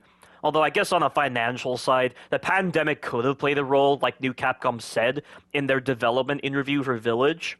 It still isn't an excuse for brain-dead designs like the problems with Bela's boss fight with those 2 Moroaicas, or glamorizing Knives Out for Village. I feel so vindicated after hearing this. But continuing on with Dusk Golem's response, there were originally going to be sequences where you would be trekking through deep water, and there would be items in the water, just like in the End of Zoe DLC. It would be kind of linear, but there would be multiple paths to go, either on water or on land. The water would have had mermaid-like enemies that would try to swim towards you if you were in the water, and there would be a stalker enemy on land. Whenever you were on land, the mermaid-like enemies would screech and stun you while also alerting the stalker to your position. If it was anything like From Software designs in stun tech, I imagine the mermaids would be continuously screeching and stunning you. Sounds about right for New Capcom to do something like that, and it wouldn't contribute in any way to a scary experience, just a bothersome and vexing experience. It would honestly be on par with the hunters in Resident Evil 0 Remastered and Resident Evil 1 Remake, where they just repeatedly meleeed you and you simply couldn't fight back. I would have rather they just kill me rather than stun me like 15 times before they killed me. It achieves the same result, but not as annoying. Alongside the End of Zoe-esque level design, mermaid-like enemies, and stalker enemy, there would also be rituals being conducted by Lycan's and Alcina's daughters, who at the time played a different role in the game. These rituals would have items, and you could either sneak past the enemies or deal with them to get the items. Of course, if they were anything like that boat key Lycan encounter, then there would be no point in getting the items until the enemies despawned. That represents the designs Dusk Golem identified. Moving on to the concept art of Village, Moreau's area was originally going to be a fishing village that you went to when it was dark and raining. The fishing village would also feature Moreau walking through it with a lantern because he's searching for corpses for his experiments. The idea of a fishing village stirs images from the fishing hamlet area of Bloodborne. I thought that area was really cool in Bloodborne, and if Village was originally going to have something like that, that would have been Moreau's chance to have an area with a visual aesthetic on par with the other lords, and also the player's chance to have another area to explore with renewed vigor. I even think the area would have been more suitable for Moreau's boss fight compared to the paltry, piddling state it is in right now. But more details on the current state later. In a fishing village area, you could have been able to hide from Moreau and add some stealth aspects to his fight. He would also be able to smash through buildings, demonstrating his wild state. Compared to Sturm, the destruction of buildings wouldn't really be for the purpose of wasting your time to open up the arena so that you don't clip or get stuck on anything, but more so as a way for Moreau to take away your options. There could have also been environmental mechanics utilized for this fight. The mechanics are there in this game. You can shoot wooden beams that have yellow tape on them to collapse certain structures. If they utilize that, but for the purpose of collapsing structures on Moreau to do damage, that would have been so creative and perfectly befitting for the survival horror nature of this game. Maybe then New Capcom would not make the Duke such a moderator in the natural flow of fundamental gameplay. This was something that I was really hoping this game would borrow from Resident Evil 3, 4, 5, and 6. These games allowed players to shoot specific parts of the environment to use against the enemies. It rewarded a keen eye, a tactical playstyle, both of which are meant to be encouraged in a survival horror game where ammunition is low. Village has none of that. The only things it has, in terms of environment-enemy interactions, are the barricades, flour, and explosive barrels. The barricade is only used once, flour is never useful, and explosive barrels have gimped damage on Village of Shadows difficulty, needing to be detonated by explosives to even give the illusion of real damage. What a missed opportunity. The first-person perspective could have easily contributed to this. They only gave us a minuscule amount of cake rather than the full cake when designing the environment-enemy interactions. Disappointing. Returning to the main tangent, instead of fleshing out Moreau's area and embracing the creative designs I just discussed, we get a simple encounter with Varcolacs, a throwaway Lycan encounter, no other new enemies, the entire fishing village is submerged underwater, and even when we do drain the reservoir, we don't explore it at all, and we get a badly designed boss fight against Moreau, taking place in an area that isn't complementary to the designs put in place for Moreau.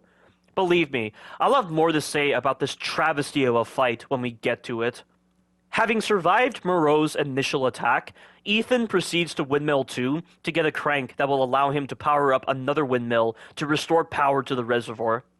I like this sequence, where we have to avoid Moreau and navigate the flooded area, but I don't think it's the gameplay that does it for me. I think the music, the satisfaction of Ethan Winters doing something cool, and Moreau's dialogue are what keep me going in this part.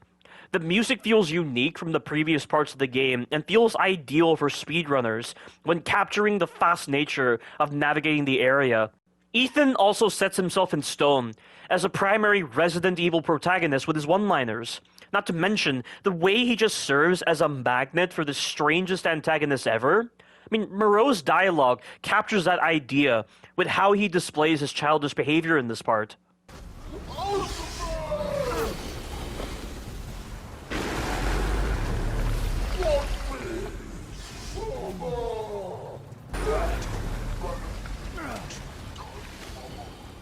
In my blind playthrough, it was also quite funny to poke fun at Moreau when given the chance or to just praise Ethan. Someone needs a hug. Too bad that's not an option anymore. Guy's an adult and he's acting like a kid. The strangest enemies ever in the entire Resident Evil series. Oh, Ethan. You sure know how to attract the strangest of people. Ethan Winters takes on the elements. He takes on water. Caught myself a big one. Now he's really setting himself in stone.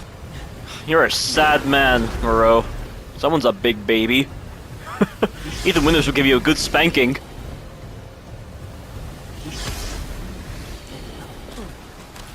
Here we go! Ethan Winters goes flying. That was fun. With the power restored and the reservoir drained, here I was, thinking that things would get better. But the game takes a nosedive in quality with Moreau's boss fight.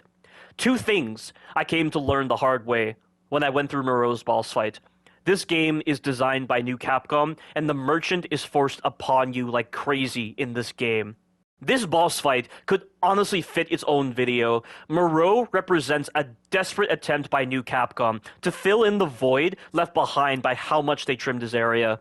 In an almost parallel scenario, rather than giving us more to do in Moreau's area and making his boss fight not take so much time, they gave us less to do, but bloated Moreau's HP to cover the same amount of time. The environment used for his arena isn't scaled correctly to accommodate his AI. If you're doing the fight normally, there are many times where Moreau will just stand around and do nothing. He'll navigate the wrong direction or get stuck on certain parts of the geometry. And this holds on every difficulty. There's even an exploit that people use where they get Moreau stuck on one building and just loop his close range attack. I don't blame you for using such an exploit. Moreau doesn't deserve any respect. I myself tend to use such an exploit if I'm trying to do some feeble run for the purposes of hating people who do stupid runs from a more informed context. Replicating this exploit is so hilariously accessible that you have to wonder if the developers even had brains when designing his arena, or for all we know, they'd excuse it to being an intended design choice. Much like what Ayuma-san, the director of Resident Evil 3 OG, said about the Nemesis Corner exploit, or what Hideki Kamiya, the director of Resident Evil 2 OG, said about the game being designed for knife only, though I'd rather not take their words seriously. At least Ayuma-san I can take more seriously than Hideki Kamiya, that's for sure. So we've established that Moreau's arena is ill-fitting for his physical model. Now let's move on to his moveset. Moreau uses melee attacks and acid attacks, changing his moveset each time he goes into a new phase. Here's yet another problem with Moreau's moveset: rigidity. Rigidity in the sense that Moreau can do moves in scenarios that are physically impossible to avoid. To describe certain moves, Moreau gains access to a long-range melee attack that you simply cannot get away from unless you hide around a corner.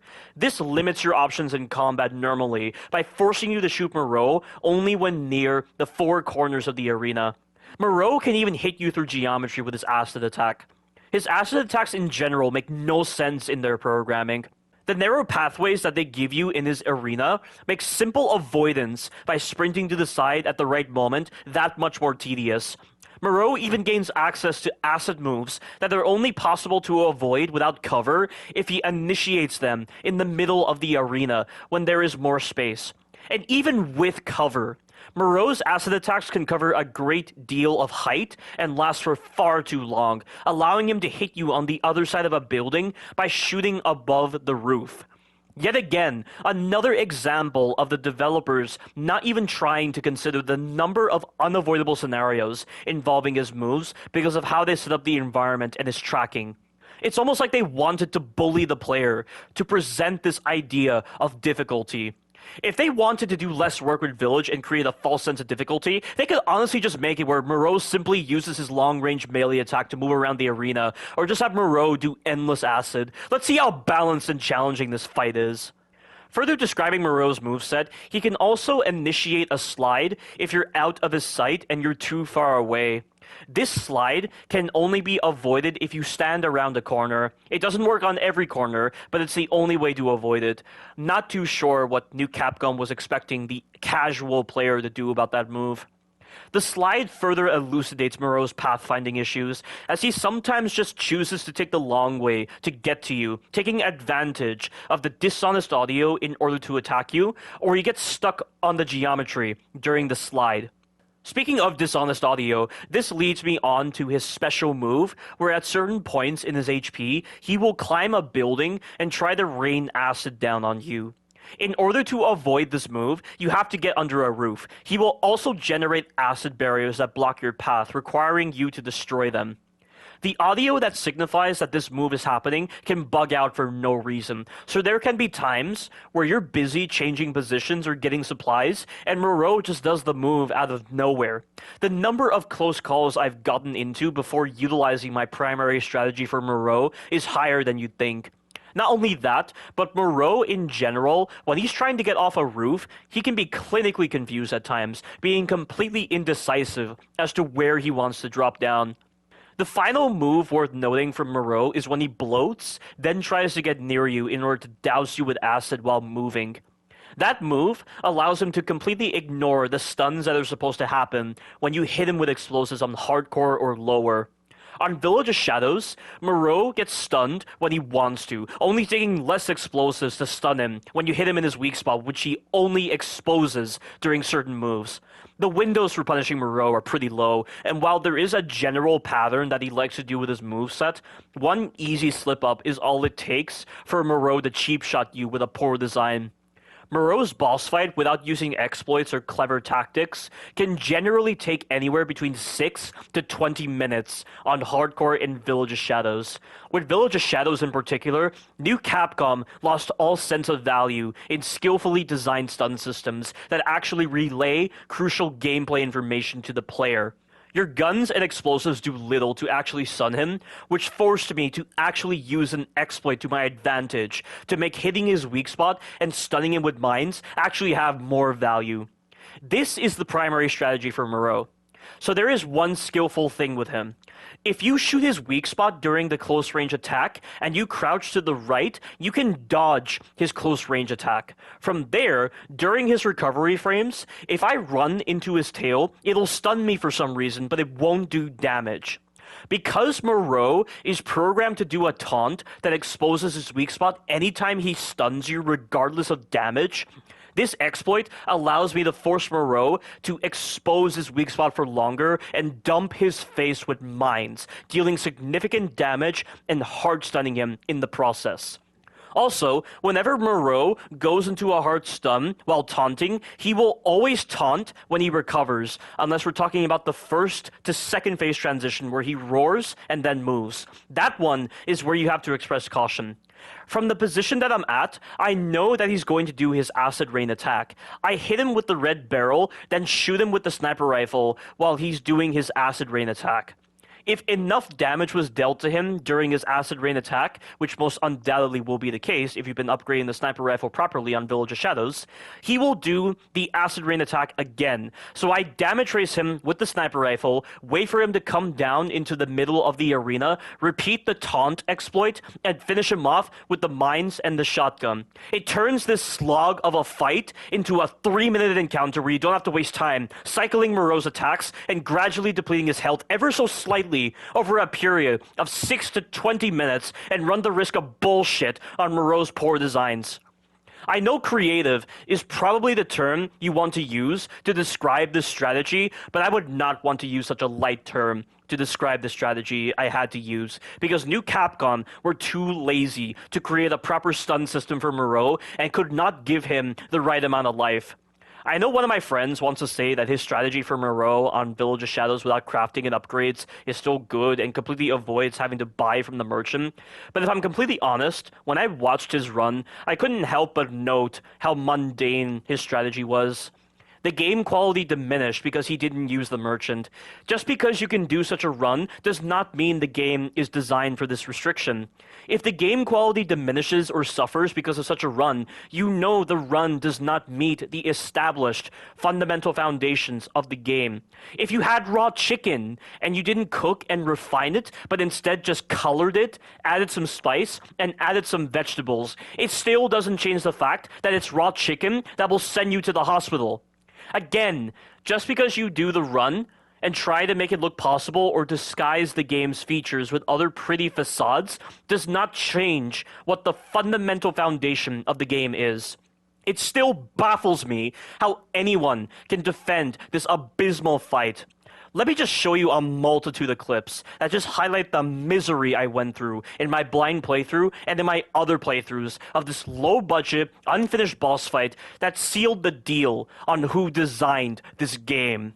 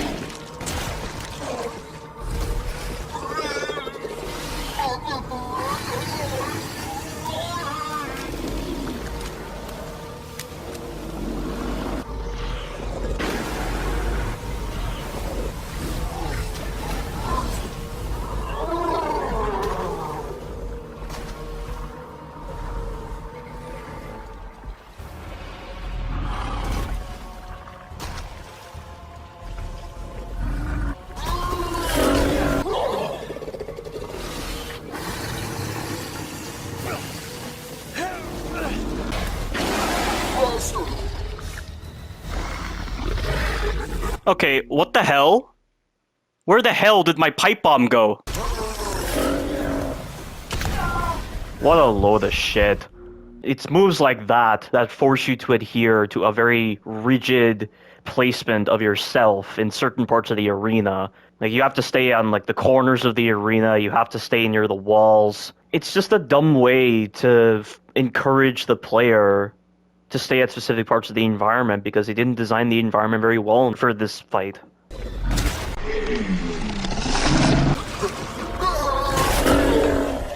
Are you kidding me? Are you for real? How is it a thing? Watch this.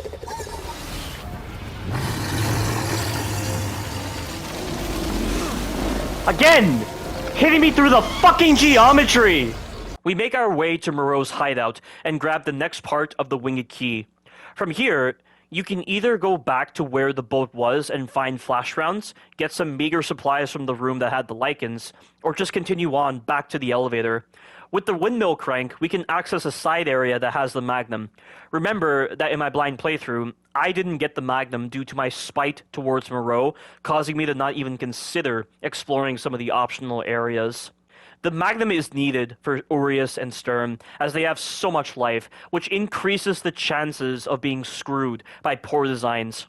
Inside the Magnum area, we have Samca, Moroaica, one Lycan, and one Varcolac. The only enemy you'll be dealing with to get the Magnum is just the one Lycan. Every other enemy is pointless and can be run past easily. The Varcolac in particular is slow to attack because the game is in the process of deciding which enemy it should designate to attack, which is a similar case to Bela and the Moroaica. If you want, before you get the Magnum, you can also get some flash rounds from a well in this area. You don't have to, as flash rounds are easy to craft from the merchant.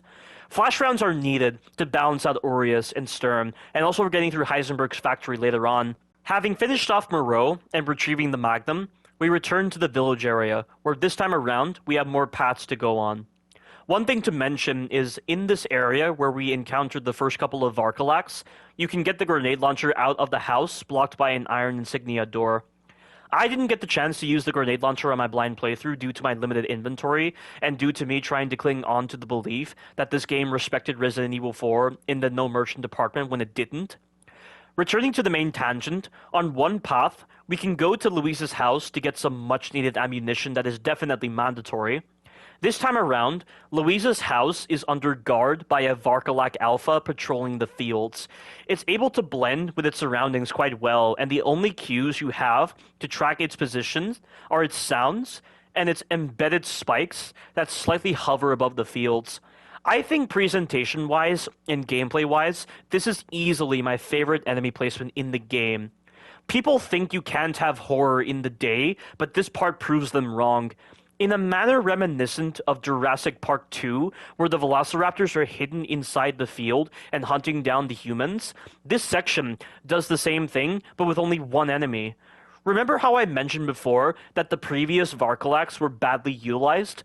Well, this is different because you only have one Varcolac in a fitting environment that complements its strengths. It's the one significant enemy placement that showcases the developers displaying more brain power than usual to make the section accommodating for the game's parameters. It takes more skill to build a gameplay scenario with fewer enemies than just randomly dotting enemies everywhere like you're throwing paint or falling asleep at the keyboard. Navigating to the supplies is made precarious by an enemy that camouflages well with the environment, which I like. It's the right incentive to save on your ammo because Varcolacs take a beating, and it doesn't feel weird running past it. Such well-designed enemy placements like this were prevalent throughout Resident Evil 7 on Madhouse difficulty. How can we go so long in this game and only come across an intelligent enemy placement like this right now?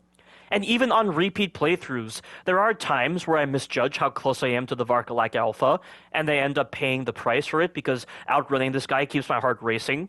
At least in these instances, it's not the game's fault, but my fault. The only downside to this enemy placement is that this is preserved across all difficulties. If this was only the case on the highest difficulty, where the developers are displaying more intelligence, then it would feel even more impactful. Imagine what this game would be like if it didn't try to constantly remind you in the worst ways that it's a Resident Evil 4 inspired game. Moving on to the other paths, we can go back to the bridge area, use the crank, get on a boat, and go to either side of the river. On one side, you have a treasure room dedicated to Alcina, and also a way back to the tower where Alcina died. The only significant item worth getting from the treasure room is one magnum round. Near the tower where Alcina died, there was a house you visited previously with a well in the back. That well can lead you to a torture room with a minor puzzle that has a lot of goodies. Of course, if you're playing the game right, you won't ever need to visit these rooms. Thank God the game doesn't force you down these paths. If this game was even more unbalanced, they would have made these areas mandatory, forcing you to mess with the pacing of the game by going backwards off the linear path, almost on par with Assassin's Creed Origins and Odyssey, being so over-reliant on levels to dictate main story progress that you have to waste time doing a bunch of mindless side activities to be the right level for the main story. That's not good world building or immersion into your game. Developers only rely upon such methods if they feel so insecure as to believe their game world activities don't speak for themselves, or if they feel people are going to spend more time ignoring those areas and not exploring. So they grab you by the hand like some overbearing parent and force you to partake in such activities. If players are making the choice to go down these areas to get a break from the main story, then the experience is speaking for itself.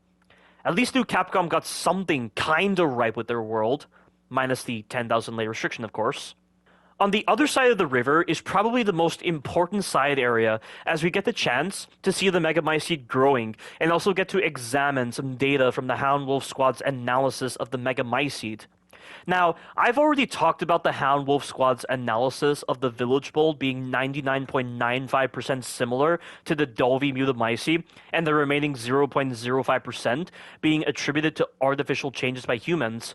But the report mentions that when taking the Baker incident into account, the hosts of the Mutamycete are part of a network of consciousness, and that this network may be linked to here. Now, when he says linked to here, what does he mean? I'm guessing he means the theoretical idea of a network of consciousness, which was demonstrated in Dolby, links back to here, because surely the network in Dolby couldn't possibly link to the network in the village. Surely Ethan, Jack, and Zoe, during that dream sequence in Resident Evil 7, weren't actually inside a collective space created by the Mutamycete. Dolby is in North America, and the village is in Europe. The mold that Miranda gave was likely severed from the Mutamycete's link, which means it couldn't link directly to the Mutamycete. Of course, if that is the case, how did the dream sequence happen in Resident Evil 7 when Ethan was captured by Evelyn? Does that mean the Mutamycete in general can form its own networks of consciousness? If so, then it's kind of redundant to treat the Mutamycete like it's the one generating all the networks. The analysis report also uses the term organism, which in the context of the Mutamycete being a parasitic supercolony makes a bit of sense, but only adds more confusion as to what the mold is overall. It's also considered to be on par with data storage, so maybe while the Mutamycete and the Mutamycete can form the networks in consciousness, the Mutamycete is the only one capable of storing the genetic data of organisms. I'm guessing genetic characteristics that lead to physical appearance and abilities are different from the idea of a network of consciousness, so they're two separate cases. The Mutamycete can create the network of consciousness, but only that, while the Mutamycete can do the same thing alongside storing the genetic data of organisms, which is why it matters greatly to Miranda, as while theoretically Ava's consciousness could be in either the Mutamycete or Mutamycete, it doesn't matter much if the genetic data factor isn't considered to rewrite the genetic makeup of an individual exposed to the Mutamycete. Of course, this doesn't apply to Marguerite's mutation because the Mutamycete is clearly capable of horizontal gene transfer if it's able to combine human and insect DNA to create the chimera that is Marguerite, so that's confusing. I'm saying all this like it makes sense, but I'm probably contradicting myself and taking shortcuts that violate the lore. Oh man, trying to make sense of all this is like trying to do a tongue twister. So that's all the optional paths, not directly on the main path. There is an optional path towards Otto's Mill as you're making your way to the Stronghold, which has that badly designed fight like I explained before, but there's nothing else worth discussing about that area. With that said, it's time to talk about this very confused part of the game, the Stronghold.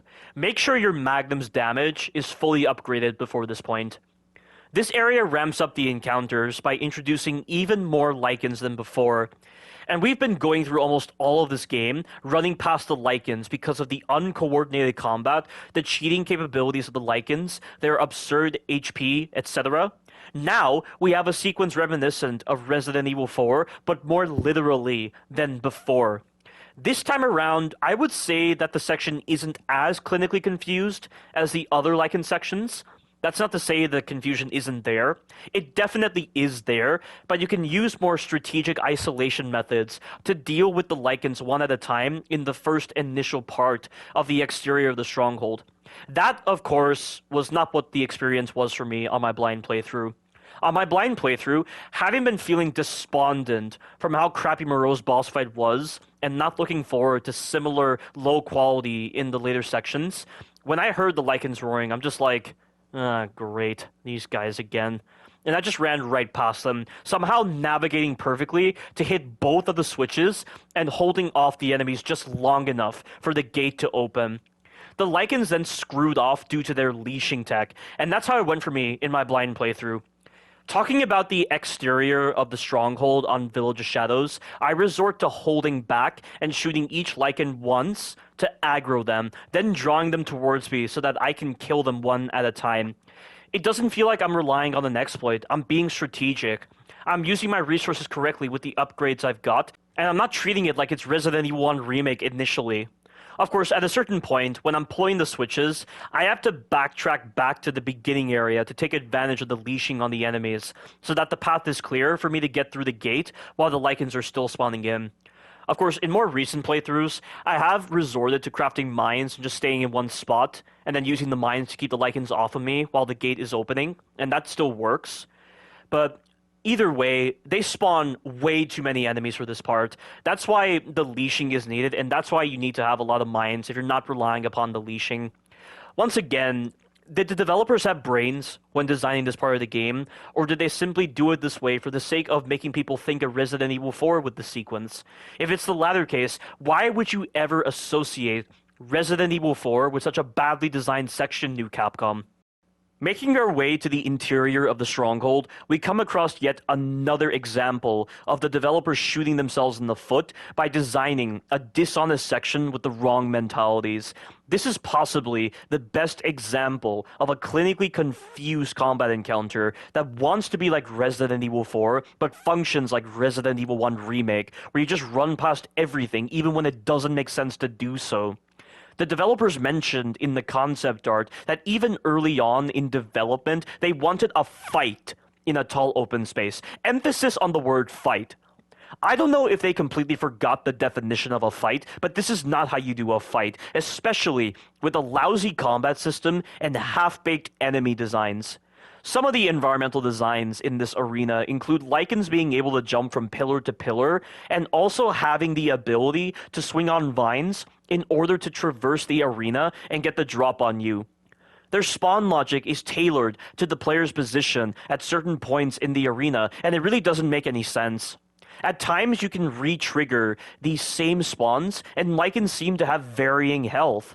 The timing of their spawns can also vary, with certain Lycans either taking longer or shorter to actually get to where you are. They're almost infinite in this part also. It's even possible to put these enemies through the geometry when you shoot them while they're jumping from pillar to pillar. It happens so much when doing that, making you wonder if the developers even meant what they said in the concept art about wanting a fight in this place. If they wanted an actual fight in this place, they wouldn't make these kinds of problems noticeable or easy to replicate. There are even a couple of explosive barrels around with some deposits of ammunition that you can collect from certain parts of the arena, but with the almost infinite number of enemies, an already abundant supply of resources at your disposal, and the paltry combat systems, why would you ever need to use the explosive barrels or get the ammunition? So much of the design here feels forgotten to time or ill-fitting for this section. If you're going to be killing the Lycans for whatever reason, but you don't want to deal with the awkward, uncoordinated, and incoherent designs of this sequence, you're better off just turning off the AI on the Lycans by standing in an area outside of their playable boundaries, which just so happens to be the very entrance into the Stronghold.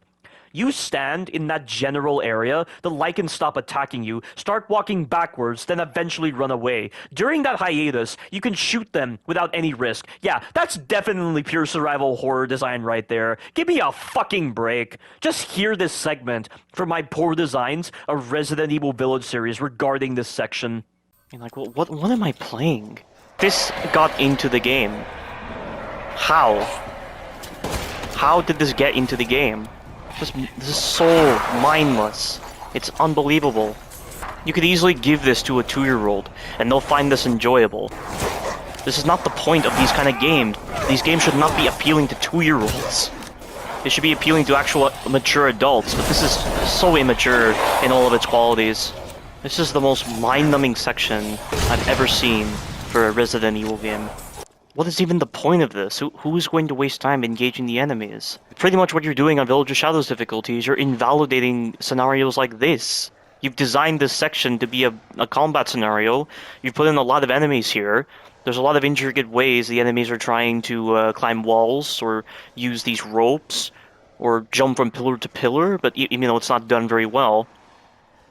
But then you're just gonna arbitrarily turn it into a running section on hardcore difficulty and Village of Shadows difficulty? Is that really what you want to do with your difficulty design? You should not change the purpose of a section with a difficulty design. If you've designed this section to be a combat scenario, don't change the purpose of that in Village of Shadows difficulty. It's that simple.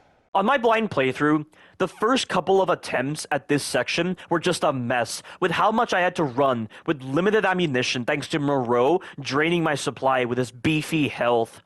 There was a lot of shifting in paths due to me not understanding the way I was supposed to go, and the amount of times Lycans would drop near me and get so much range on their attacks was most vexing. Eventually, I got to the end of that sequence. On Village of Shadows, the game once again showcases its lack of intelligence with enemy placements by adding 2 additional armored Lycans to the sequence. The path to get through was still the same. It still took the same amount of time to do the sequence. The armored Lycans could simply be run past while they were recovering from their dropping animation, and nothing changed in the slightest. Although, to be fair, would you really want to be forced to deal with these enemies that don't flinch and can take 2 shots from an unupgraded Magnum before they die? That would be pretty poor justification for dealing with them. Overall, this sequence is a massive letdown and just wears the superficial designs of Resident Evil 4 without having any of the substance within to actually have the same level of depth and complexity as Resident Evil 4. Having done all that, we now make our way to Urias, who's probably the second worst boss in this game for me at the moment. Now, I don't know if I fully convinced myself to believe this statement because my ranking of Urias varies from time to time. I've gone from calling him the second worst boss to calling him worse than Moreau, but I think right now I can stick to calling him the second worst boss in this game. At least compared to Moreau, his pattern is slightly better and he doesn't feel as unfinished as Moreau. Notice how I said as unfinished when describing Urias. That's because there are some pretty broken designs with Urias that should have been properly thought through, but I don't feel their scope of error is as broad as how it is with Moreau. That being said, if you don't have the Magnum or flash grenades for this fight, this can be worse than necessary. Now, I don't know where to start with describing Urias. I've already discussed how claustrophobic the room is when fighting Urias, and describing his moveset is hard to do, so I guess this footage from my poor designs of Resident Evil Village series can suffice in showing the numerous problems with Urias.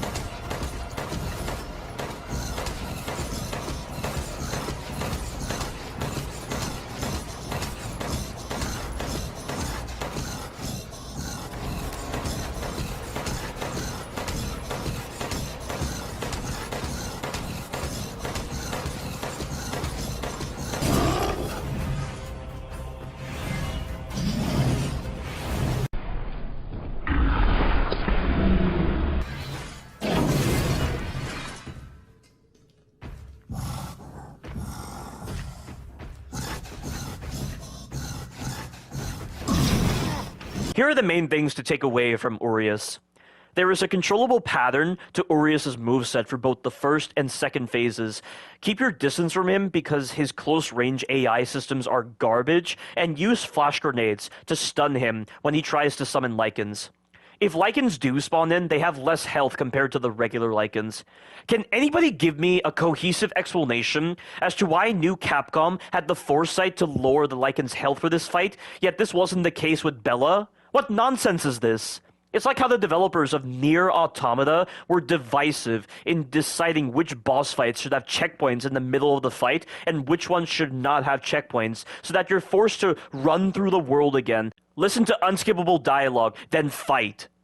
And to talk about the Feeble Knives Out challenge for Urias, this fight is clearly not designed for Knives Out. Not only is staying close to Urias going to lead to problems, and you'll just be knifing him a bit, then moving away from him during the attack animations that give him a lot of recovery, but you'll have to contend with the Lycans that appear, and they'll be damaging you constantly, and then Urias will join in the fray as well. It's just a mess, yet New Capcom doesn't believe so. And you want to know what all these low-life Knives Out players do against Urias? They stay behind him and try to loop this lengthy back attack of his while moving around him. By doing this at a certain point in the fight, it can even stop him from transitioning into his Phase 2 moves and spawning Lycans. Wow. Expertly designed attacks right there, New Capcom. Don't you fucking tell me for 1 second that this is somehow skillfully designed gameplay. Anyway, moving past the stupidity of Knives Out, doing this fight like a normal person and not like an alien on Village of Shadows difficulty is decent compared to Moreau. Still doesn't excuse the tiny environment and clunky AI systems, but it's still okay for a fight. There's not much else I need to say for this fight. It's funny I'm saying this because when I beat Urias on my blind playthrough, I honestly forgot about his existence a few minutes later after lamenting the state of the bosses and the areas in this game. I wonder if that says anything about him overall. Having obtained the final Rose Flask, I went into the lab area of the Stronghold, read the experiment notes, fought some Moroaica, and made my way back to the Giant's Chalice to deposit the flasks. Moving the Giant's Chalice to the other side, the bridge had risen, and it was time to take on Heisenberg's factory. Along the way to the factory, Heisenberg acknowledged that he was aware of Ethan's past experience with the E-type Mutamycete in Dovey, Louisiana, and that he wanted to meet with him to discuss Rose and Miranda. How could he possibly know about what happened in Dovey? Did Miranda disclose this to him? Did the BSAA provide this information to him? In the former case, what reason would Miranda have to disclose this information on Ethan to Heisenberg? She wasn't exactly forthcoming with information for the Four Lords. She was secretive, and Heisenberg was building an army against her. And in the latter case, what reason would the BSAA have to share this information with Heisenberg? How does he even know how to contact the BSAA? What, did Miranda steal their contact information while in crow form, and Heisenberg stumbled upon it somehow? Did the connections tell Miranda about them, or did it have something to do with that mole working for the connections, who then spoke to Miranda and Heisenberg knew? We know that Heisenberg knows about the BSAA as he documents them on a board that you see just before starting the factory. All of this seems to indicate some kind of sub-story involving Heisenberg being akin to a double/triple agent, where he's secretly wanting revenge against Miranda, and alongside his army, he's using the BSAA as another way to distract Miranda, but at the same time, he's betraying them. I don't know. It's not followed up properly and doesn't serve much of a purpose in the long run, much like a lot of the story elements in this game. Having said all that, I think I need to talk about the start of Heisenberg's factory in my blind playthrough. Was I excited for it in my blind playthrough? Not really. I had already laid it out in my head that Heisenberg's factory was going to be a shit show, as that was the consistent trend with the areas in this game. It's honestly discouraging when a game puts you in a plane of thought like this. When a game makes you expect that the next area will be terrible, that's an abject failure of the game. It was at this point, before officially starting Heisenberg's factory, that I declared this game worse than Resident Evil 7, Resident Evil 4, and Resident Evil 5, and that this development team lost the plot when taking influences from Resident Evil 4 and Resident Evil 7. But even then, during my blind playthrough, the story was keeping me engaged a bit, and I was determined to see where it would go, even if I had to climb potential bloodletting mountains of bad gameplay. Ethan uncovers the board that Heisenberg created, which has pictures of the Lords, Miranda, Rose, Mia, Chris, and the BSAA's attack on the village. He inspects it a bit before Heisenberg addresses Ethan with, Now, rewatching the scene again for the review, I do love Neil Newbin's acting as Heisenberg and how Heisenberg feels like Ethan's polar opposite. Like I said before, Ethan really feels like a magnet for some of the most interesting, coolest, and strangest characters ever. He gets matched up against villains that have such vibrant personalities a lot. I also like the part where Ethan tells Heisenberg to go fuck himself for thinking that he would ever consider his daughter a weapon.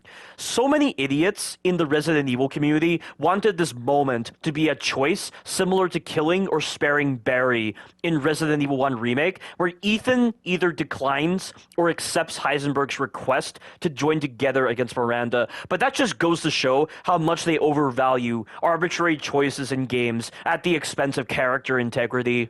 Ethan is a very caring father who has gone through hell and high water to save his daughter. It's the only thing that is driving him to persevere. It wouldn't make any sense for him to join Heisenberg. Not to mention, it would seem so out of the blue for Ethan to consider the words of a lord after he was nearly killed by them at the trial. He's already killed 3 of them and has witnessed Miranda's ruthless nature. These people can't seriously believe that it makes logical sense for Ethan to have the choice to side with Heisenberg. That's so fucking stupid. And Heisenberg is driven purely by a desire for power, a power he has no interest in sharing. He's killed so many people that killing and a self-centered mindset have become the ruling factors in his mind. He's also gone out of his way to betray the other lords and Miranda. Heisenberg would have killed Ethan the first chance he got in order to take Rose for himself. If you seriously need an explanation for why putting in a choice for Ethan to side with Heisenberg is wrong, then you're not human. This represents the things I like about this scene, but there are some parts that are pretty confusing. For one thing, I'm not sure what Heisenberg means when he says that the truth hurts. What's he referencing when he says that? Is he talking about Rose's abilities? Is he talking about Miranda? I don't know. Then he says that Ethan is being played and that everything Ethan has done has all been a test to see if he's strong enough to be a part of Miranda's family. Clearly, this is not right, and I would assume Heisenberg is only voicing his version of what he views as the truth. That's what the Resident Evil podcast team says as well. But the game plays it off for a bit, like what he's saying is actually true, and this ends up confusing the player. He then tells Ethan that he's also interested in Rose, and that he understands how powerful Rose is. But what gave him this idea that Rose is very powerful? I know he says that even Miranda is scared of her, but that doesn't make sense. Miranda was never portrayed as being scared of Rose, so ignoring that, what else made him understand how Rose is powerful? As far as we can tell, the only possible event that Heisenberg could have witnessed is Rose being crystallized and being separated into 4 parts. But how is that enough to convince Heisenberg that she's powerful? In fact, now that I think about it, the crystallization process that Rose went through is normally indicative of someone reaching their Hayflick limit and being considered dead. I say normally because the only 2 exceptions to this are Jack and Zoe Baker. Jack had crystallized back at the boathouse when Ethan injected him with the serum, yet while he crystallized, he didn't crumble to bits. His body was still intact, which shows how high his Hayflick limit is, and how resilient he was to physical and chemical damage. Zoe Baker had crystallized because Evelyn had used a process similar to quorum sensing to relay a signal to the Mutamycete that infected Zoe to trigger, I'm guessing, biocrystallization to incapacitate her. Zoe was only able to regain mobility and remove the crystallization through being injected with the cure for the E-type Mutamycete. It seems Rose's Hayflick limit and crystallization is similar to Jack and Zoe's, albeit more similar to Zoe as a form of restraint, which was probably what Miranda was going for when crystallizing Rose. And again, whether Rose had E-type Mutamycete present within her, or Miranda infected her with another type of Mutamycete before crystallizing her is confusing, but I'd lean more on the latter side of the argument. But going back to the main question, how does this kind of crystallization and separation process convince Heisenberg that Rose is powerful when it seems basic in its interpretation and it just seems to be a normal thing that triggers when the Mutamycete is put under pressure or following the signal of an external source? What could have possibly convinced Heisenberg that Rose is exceedingly powerful? It doesn't make sense. And lastly, while I do despise the idea of a choice for Ethan to either decline or accept Heisenberg's invitation, I do think I can understand why people wanted this choice, and it points to a general problem with all of Resident Evil Village: its lore. People might have thought that Ethan's siding with Heisenberg would have opened up more avenues to explore with the story. The only reason they would think this is because of how vague and poorly communicated the story has been so far, as I've acknowledged so many times in this review. This pretty much sums up my problems with this scene. With Ethan taking the logical path in declining Heisenberg's invitation, he drops Ethan into his factory. Ethan then runs away from Sturm, escapes down a chute, and is dropped into the factory. From here, it's definitely worth describing my thoughts on the factory. Compared to my first playthrough, I consider the factory to be the better part of the game and the most interesting factory location ever in a Resident Evil game. And the environmental progression mirrors some other Resident Evil games and the evil within. In games like Resident Evil 1 Remake, Resident Evil 4, Resident Evil 5, and The Evil Within, they follow this aesthetic of starting with quantum, ancient, non-contemporary architecture before transitioning to more contemporary takes on the environments for the final parts of their games. And Resident Evil Village was following the same trend with this factory area. The factory plays more into what the actual core designs and structure of the game is than with any other area previously. It doesn't try to emulate Resident Evil 4 designs to a poor degree. It takes an approach similar to Resident Evil 1 Remake, but with actual emphasis on the guns compared to that game. Speed is the main highlight to this area, and I feel like the game plays better when working within the confines of the factory's designs. The factory gives the players the opportunity to use a lot of their collected explosives and flash rounds to bypass a lot of the enemies, which complements the speediness of the area. Almost all of the enemies are completely unnecessary to fight and are pretty negligible in their implementation, but given the context of the environmental designs and the almost speedrun-esque vibes, I feel like the impact isn't as negative as the previous areas. Not to mention that the act of using the explosives and flash rounds provides at least a slightly engaging process of getting around the enemies. There are maybe 2 encounters in Heisenberg's factory that I don't like, but I'll explain them when I get the chance. This sums up most of my thoughts on the factory. We pick up a lot of rusted scrap from this scrap heap, use a pipe bomb to get past some haulers, which are basically reskins of the Moroaica, only you can shoot their eyepiece and get a guaranteed stun. And we make our way up the ladder into the main area of the factory.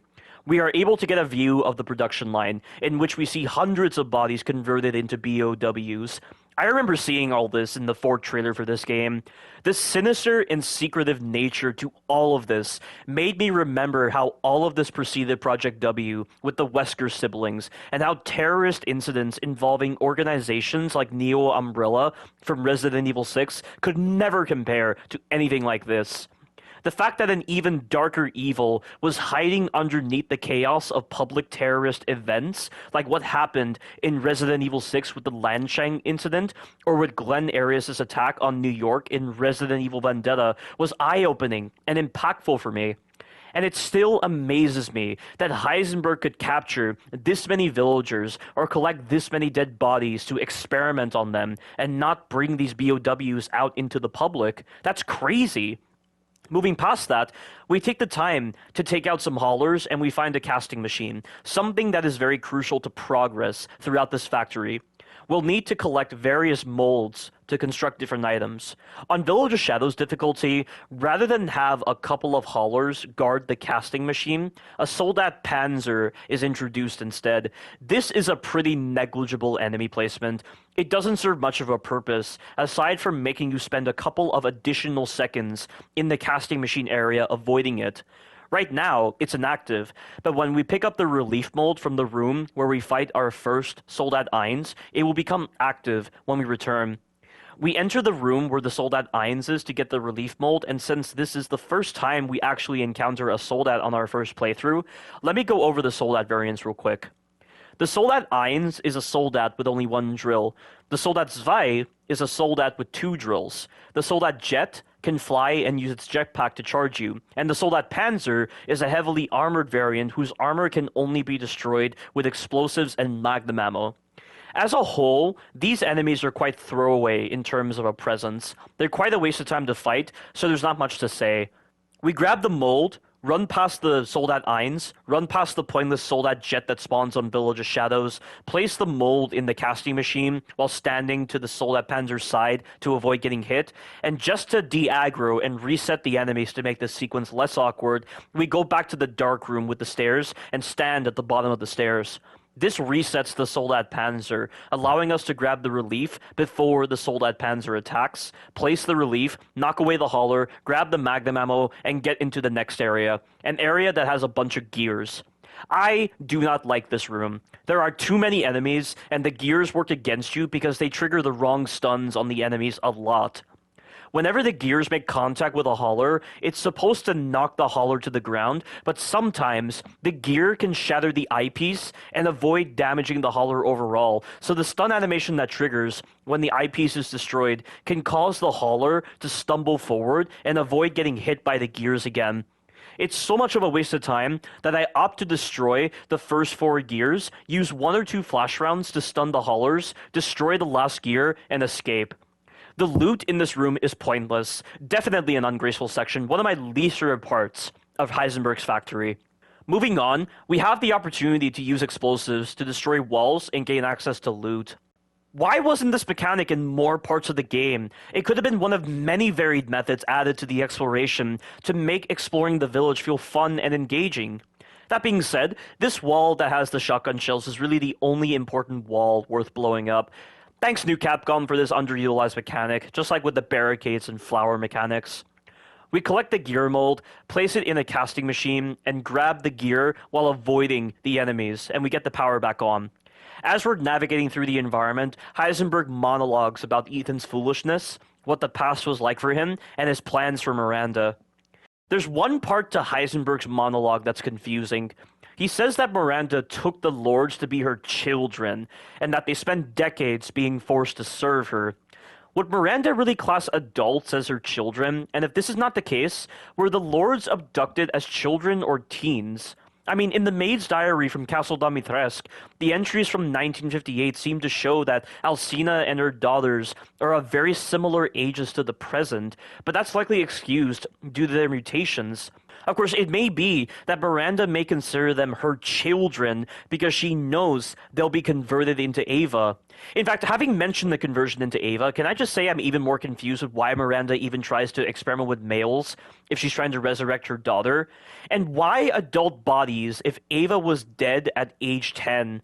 I mean, Miranda keeps referring to her victims as vessels, implying that their bodies are still intact, but the consciousness that will be housed in said vessel is actually Ava. In Eugene's diary, Miranda says, "This is the chosen child.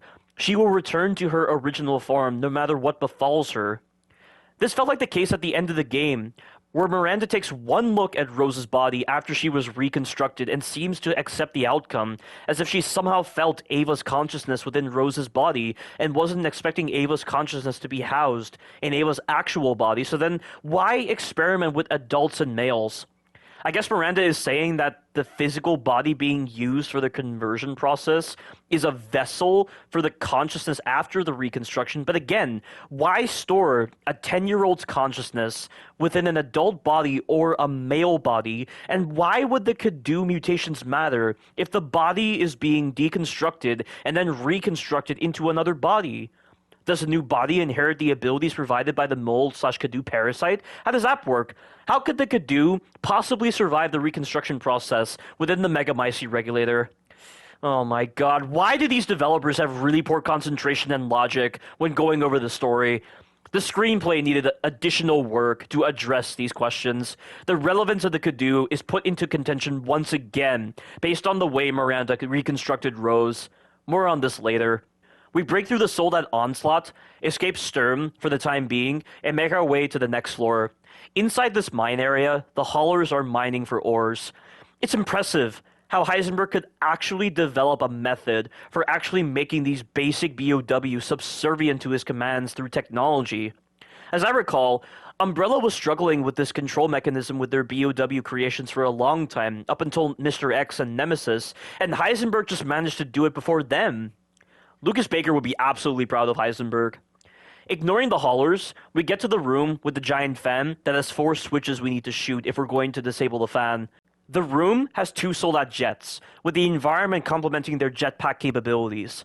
Shooting the 4 switches and using a flash round to stun the both of them near the top of the area is the most effective way to get past them. The next area once again shows why Ethan's experiences top the old Resident Evil characters their second time fighting BOWs. He gets pulled by a fan and is hurled through the air, managing to stop the fan by shooting the central power source. He's dropped down, the fan dislodges from its rigging and hurls out the tunnel. Gotta love the sheer level of craziness a seemingly normal individual with no fighting experience goes through, compared to the pitiful set pieces the old Resident Evil characters went through. Getting the key mold, selling the pistol and the pistol ammo, upgrading the damage on the Magnum, and making our way back to the casting machine, we have some Soldats to deal with.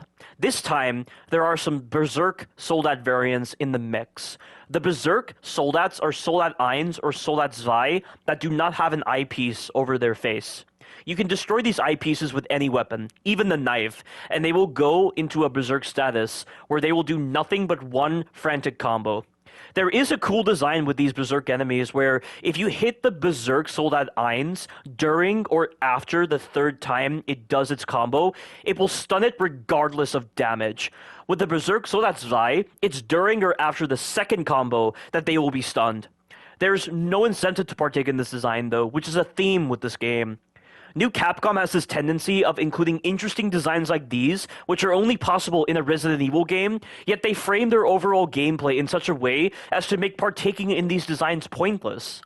It's far more effective to just use flash rounds to bypass the Soldats, place the key mold, and before you progress the story, you'll want to grab this part for the Magnum, which will increase its damage even more. This is needed for Sturm's boss fight. This room is also kind of cool because you get an actual audio log from Heisenberg that goes over the Soldat conversion process. And we've gone how long since we got an actual lore file which details the Cadou in a bit more detail?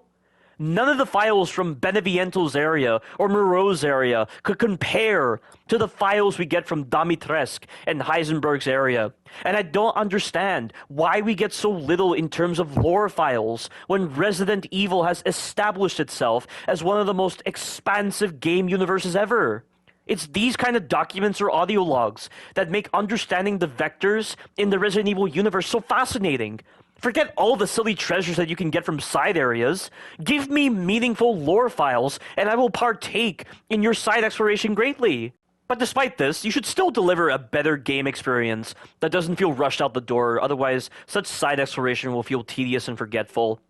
But that all said, there are a few points of contention with this audio log, but I'll discuss them after going over it. In this audio log, we hear how Heisenberg conducted a revitalization experiment for one of his Soldat creations by using the body of a 20-year-old stable boy named Oscar. He made a chest incision and removed the heart and vital organs before implanting a control device. I'm not sure if the control device refers to the reactor on the Soldat's chest, or if the control device refers to the eyepiece over a hauler or Soldat's head, or if the control device is the Cadou, or if the control device is another thing entirely. It's confusing when you consider that destroying the eyepiece on the Soldat causes them to go berserk and swing wildly, almost implying that the eyepiece was keeping them focused and under control. Also, the chest houses the reactor for the Cadou, which is a power source, not so much a control device. Maybe it's both a power source and a control device, and that's what they're going for? Continuing on, Heisenberg also pumped Oscar with artificial blood high in a protein called meta-albumin. He did this to allow the Cadou to adhere to the nervous system at a faster rate. Now, I don't know why he says meta-albumin, because there's no such thing as meta-albumin. Maybe it's called meta-albumin in Japan, and the developers weren't aware that there's a US variant of the word albumin when introducing this term into the game. Albumin is real. It's the most abundant protein in plasma that is created by the liver and is specific to blood. It keeps fluid from leaking out of the blood vessels and into other tissues. It also carries hormones, vitamins, and enzymes throughout the body. If the liver is damaged, not enough albumin is produced. If the kidneys are damaged, too much albumin may leave the body through urine. Low albumin levels are indicative of kidney disease, liver disease, malnutrition, infection, digestive diseases, and thyroid diseases. High albumin levels are indicative of dehydration. A lot of what I discussed doesn't have much to do with the nervous system, and why is this specific plasma important to consider when creating the Soldat BOW and not with the other BOWs?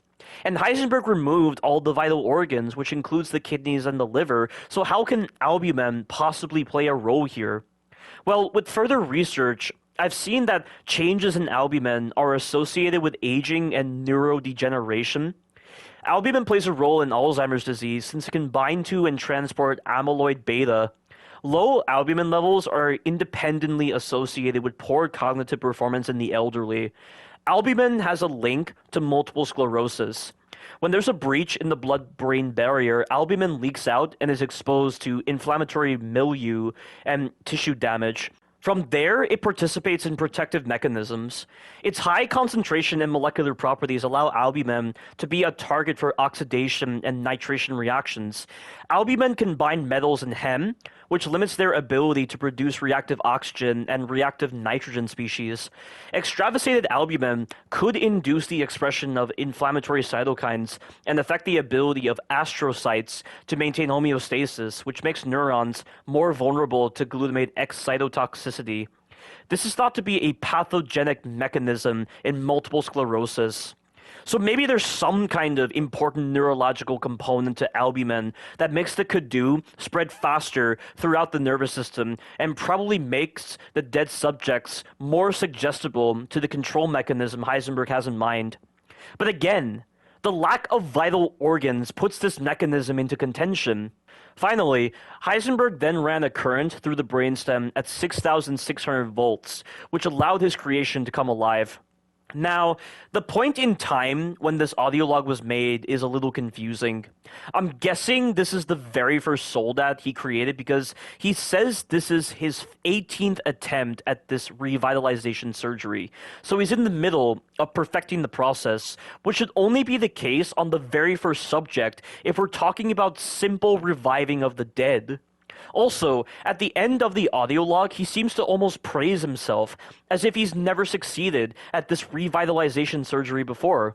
In addition, when considering one of two other files related to each individual Soldat, it makes this even more confusing.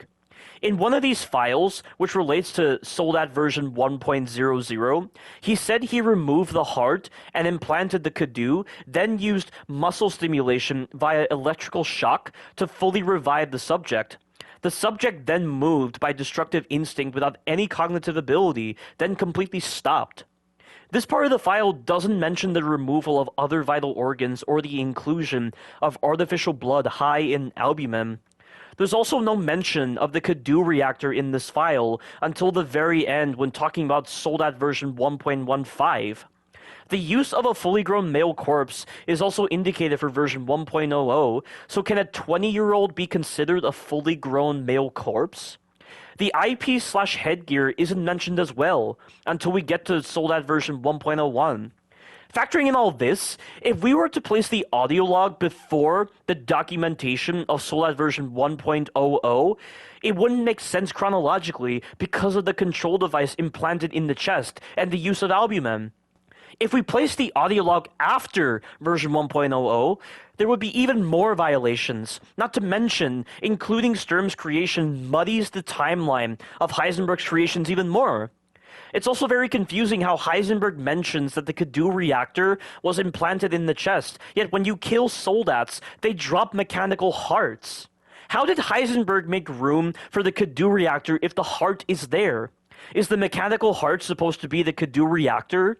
Is the Cadou inside of the heart? Why doesn't the game identify these mechanical hearts as Cadou reactors? I don't think the developers read the files thoroughly before making this audio log. So to correct myself, when I said the audio log was cool, I meant that the idea was cool, but the execution presents problems. So once again, New Capcom's masterful storytelling and supposed hard work amounts to nothing again. For all we know, they only made the entire story this fucked up to take up my time in analyzing it thoroughly, as that's what passes for actual player investment in a game apparently. But moving on, having obtained the Magnum part as well as Heisenberg's key, we make our way back up to floor B1 and fight Sturm. A fight I originally considered to be interesting, but now I've stopped liking Sturm entirely. Sturm has only 4 attacks, with 2 attacks per phase. In the first phase, he does a simple straight line charge, and another move where he does a pause and then a charge. Once he's set on fire, phase 2 begins. For his phase 2 attacks, he can launch fire at you, which creates a trail of fire that lasts way longer than it should, and he can chain multiple charges together before he unleashes his fire again. For the latter attack, if you shoot the reactor on his back while he's charging, it will cause him to do his fire attack immediately after finishing his charge. People like Sturm because of the strategy aspects of his fight, particularly with the second phase, where you have to position Sturm in such a way that his fire will not cover such a large area and you have plenty of room to run. That's really the only reason anyone likes this fight, which boggles my mind. The only thing this fight is a chance to roleplay as a member of a cleanup crew, which is about as laborious as it sounds. When you first start Sturm's fight, the room is very claustrophobic, with many stone walls obstructing your path. With a fight like this, you need a lot of room to move around and keep an eye on Sturm, and the only way you're going to do this is by waiting until Sturm destroys all the walls in the area. If you don't, the fight becomes very awkward and uncoordinated. Sturm can somehow see you despite there being a giant propeller mounted to his face, and he knows where you are through walls, so you don't have to worry about line of sight when trying to get him to charge.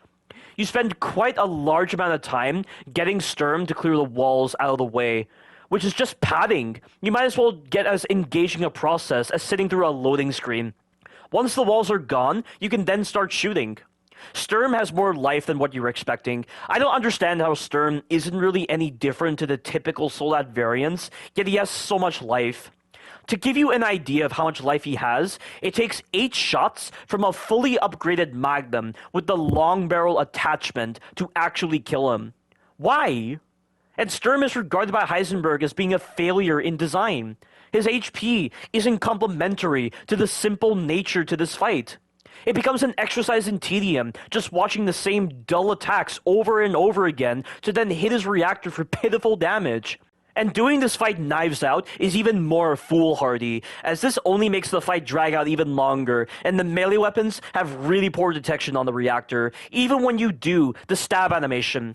When you can't even do something as simple as knife the fucking reactor because the knife's detection is obstructed by other collision boxes, how can New Capcom consider this practical for 70,000 CP in the challenges? Fucking retarded is what it is. In order to end this fight in less than 30 seconds, actually make the fight bearable, and make saving up on your Magnum bullets actually have meaning in this survival horror experience, you can just use flash grenades to stun him, which will force him to go off in a random direction at a pretty low speed. Once he's collided with a wall, he'll be paused for a bit, then you can re-engage the loop. During these periods, his reactor is easy to hit with a Magnum, ending this laborious fight. There is something you have to watch out for when stunning Sturm. If he decides to shoot fire at you when you stun him at any point in the animation, there will be a desync where he will shoot fire during the stun animation that involves him running, which is very broken. Some people have told me this is intentional, but if he could shoot fire while moving, why does he try to stand still then? It even looks awkward just looking at it. It's a clear desyncing of animations, which is broken. Overall, this is a very forgettable, dumb fight. And I find it very strange that in Sturm's file, just before his boss fight, it's mentioned that he overheats when running for long periods of time, but it's never expressed in the gameplay. Also, when exactly did Heisenberg make Sturm? If Heisenberg perfected the control device when making the Soldats, why did he have trouble controlling Sturm? And Sturm feels like an upgrade to the regular Soldat model, but it doesn't come across as such based on Heisenberg's notes. The notes make it seem like Sturm was one of the very first creations that Heisenberg made based on its various inefficiencies, but it's hard to say. One final thing worth pointing out is that in the early concept art for Sturm, he was originally going to be Heisenberg's father. I imagine in those days, they wanted to do something similar to Resident Evil Code Veronica, where Nosferatu was Alexia and Alfred Ashford's father, but given that not much is revealed on Heisenberg's family life, it would have probably been pointless to make Sturm Heisenberg's father. Of course, when considering the theme of family through Resident Evil 7 and Village, Sturm being Heisenberg's father would have probably complemented this theme, but I guess Heisenberg rebelling against Miranda is sufficient enough. So yeah, mixed feelings on the idea. We go on to the next room and find Heisenberg's diary. In this diary, he justifies his hatred for Miranda, saying that in her eyes, he and the other lords are nothing but a bunch of failed Cadou experiments. He was lucky that he had a high affinity for the Cadou compared to the other villagers, and it's this reason that makes Miranda still call Heisenberg son. The lines between family and experiments are blurred in Miranda's mind, as Heisenberg describes. Miranda stripped him of his dignity when she changed his body, his whole life robbed from him, and in its place, servitude. Through Miranda's death and the acquisition of Rose's abilities for himself, Heisenberg thinks he will reclaim his life. He also reveals that Miranda can change into anyone using the Mutamycete. During my blind playthrough, this didn't really sink into my head at the time. He also describes Ethan in this journal, saying that he has a pretty interesting body, which cracks me up with its subtle and vague wording every time I read it, and that he should consider the possibility of getting Ethan to help him. There are a couple of things worth pointing out from this journal. When I was reading through this journal again for the review, and I heard the term affinity, I realized that New Capcom didn't even bother considering the possibility of designing the Cadou in a similar manner to the Plagas from Resident Evil 4 and Resident Evil 5. There was a dominant Plaga and a subordinate Plaga, as well as some derivatives like the leech-like Plaga inside of the Regenerators. Why did New Capcom not try to refine the context and the capabilities of the Cadou by designating specific kinds of Cadou, and instead, the affinity for the Cadou is just based on having the correct genetic data that can mesh with the Cadou properly? The latter just opens up a path to so many inconsistencies and cheap shortcuts in storytelling. Also, what does Heisenberg mean when he says that Ethan has an interesting body? Does this mean he's aware that Ethan may be infected? The prior dialogue with Heisenberg doesn't connect well to this idea, so why phrase it like this? This diary entry is also the first time we hear mention of the Mutamycete. They have not used this term until now. Why does the game mention the Mutamycete in passing, as if we already heard mention of the Mutamycete? The way you introduce the name of a vector should have a bit more gravitas than that. And yes, I'm aware that the name Cadou is introduced in a journal back at Castle Dimitrescu as well, but you could excuse that because it was the earlier parts of the game and we were still in the learning stages of understanding the vector. This just seems so late into the game with an abrupt appearance, and it stirs thoughts on there being so many indecisive writers handling this game, and so they flip-flop between focusing on the Cadou or the Mutamycete. This is only further reinforced by how redundant and pointless the Cadou is, and I find it strange that Heisenberg just describes Miranda as having the ability to change into anyone when the game will already introduce this idea in a couple of minutes with a bit more gravitas. And as I said before, this didn't really sink into my head when I read it for the first time in my blind playthrough, but I think from the developer's perspective, it's not meant to on a first playthrough. We make our way back up to the surface, where Heisenberg intercepts us. He's able to manipulate the metal around him in order to form a makeshift staircase before combining the metal in the area with himself at the same time that he's transforming. With this, He's able to assume his ultimate form, that of an amalgamation of organic and metal components. Interestingly, just rewatching the scene, he seems capable of arbitrary transformations, just like Alcina Dimitrescu.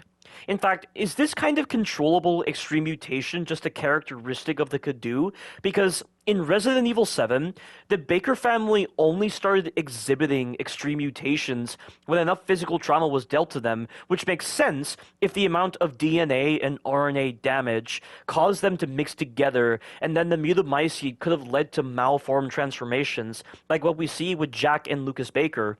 With the Cadou, it seems to allow arbitrary transformations, which should mean that the host can transform whenever they so choose. However, only 3 out of the 4 lords are capable of transformation: Alcina Dimitrescu, Salvatore Moreau, and Karl Heisenberg. I'm not sure why Post-Beneviento isn't able to exhibit similar transformations, and the transformations seem to occur regardless of affinity. The only thing with Moreau is that he lost control of his transformations due to his low affinity. Alcina had transformed in front of Miranda before and had been forcefully transformed by Ethan, and Heisenberg is demonstrating his transformation here. In fact, while I was in the middle of writing this, I stumbled upon a Twitter post from Project Umbrella RE Digest that talks about Heisenberg. Apparently, the Japanese version of his medical report that you get in Miranda's lab mentions that the Cadou in Karl Heisenberg specifically formed an electric organ in his chest tied to his cranial nerves, allowing him to become a human coil, form a magnetic field around himself, and use magnetism. This relates to the American version, where it says that the electric organs are similar to the electric organs found in the electric ray Narca Japonica. I assume they're trying to make this analogous to Stranger Things' solenoid demonstration in Season 3, where Mr. Clark shows how wrapping a coil around a metallic core creates a solenoid, which creates a magnetic field when electricity passes through it, affecting all charged objects in its vicinity. This isn't entirely correct with the way Stranger Things explains it, but it seems Resident Evil Village is doing something similar with Heisenberg. This explains his mutation. Heisenberg then knocks Ethan all the way back down to the ground level of the factory. Good thing Ethan's military training kicked in during this fall, as he's able to assume the correct posture to lessen the impact of falling into the water. Again, the older Resident Evil characters have got nothing on Ethan with crazy scenarios like this, their first and second time fighting BOWs. Ethan is visibly frustrated, of course, since he spent all that time trying to go up, only to fall back down again. I pretty much said at this point in my blind playthrough that Ethan has officially dealt with everything that could even be possible with bioterrorism. Now, he's seen everything for sure. It's from here that yet again we have to contend with the worst character in Resident Evil Village of all time. Chris Redfield ambushes Ethan, punches him, kicks him away, then disassembles his pistol. Why so unnecessarily rough, Chris? Can you actually act like what Tokyo Marui described, rather than carry on this feeble role as a villain? And he even went out of his way to throw a pipe to distract Ethan before ambushing him.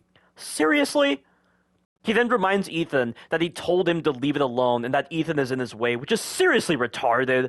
What the hell has Ethan been doing to interfere with Chris's useless operations? If anything, Chris is the one who's in Ethan's way. Ethan's the one doing all the hard work, eliminating the threats that Chris's Hound Wolf Squad could have handled.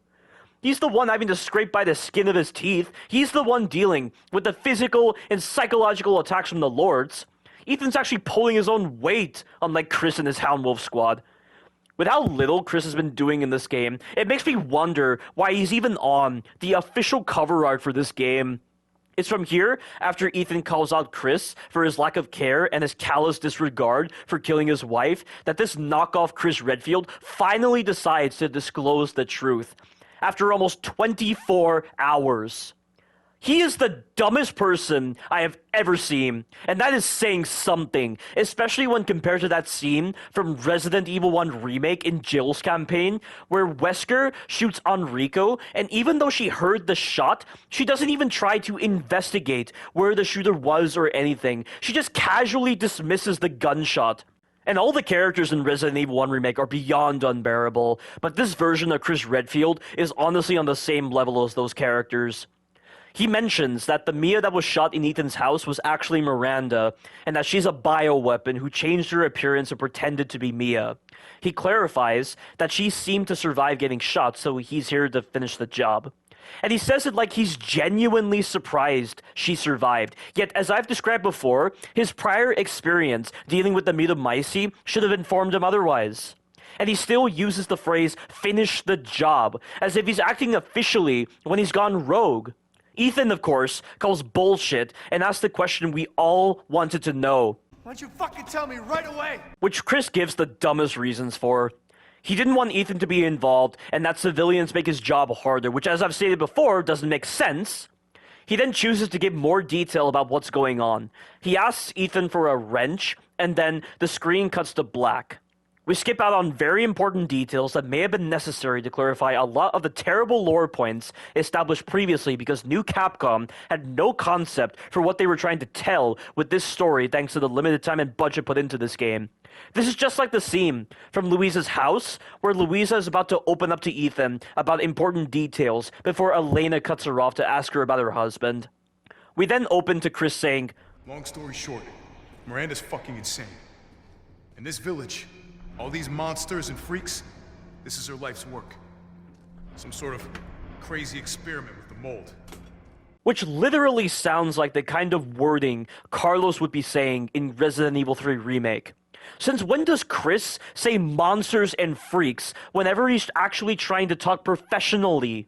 Does he really need to sound so childish just so Ethan understands? Ethan's read the connections reports in Resident Evil 7 and has been with the BSAA for some time, receiving military training and understanding the vectors at work. This feels so belittling, not just to Ethan, but to Chris. He's so bizarre with the way he talks, as if he's Carlos in disguise. He doesn't even use the term BOW, a staple piece of terminology unique to the Resident Evil series that easily sounds like terminology any scientist would use in the real world. I hate how we haven't heard the term BOW since Resident Evil 6, and instead, they rely on simple, basic, layman terminology when describing the BOWs. It's annoying that Chris doesn't use the term. Long story short, Chris is fucking simplified so much in this game. How do you like that, fake Chris? With the explanation given, Chris tosses Ethan his phone, which has pictures of Miranda overlooking Rose's incubation within the Megamycete regulator. Chris says his men are monitoring the situation, which doesn't reassure Ethan of Rose's safety, and who can blame him? If the Hound Wolf squad is led by an incompetent leader, then the question of their competence should indeed be put into question. Chris argues with Ethan, saying that he doesn't stand a chance against Miranda by himself, except Ethan does defeat Miranda by himself when he encounters her later on, albeit with Rose weakening Miranda, but the whole execution of Rose weakening Miranda is so confusing, they might as well have made it where Rose didn't contribute to Miranda's downfall. That's why I'd say Ethan defeated Miranda by himself, which puts Chris under the idiot spotlight again. With all that said, Chris tells Ethan to take the elevator and meet him topside while Chris finishes planting the explosives to destroy Heisenberg's factory and his army. He then promises to Ethan that they will get his daughter back together, to which Ethan promises that when he finds Miranda, she'll be dead. With a grin on his face, Chris tells Ethan to take the artillery device he made and do him a favor to try to stay under the radar. You know, I would actually feel something for this short-lived sense of camaraderie if Chris wasn't stupid, the friendship between Ethan and Chris was built upon properly, and if Chris actually made significant contributions later on. All that setup with Ethan and Chris's potential friendship in Resident Evil 7 was all for nothing. What a fucking shame. From here, there is no going back. Before we move on to Heisenberg's factory, though, we have the time to read the file from Chris. In a message addressed to his Hound Wolf squad members, he confirms no connection to the organization after sweeping the factory. Now, I don't know why he says organization when he's worked with the BSAA for years, so addressing them as the BSAA shouldn't be difficult. Also, how could he say there is no connection to the organization when Heisenberg clearly mentioned the BSAA on that board at the start of his factory? Did Chris not find that board? How is that possible? He then describes Miranda, saying that she infected herself with the Mutamycete, giving her various abilities like mimicry.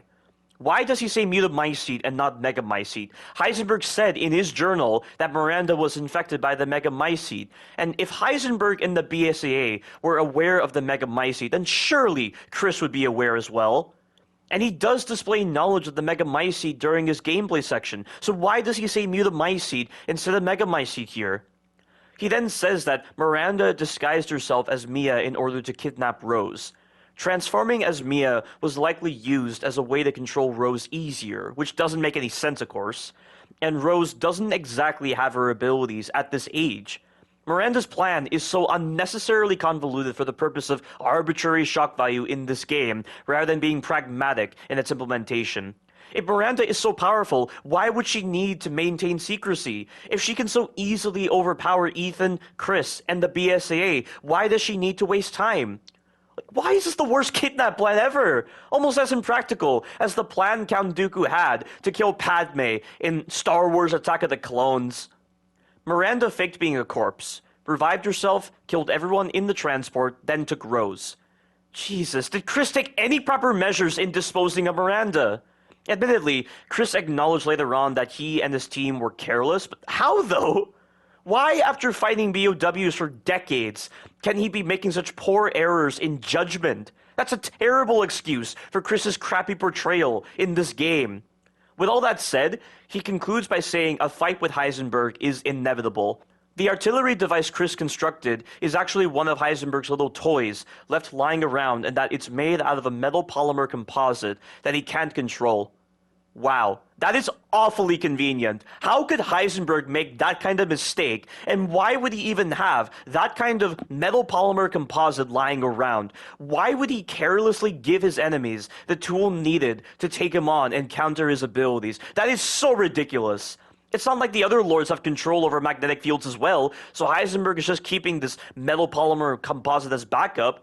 Heisenberg's the only one with that kind of control, so for what purpose would Heisenberg keep this metal polymer composite? This is an absolute joke. But after reading all of this in my blind playthrough, I pretty much recollected all the previous BOWs and vectors from the series, and just invalidated all of them. The vectors introduced in Resident Evil 7 and Village just trump everything we've seen in the series. The T-Virus is nothing. The G-Virus is nothing. The Tyrant is nothing. Nemesis is nothing. The T Veronica virus is nothing. The Las Plagas are nothing. The T Abyss virus is nothing. Ouroboros is nothing. The T Phobos virus is nothing. The C virus is nothing. The Animality virus is nothing.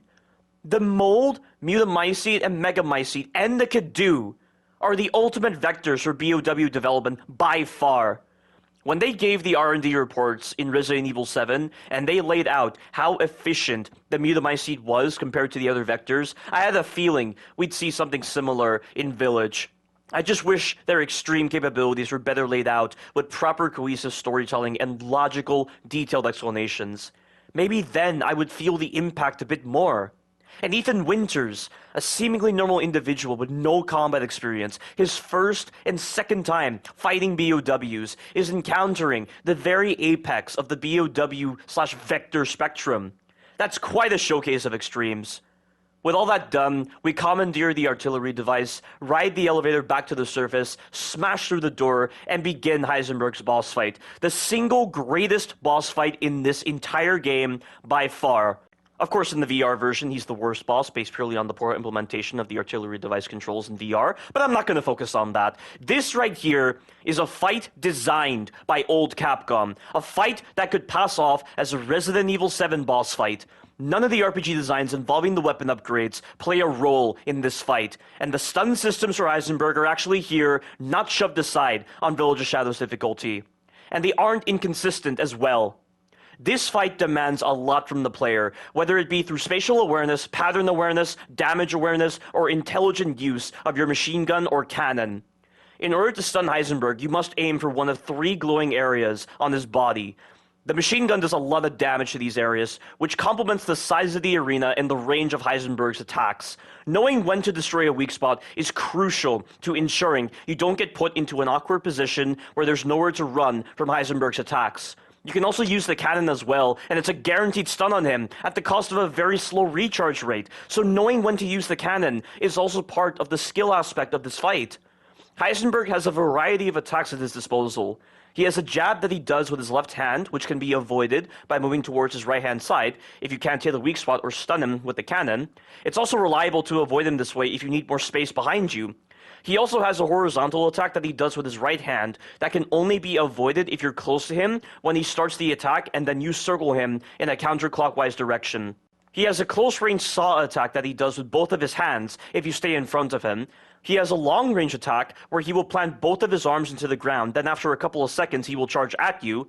He goes in a single direction so you can strafe around it. Heisenberg will also do this medium-range move where he will raise his right hand, then hold it out in front of him as he's moving towards you. I refer to this move as steel on steel. This right here is the hardest move to avoid as he tracks your movement the entire time. Shooting the weak spots or using the cannon is your best method to stop that move. This once again plays into knowing when to weaken a weak spot before destroying it or when to use the cannon. He also has a burst attack where he will slam the ground, pull walls around him, then launch one of the walls at you if you fail to stop him in time. This move requires you to shoot his head, and if you stun him, the walls will be embedded into the ground, serving as makeshift cover for you and making Heisenberg do his attacks early in order to destroy them. However, if you're like me, you'll consider the walls to be a hindrance, obstructing your path as you're trying to escape. This can be rectified by not shooting his head and using the cannon at the right moment after he repels the walls away from him. Doing this will allow all of the walls to be destroyed and will also put Heisenberg in a temporary state where he will try to hit you with long-range attacks like the charge attack and steel on steel. His final move is where he will try to create a mechanical arm to swipe at you. This is easy to interrupt by hitting the weak spots or by using the cannon. Skill is at the forefront with this fight. There is nothing bullcrap about this fight. Every mistake that occurs in this fight is on you. And we've gone how long since we've encountered a boss this amazing in this game? Too long is what it is. And it's not just the mechanics and the strategy that makes this fight amazing. The music is awesome, the scale in craziness is awesome, and Heisenberg is constantly feeding your excitement with his dialogue. And yet people want to call this fight simple, which I don't get.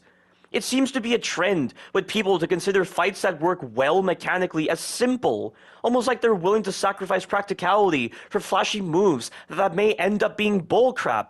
I feel like these people watch too many self-titled pro runners of games, and they just let the question of simplicity cross their minds so much. Because of this, they end up throwing the word simple everywhere, like flicking a paintbrush onto paper. It's like they think in one dimension rather than multiple dimensions. The Dimetrescu daughters and Moreau are simplistically designed. Those are better examples. But aside from that, just to talk about old Capcom, this fight feels like a massive fuck you from old Capcom to new Capcom. If new Capcom was going to cave in to fans' demands and make a boss fight as basic as G1 Birkin from Resident Evil 2 Remake, old Capcom would just stand their ground and trust in themselves.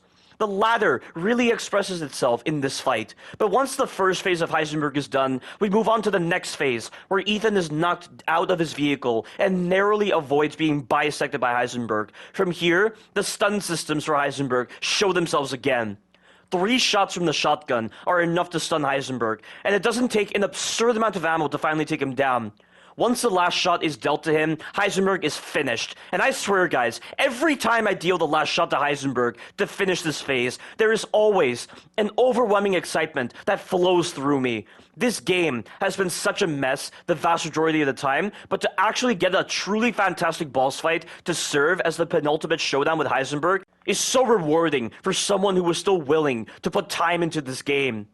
Heisenberg initiates one final attack on Ethan. He creates a field around himself and starts lifting everything off the ground. Ethan is pulled through the air, avoiding debris while trying to get to his vehicle. It's unclear how Heisenberg is able to lift the vehicle into the air when it's supposed to be made out of a metal polymer composite that Heisenberg can't manipulate, but who cares? Ethan is able to fire his cannon into Heisenberg and finally eliminate him. Once again, the legendary Ethan Winters is able to put himself further above the other Resident Evil characters and make a name for himself. Those characters have gone through pitiful sequences compared to this. And to correct myself, now he's truly seen everything. It's from here that you're probably thinking the rest of the game will get better, but you'd be wrong on a huge level. Chris calls Ethan and tells him to wait for him as it's too dangerous to go after Miranda right now, but Ethan's attention is drawn to the sounds of Rose coming from a well.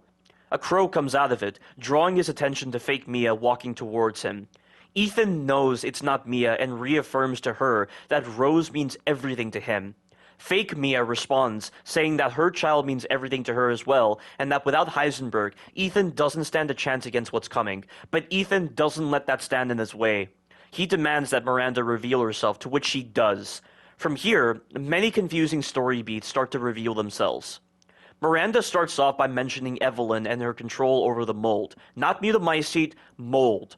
Rose is described as being her successor. No, Rose is Evelyn's true complete form, which honestly reads out like Rose is Evelyn to me. These sound like diametrically opposed ideas when Miranda viewing Evelyn as inferior is used as the context for these ideas.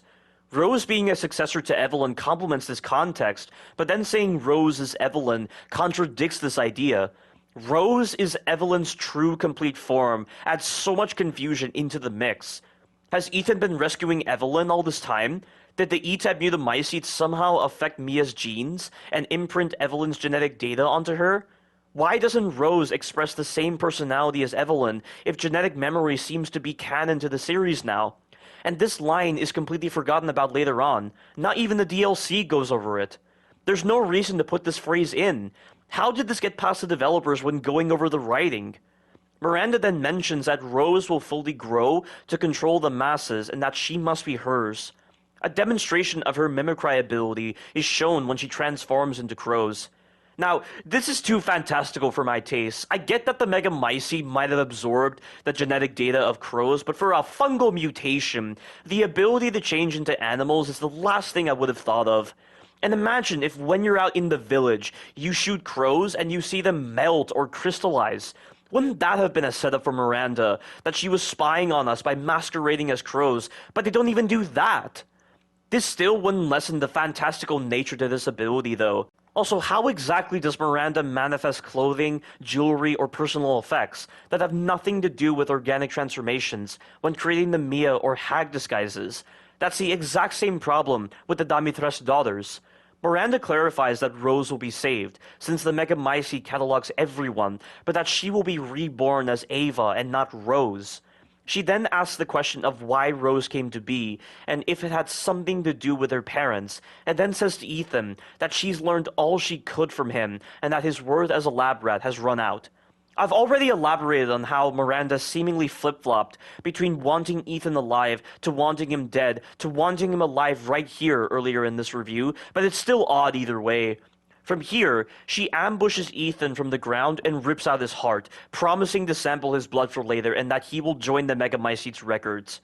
Funny how she says he'll join the records, yet later on in her boss fight, she says he'll be wiped from existence when he's fed to the Mutamycete. So Miranda flip-flops between believing that Ethan will be alive in the Mutamycete's records to believing he'll be dead once he's fed to the Mutamycete.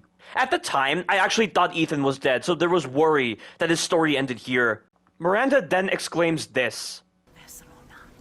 I can't wait to see my true child again. Before transforming into crows and flying away. I'm not sure what she means by vessel or not, because obviously Ava's consciousness will be inside a host, and all of Miranda's research has been focused on readying the perfect vessel for Ava, so why she says vessel or not is confusing. We then transition to Chris's perspective, where he provides a summary of the prior events. I've gone over most of the summary already and how Chris's actions were downright foolish, but there are a couple of things to look at. After giving the summary, Chris voices that this mission never ends and that they've spent 3 years trying to put this into the ground. This is inaccurate unless he's talking about the mission involving Miranda, but to me, I feel like he's referring to the entire fight against the mold / Mutamycete / Mutamycete because technically it's been at least 6 years. The Baker incident report says that Evelyn was created in a Munich research facility by the Connections, and that the BSAA was sent to dispatch her but failed, which allowed Evelyn to get on board the SS Annabelle. The Baker incident lasted over 3 years, and then 3 years passed between Resident Evil 7 and Village, so why is Chris saying 3 years when it's been longer than that? Chris prepares to go after Miranda when a VTOL flies overhead. The BSAA has arrived, and it's not indicated to the player that the BSAA is evil, but Chris acts like it here. It's also strange how he says BSAA rather than the BSAA. Why is he phrasing it like BSAA is the name of a person rather than an organization? That feels like something the average Joe would do, not to mention it's grammatically incorrect, as if you were to expand the BSAA's name, Chris would be saying, so, Bioterrorism Security Assessment Alliance got here already.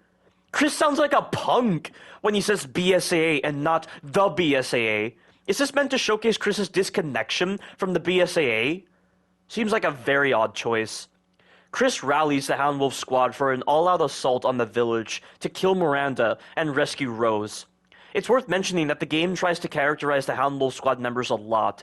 Sometimes you hear moments where they talk about past missions, and they act all buddy-like with each other, almost like we're actually going to spend some time with each member, but we don't do that at all. We never see them again, aside from that fake canine from the DLC.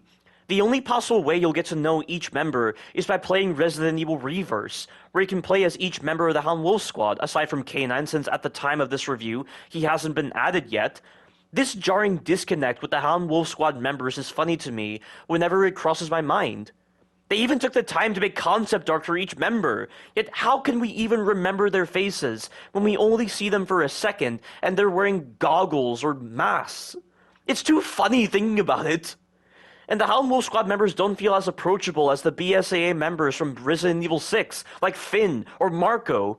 At least their characterization is justified. This game just delivers faceless soldiers with barely any screen time. And thinking about the transition from Ethan's death to Chris and the Hound Wolf squad members standing together gives me weird vibes. I also hate this line. Taking 5 shots to the head's nothing to sneeze at either. Spooky.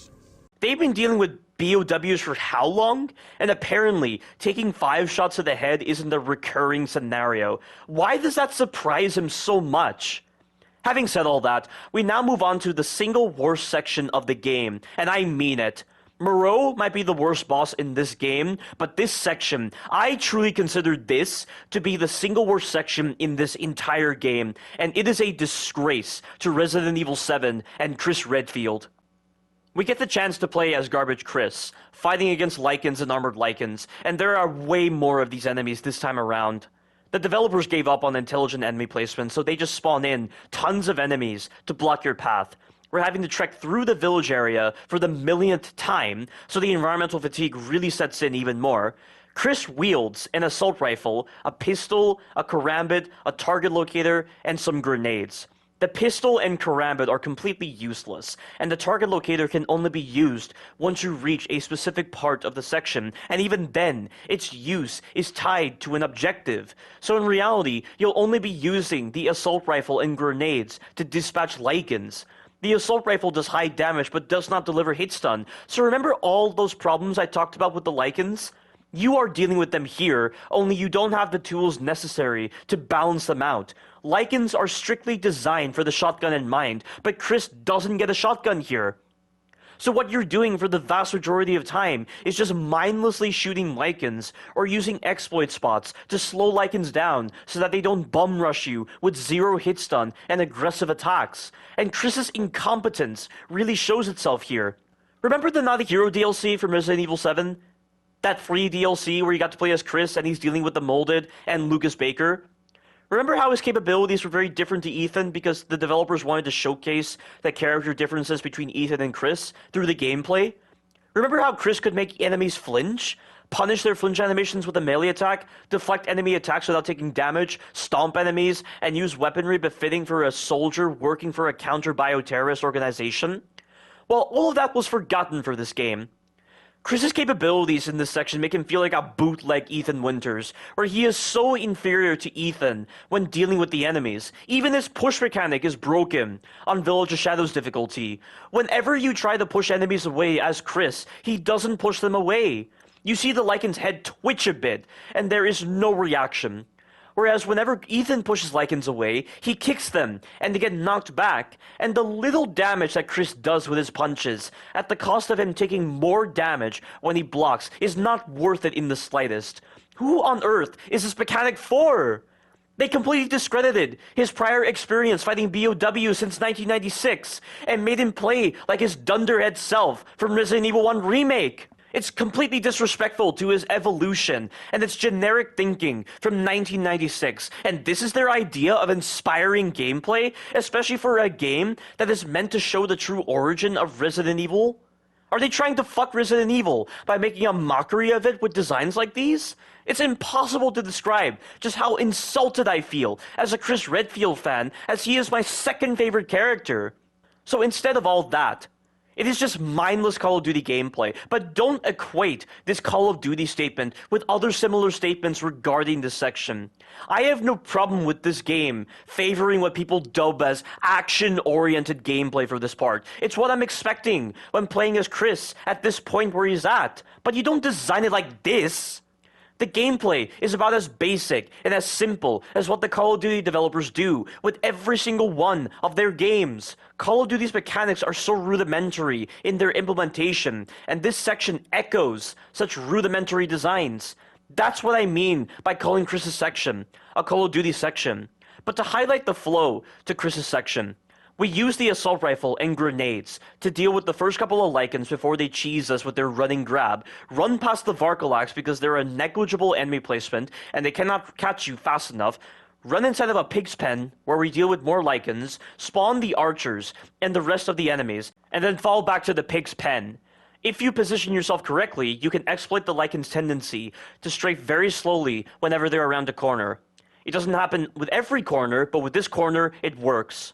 The Lycans will have trouble strafing into this room, so you can shoot the half of their body that's exposed, and repeat the process for every Lycan that comes after you.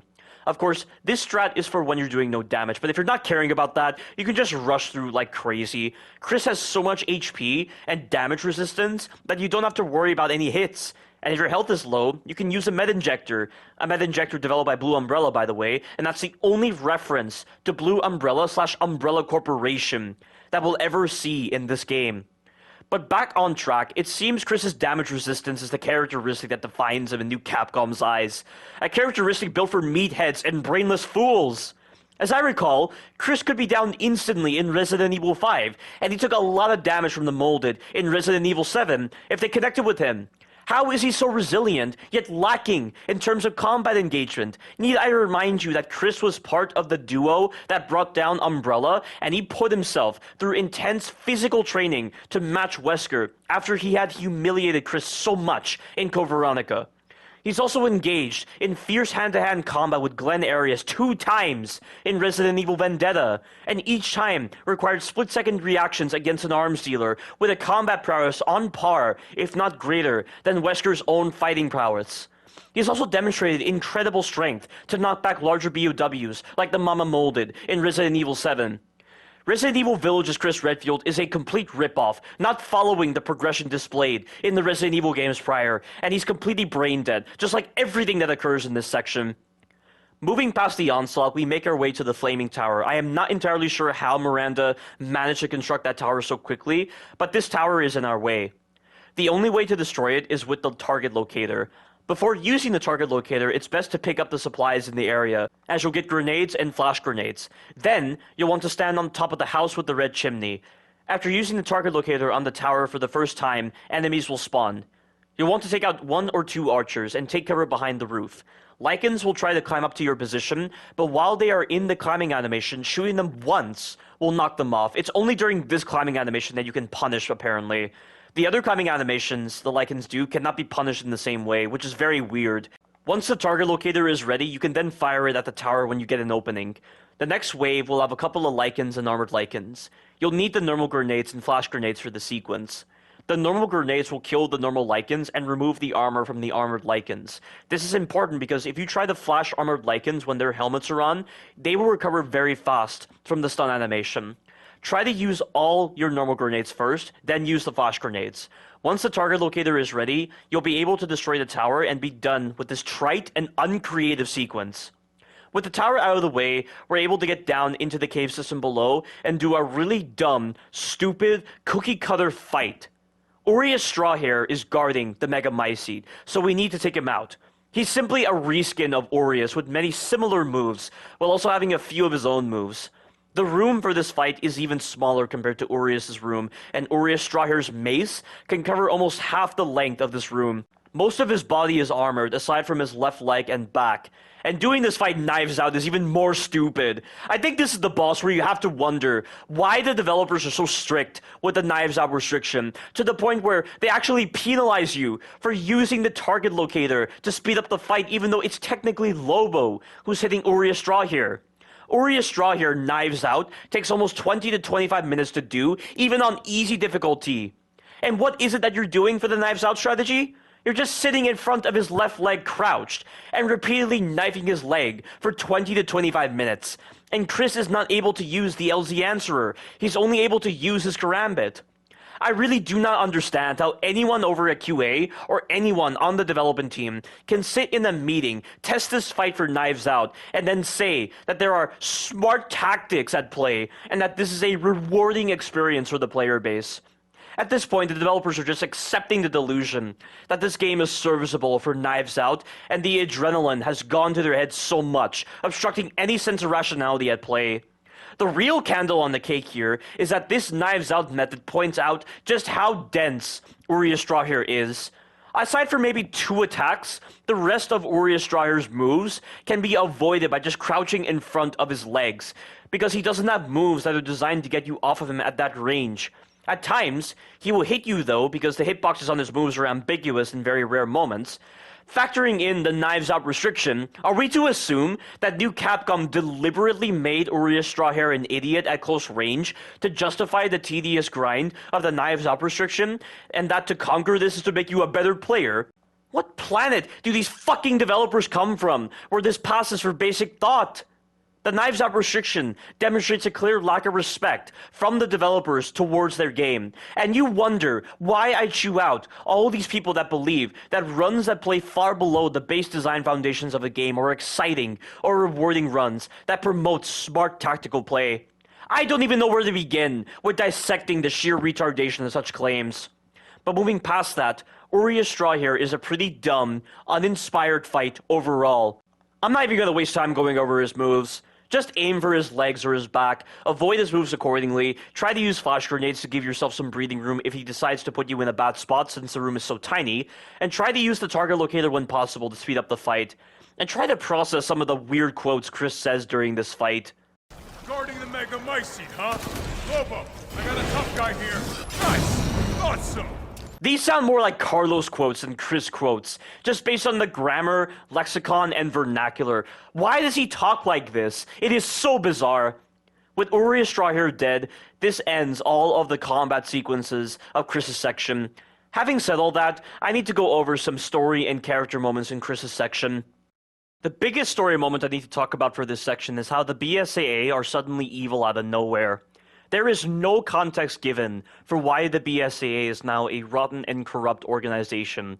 We're just supposed to believe this now.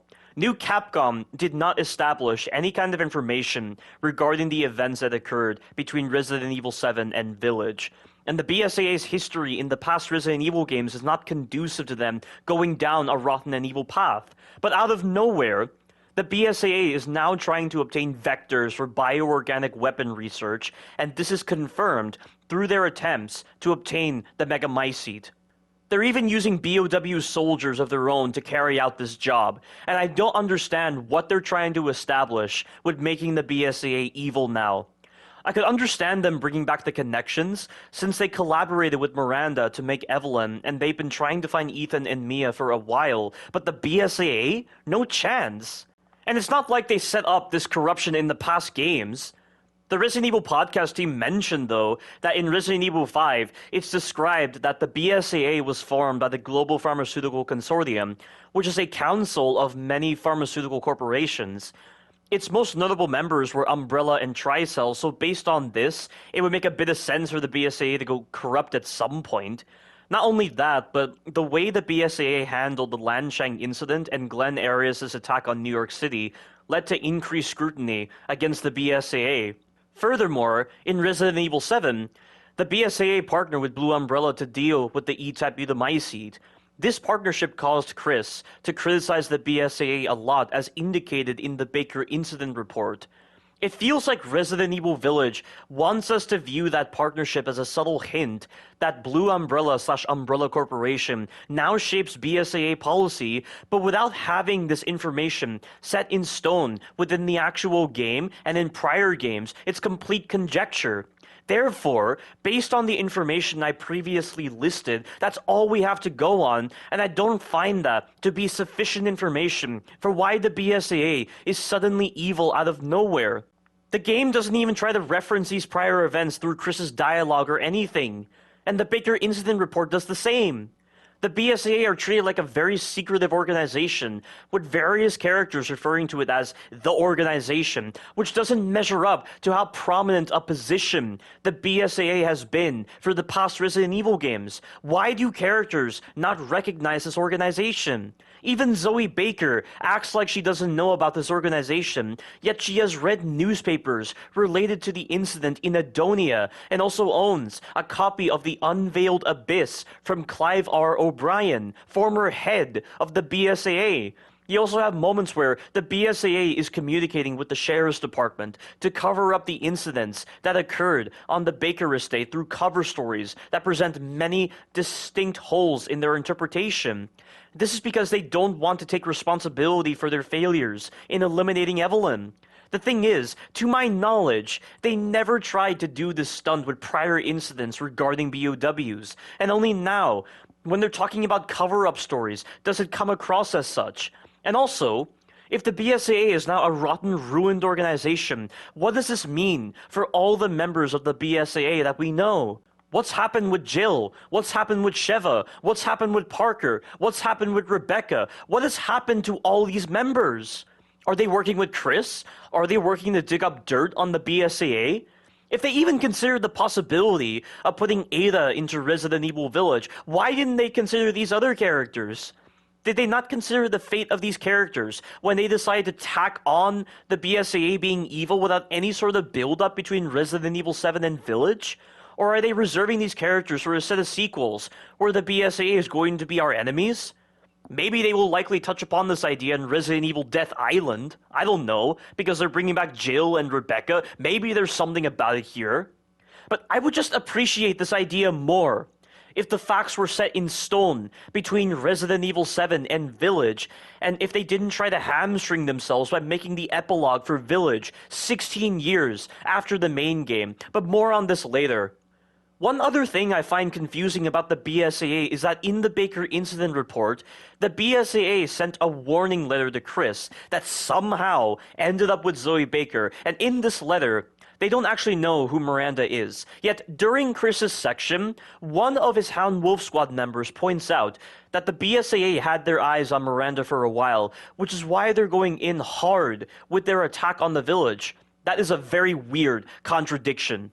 Finally, there is one last point I'd like to bring up. Even if there is information somewhere in side material that likely contributes to the BSAA's decline, all of that should be stated within the actual game, and we shouldn't have to search through side material for that kind of information. And I know someone will say that searching through the side material and going into Resident Evil Village with that information is part of being a Resident Evil fan, but that's irrelevant. I have to know if the developers looked at such side material themselves before constructing the storyline for the game, and this can only be confirmed if the developers acknowledge the side material within the actual game. A great example of this is Batman Arkham City. In that game, you have a database entry system that details information from the comics that take place between Batman Arkham Asylum and Batman Arkham City. The developers took the time to put important information from the comics into the game to show they cared about the nuances and finer details of the story when thinking of the Arkham games as a universe. Establishing this kind of supplementary information within the actual game helps inform how certain events in the game are to be interpreted. That's actual dedication to the story. The same cannot be said with Resident Evil Village's developers. With how much I have chastised them for screwing with lore, it doesn't help that they haven't gone out of their way to apply supplemental lore from other Resident Evil media like the comics or the previous games to apply a strong foundation to the presence of certain story events within the game. And therefore, the BSAA's descent into a corrupt, rotten organization doesn't feel like a properly established concept because of this. That's all I have to say on the BSAA for now, but looking at some quotes for the Hound Wolf Squad, there are some points to bring up. So a minor thing that I find strange is how the Hound Wolf Squad refers to Chris as boss instead of sir. It makes them seem like paid mercenaries or freelancers, rather than professionals formerly working for the BSAA. Onto the major points, the Hound Wolf Squad members at certain points in Chris's section throw out various quotes about what's happening right now. During Chris's section, the Mutamycete growing from the Megamycete begins to grow rapidly from various points in the village. The Hound Wolf Squad members point out that something must be stimulating the growth of the mold. I assume Miranda must be stimulating the growth, but the growth also seems to be exacerbated by the deaths of the 4 lords. Interestingly, we do see Mutamycete growing in that one cave that we get to by taking the boat as Ethan, so the Megamycete was already growing during that time, albeit at a slower rate. My question is, what exactly is the mechanism at play that's stimulating the growth? I mean, the ceremony that Miranda planned could only be possible if all 4 parts of Rose were united within the Megamycete regulator, so why did Miranda wait so long to begin the ceremony? Is the specific time the ceremony is supposed to take place important, and during this time, this is when stimulation of the Mutamycete is stronger and allowing rapid growth to be the case? Now that I think about it, fungi tend to grow in dark, damp places in real life, so that might be relevant to when the ceremony is supposed to be conducted. But getting back on track, is Miranda using a mechanism similar to Evelyn's connection to the E-type Mutamycete to cause the Mutamycete from the Megamycete to grow faster? Is Rose's parts being inside of the Megamycete regulator the stimulating factor at work? What exactly is causing the stimulation of Mutamycete growth? It's all very perplexing. And to talk about the Lords and their acquisition of the Rose Flasks, what is the point? If Miranda always intended to kill the Lords, as she indicated to Ethan during her final boss fight, why give them the flasks and risk jeopardizing the ceremony? I'm guessing she feared insurrection if the Lords were wise to her plan, so she probably used Ethan as a distraction to draw the Lords' attention away from her, but she could have used the BSAA and Chris's Hound Wolf Squad as a distraction as well. Like, my brain is going to explode from processing this mess. But moving on to the next point related to the Hound Wolf Squad, one of them mentions that they've never heard of a Mutamycete colony growing so huge, which is odd considering that during the Baker incident, the mold/Mutamycete had spread from the estate to the nearby swamplands over the span of 3 years. It was so bad that the BSAA/Blue Umbrella had to put up a wall around the biohazardous area, and there were large accumulations of Mutamycete present in the site as well. Weeks had passed since the wall was erected before the End of Zoe DLC took place, so I find it odd that a Hound Wolf Squad member who's supposed to be familiar with the Mutamycete could say such a quote. And talking about the Mutamycete here, the Hound Wolf Squad members mention that the enemies are coming from the mold and that the bioweapon numbers are increasing with no end in sight. Now, this doesn't make any fucking sense at all. The game plays it off like the enemies are actually being created by the Mutamycete, so their bodies, clothes, and weaponry are actually being created by the Mutamycete before they've spurted out of the Mutamycete, ready for battle. What the hell is this? And just based on the way it sounds, it seems like these enemies aren't humans that have turned into them, but just mimicry versions of them composed entirely of mold. And this applies to their clothing and weaponry. Like, this feels like such a fantastical concept. How is this even possible? How can fungus even do this? Has the mold infected bacterial colonies, and they've somehow formed the shapes of the Lycans and Moroaica spawning from the Mutamycete? Is the clothing and weaponry just hardened mold? None of this makes any sense! The clothing and weaponry are inorganic, lacking any kind of genetic component. How can the Megamycete catalog any of this to generate these features for the enemies? It's just absolutely absurd and non-diegetic to the universe of Resident Evil, like magic! And remember, guys, the mole/mutamycete is 99.95% similar to the E-type mutamycete from the Baker incident. This is more like 99.95% different to the E-type mutamycete when considering this. You could have honestly made this a completely different vector entirely, but if you ask me, they probably only brought the mold back to provide some link to Resident Evil 7 and to give Ethan Winters a reason to exist in this game. It's almost like a character being in a Resident Evil game is entirely dependent on whether the vector is familiar to them or not, which is a dumb reason. And this link to Resident Evil 7 doesn't have a purpose other than satisfying the developer's original goal of making this game Ethan Winters' personal journey at the expense of lore and narrative integrity. I appreciate the focus, but there should not be sacrifices like this. And would it really be weird to put Ethan Winters in a game that did not focus on the mold as the primary vector? If I was playing this game for the first time, I don't think it would be weird at all.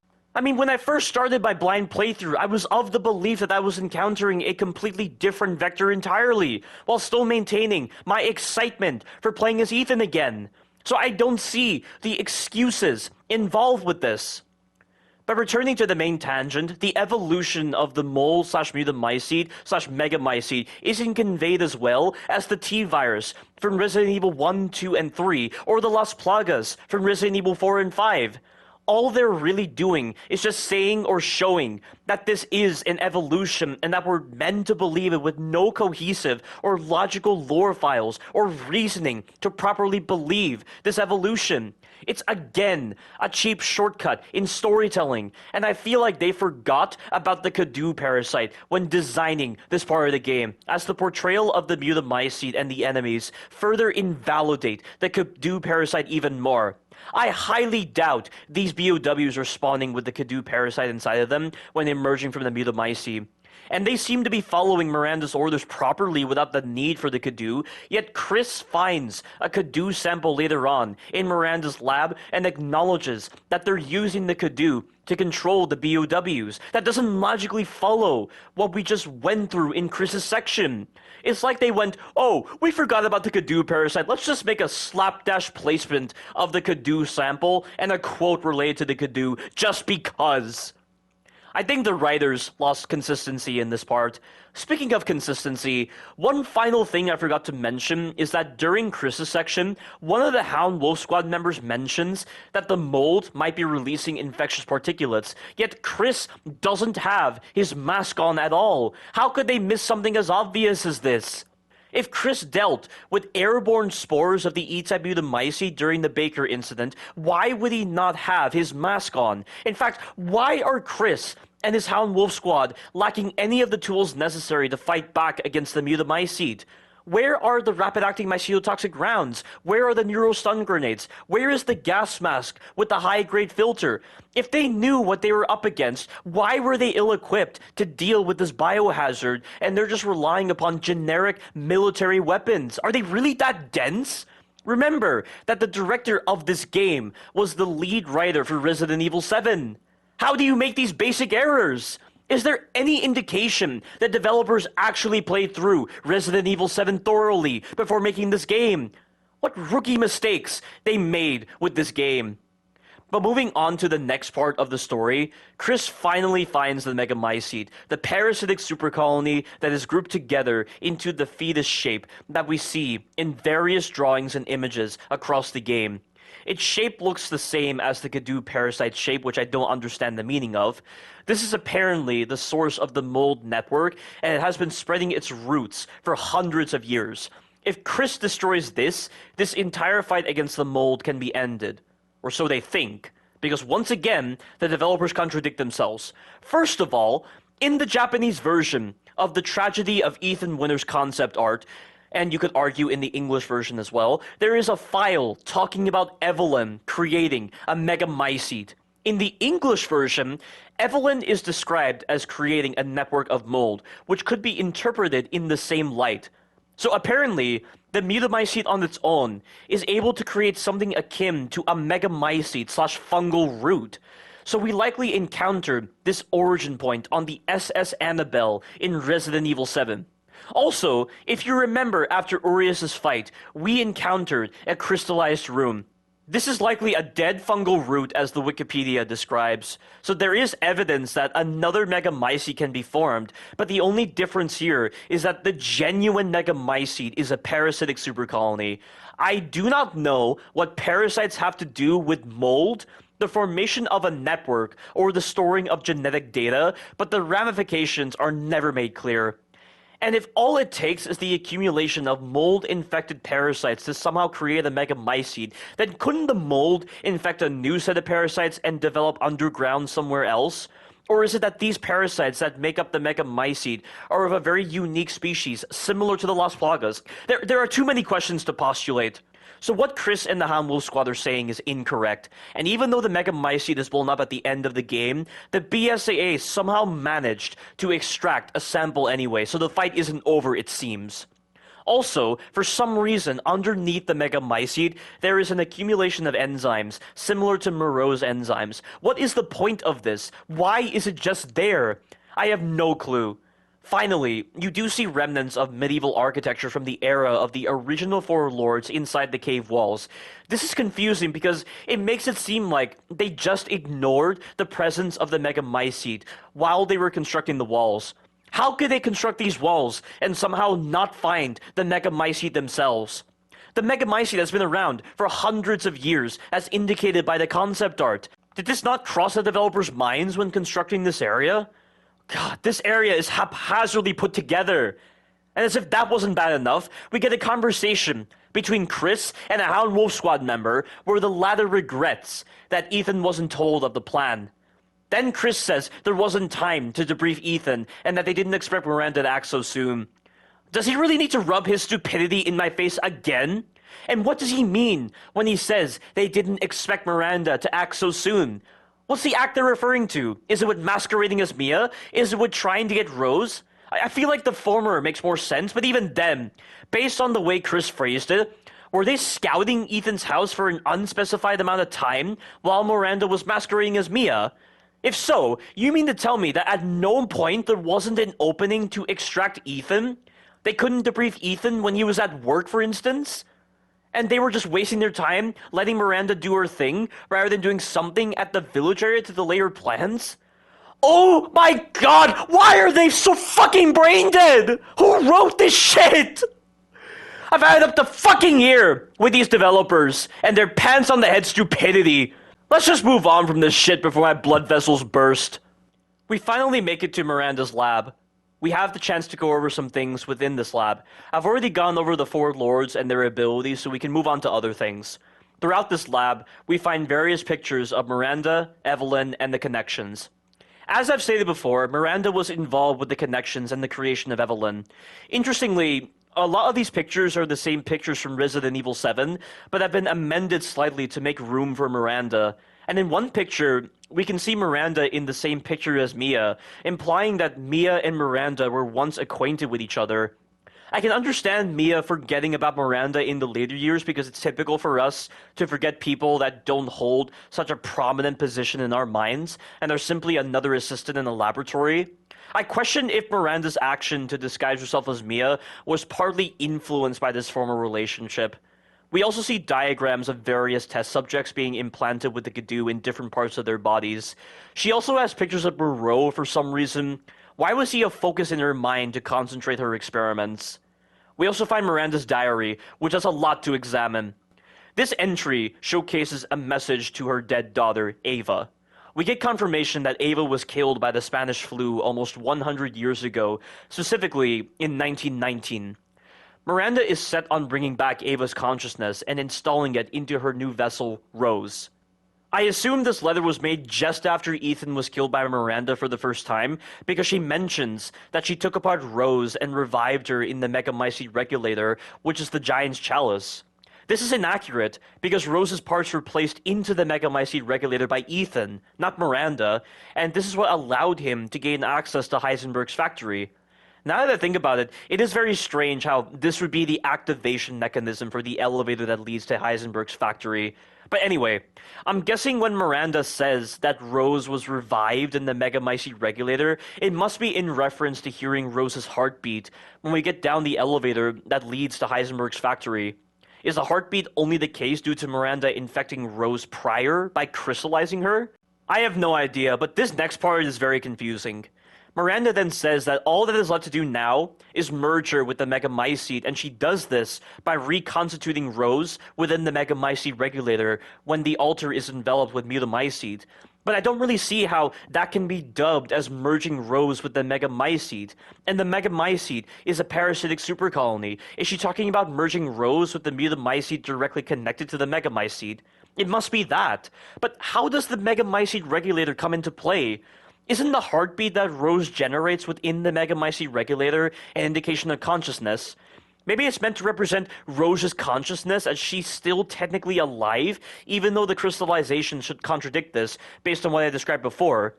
So maybe the Megamycete regulator joins Rose together and revives her somehow, but merging her with the actual Mutamycete from the Megamycete is what allows Ava's consciousness to actually invade Rose's mind space and subjugate her consciousness.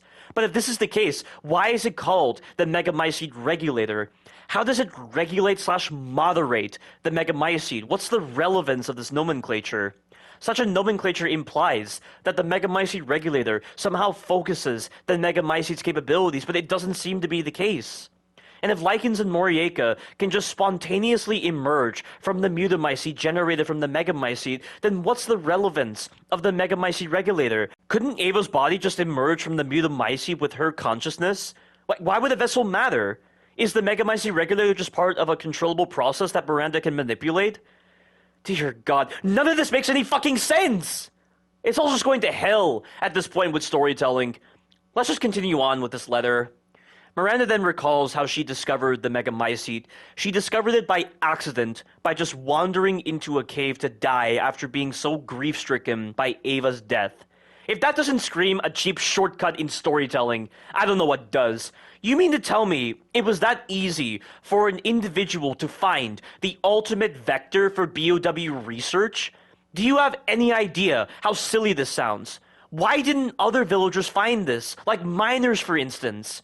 The Megamycete maintained very close proximity to the village. I get that there were certain people that came into contact with the Megamycete and were consumed by it over the centuries that passed, but come on! You'd think this would be plain obvious, or that there wouldn't be people so foolish as to touch the Megamycete or just not call for support or anything.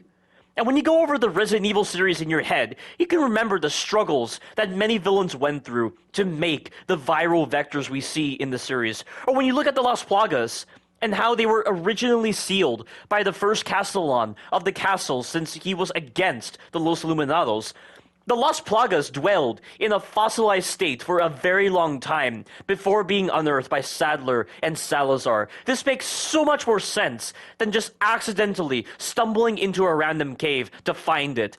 And it's not just stumbling into a cave to find any old vector, it's stumbling into a cave to find the ultimate vector that just trumps all other vectors we have seen throughout the series. That's what makes it even more ridiculous. If you weren't convinced of the limited time and budget that went into this game before, this seals the deal. You can just tell that the developers ran out of ideas and had no idea what they were doing if they're going to play the get-out-of-jail-free card of convenience by just having Miranda wander into a cave to just discover the solution to her problems. And if that isn't bad enough, the diary then mentions that Miranda touched the Mutamycete and was imbued with knowledge from previous victims. This doesn't make any sense, and it is not represented properly. And you don't see Ethan or Mia touching the E-type Mutamycete and being imbued with knowledge from previous victims. Remember, the E-type Mutamycete is 99.95% similar to the Mutamycete, yet this capability is so exaggerated that it crumbles this established similarity. And I question what kind of knowledge Miranda possibly gained because science wasn't exactly as expansive as it is now. Would knowledge from the previous era even help in understanding the nuances of the Megamycete? I fail to see how that helps. And how far back could the knowledge possibly go? The medieval times? How could people who died above ground possibly be absorbed into the Megamycete if its Mutamycete roots didn't exactly penetrate the ground? As far as I can tell, it seems like in the hundreds of years before, the only possible way to be absorbed into the Megamycete by dying within close proximity is to be below ground near the Megamycete when death occurs, which shouldn't present with such a high victim count. And again, why would anyone go into the area where the Megamycete was without support or not report their discovery of the Megamycete to other people living on the surface? The questions are just endless. And back to the knowledge absorption aspect of the Megamycete, they were far better off just having Miranda already be well versed in the sciences of her time before touching the Mutamycete without this nonsense of absorbing knowledge from the Megamycete. And this game really plays it off like Miranda was already well versed in the sciences before touching the Mutamycete, despite the knowledge absorbing aspect of the Megamycete. So there is no need for this aspect to the Megamycete at all. And on how she would discover Ava's consciousness if she was played off as this, she could have entered a state of unconsciousness, which would allow her to see the hive mind, as we saw with Ethan when he was stuck in the Mutamycete on the ship in Resident Evil 7, or when he was unconscious in the Duke's carriage. That would have made a bit more sense. But moving on to the next part of this diary, she talks about needing the right vessel, and that she implanted the villagers with mold from the Megamycete so that she could control them and experiment on them. I don't understand what she means by controlling the villagers, because we never see this control mechanism displayed with the villagers. And the primary control mechanism that the game reminds us of over and over again is the Cadou parasite, but she talks about it like she was maintaining control of the villagers without the Cadou, which would make sense if she was like Evelyn, but she's not.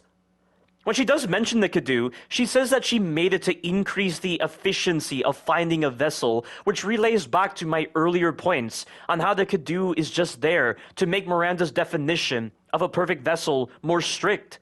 If one could adapt to the mold and the Cadou, they were a more efficient vessel. This ultimately bore no fruit, even with individuals like Alcina.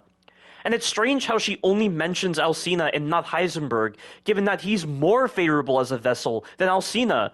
And I don't think she was aware of Heisenberg's betrayal, so why she doesn't mention his name here is strange.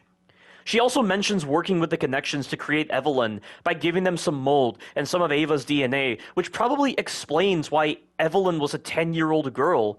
But even this didn't work to her advantage. In the end, like I said before, Miranda had to rely upon the hand of fate to bestow upon her the perfect vessel, Rosemary Winters. A century of research, all for nothing. None of Miranda's experiments on the mold and the Cadou were relevant to Rose. That must have been a heavy blow to her pride as a researcher. Of course, she deludes herself by saying that her research was complete after verifying Rose's suitability as a vessel through some undisclosed process. Really trying to keep up the lies, aren't you, Miranda? And with that, the end of this diary has been reached. Now I think it's time to discuss the elephant in the room. On a table, you can find two pictures of a man and his partners. In the middle is a letter from none other than the man who started the BOW arms race when he introduced the progenitor virus and T-virus. Oswell E. Spencer. Remember how I mentioned that this village area and the experiments that each of the lords were doing all predated Project W, and that the umbrella logo was present for a reason? This is why. It turns out this game serves as the true origin for Resident Evil, a sort of retcon, if you will. Now, on the one hand, I do like this idea because I'd much rather have the origin of Resident Evil not come from a game that was as bad as Resident Evil 1. But on the other hand, this connection can be argued as just a connection that exists for the sole purpose of existing and not something that makes logical sense. In other words, in order to satisfy the wants of fans who wanted Resident Evil Village to connect to the previous games, they put a slapdash letter in a room, and that's all that's needed to make this connection through retroactive storytelling. I know the Resident Evil podcast team doesn't like this connection to Oswell E. Spencer and the founding of Umbrella, and I'll explain why.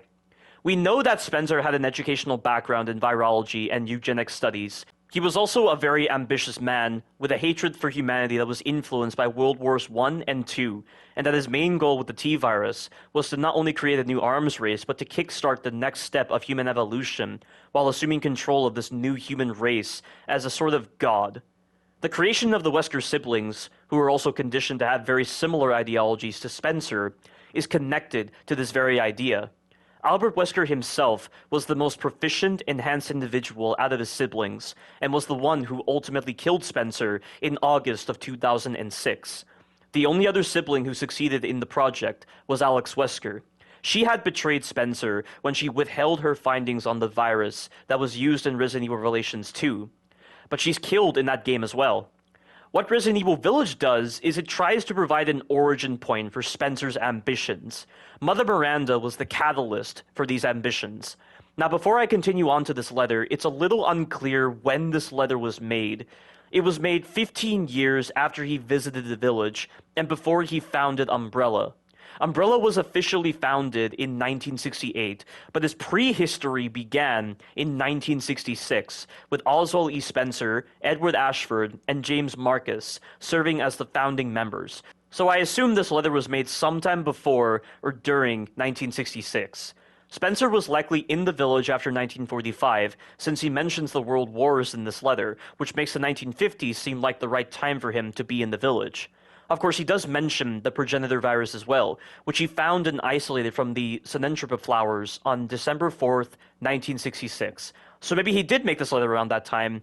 Therefore, he was likely in the village during 1951. With that established, let's get into this letter to see why the Resident Evil podcast team has problems with this letter. Spencer, a medical student at the time, happened upon the village during a hiking trip. He was half dead in the snow when Miranda found him. I'm not entirely sure why Miranda saved him, given that at this point, she had caused the deaths of many villagers through infecting them with the Cadou and through enabling the lords to do horrible things to the villagers. But maybe the "it takes one to know one" idea took place here.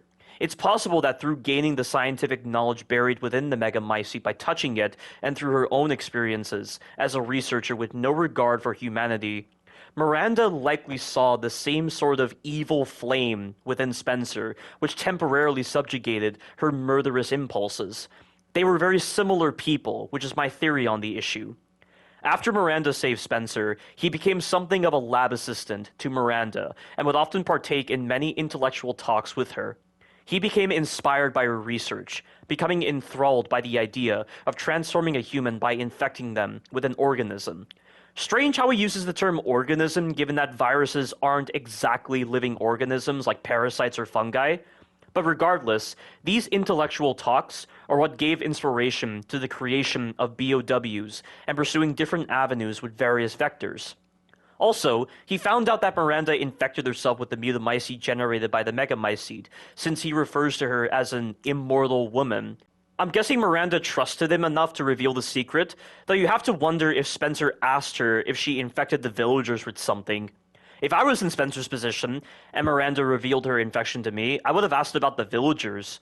But I guess if he found out, it wouldn't have mattered to him given his misanthropic views.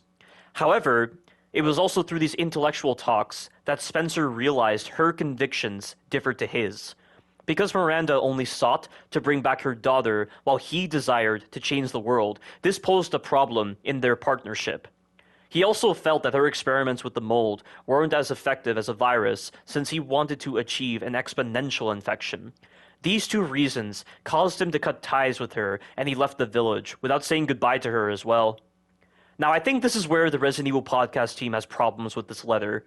When thinking of the entire Resident Evil series, so many villains have struggled with the idea of human evolution and immortality, yet in a moment of convenience, Miranda managed to achieve immortality/resistance to aging by simply touching the Megamycete. Not only that, but she was also granted the memories of individuals consumed by the Megamycete, and was also granted mimicry as well. If Spencer was aware of Miranda being an immortal woman, and he's been struggling with perfecting the progenitor virus to suit his own ambitions, not to mention he's on the verge of dying from his terminal condition in the 2000s era, why did he not just seek out Miranda if she conveniently found the perfect solution to his problems? I may have potential answers to that. Spencer's superiority complex, the amount of time that passed from 1966 to 2006, and his respect for Miranda. Because Spencer viewed himself as a god, and he was also in the middle of raising Albert Wesker for Project W, since Wesker was born in 1960 and was abducted by agents of Spencer for the project, this was one of the catalysts that allowed Spencer to develop his superiority complex. Asking Miranda for mold and just discarding his research on the virus would cause him to feel he is unworthy and incapable of achieving such a grand goal, which is likely why he didn't want to contact Miranda. For the second and third points, if we were to think of 2006 Spencer, he was definitely in a moment of weakness, where he was depressed and had failing health, so his actions would be irrational. That being said, he did rely on Alex Wesker to find a cure for his ailments rather than seeking Miranda, even though Alex ended up betraying him in the end, so it might come across as silly that he would ask for Alex's help rather than Miranda's help, but I would say that with the amount of events that have occurred from 1966 to 2006, it may be easy to forget about Miranda. Also, Miranda might not have responded back to Spencer's letter at all, so he probably assumed Miranda forgot about him, or something else likely happened to her. Maybe out of respect for Miranda, he didn't want to be seen as a failure in her eyes, as he did acknowledge in his memoirs that his mortal body prevented him from achieving his god status. One final theory as to why Spencer didn't try to seek Miranda is that he had made a lot of enemies to the point of having to isolate himself so that his vision would not be interrupted. Traveling to Romania to seek Miranda would have been a dangerous journey. But of course, the points I've just addressed apply mainly to 2006 Spencer rather than 1966 Spencer. However, he probably felt at the time that having the fate of an individual who touched the Mutamycete be entirely dependent on their genealogy was too limited and risky to bother focusing on. In the context of bringing back one person, it might be worth it, but in terms of the human race, it is problematic. Miranda was only lucky that she achieved immortality and other abilities thanks to her genealogy. Taking this into account, Spencer finding this new vector, the progenitor virus, might allow him to overcome this limitation, and as a scientist, he is aware that favorable results don't just show up overnight or just in a few years, which is why he was dedicated to the virus's potential for decades, rather than focusing resources on the mold. Also, we don't know exactly when Miranda's research reached its pinnacle. She was running into similar roadblocks with finding the correct individual to be a vessel for Ava. It's possible that Spencer only witnessed Miranda's research while it was still in a limited stage and was therefore set on the progenitor virus as his magnum opus. There are many possible theories that may be plausible, which is why I'm not going to excuse Spencer and Miranda's relationship as making no sense. Of course, the manner in which they introduce this relationship is pretty flawed, with just a simple letter. The gravitas of this relationship between Miranda and Spencer needs to be more impactful than just a simple letter. And I am amazed Miranda has held onto this letter for decades. That's the one thing I can definitely find problems with. All I'll say is that this revelation that Miranda is superior to Spencer is fascinating to me specifically. Okay, if you didn't fall asleep during this dragged-out exposition of Miranda's lab, you'll be glad to know that we'll be moving on to the next part of the game. Chris opens a cell door and manages to find the real Mia, and this is her second appearance in the game. They really reduced Mia to be nothing more than a damsel in distress cliché.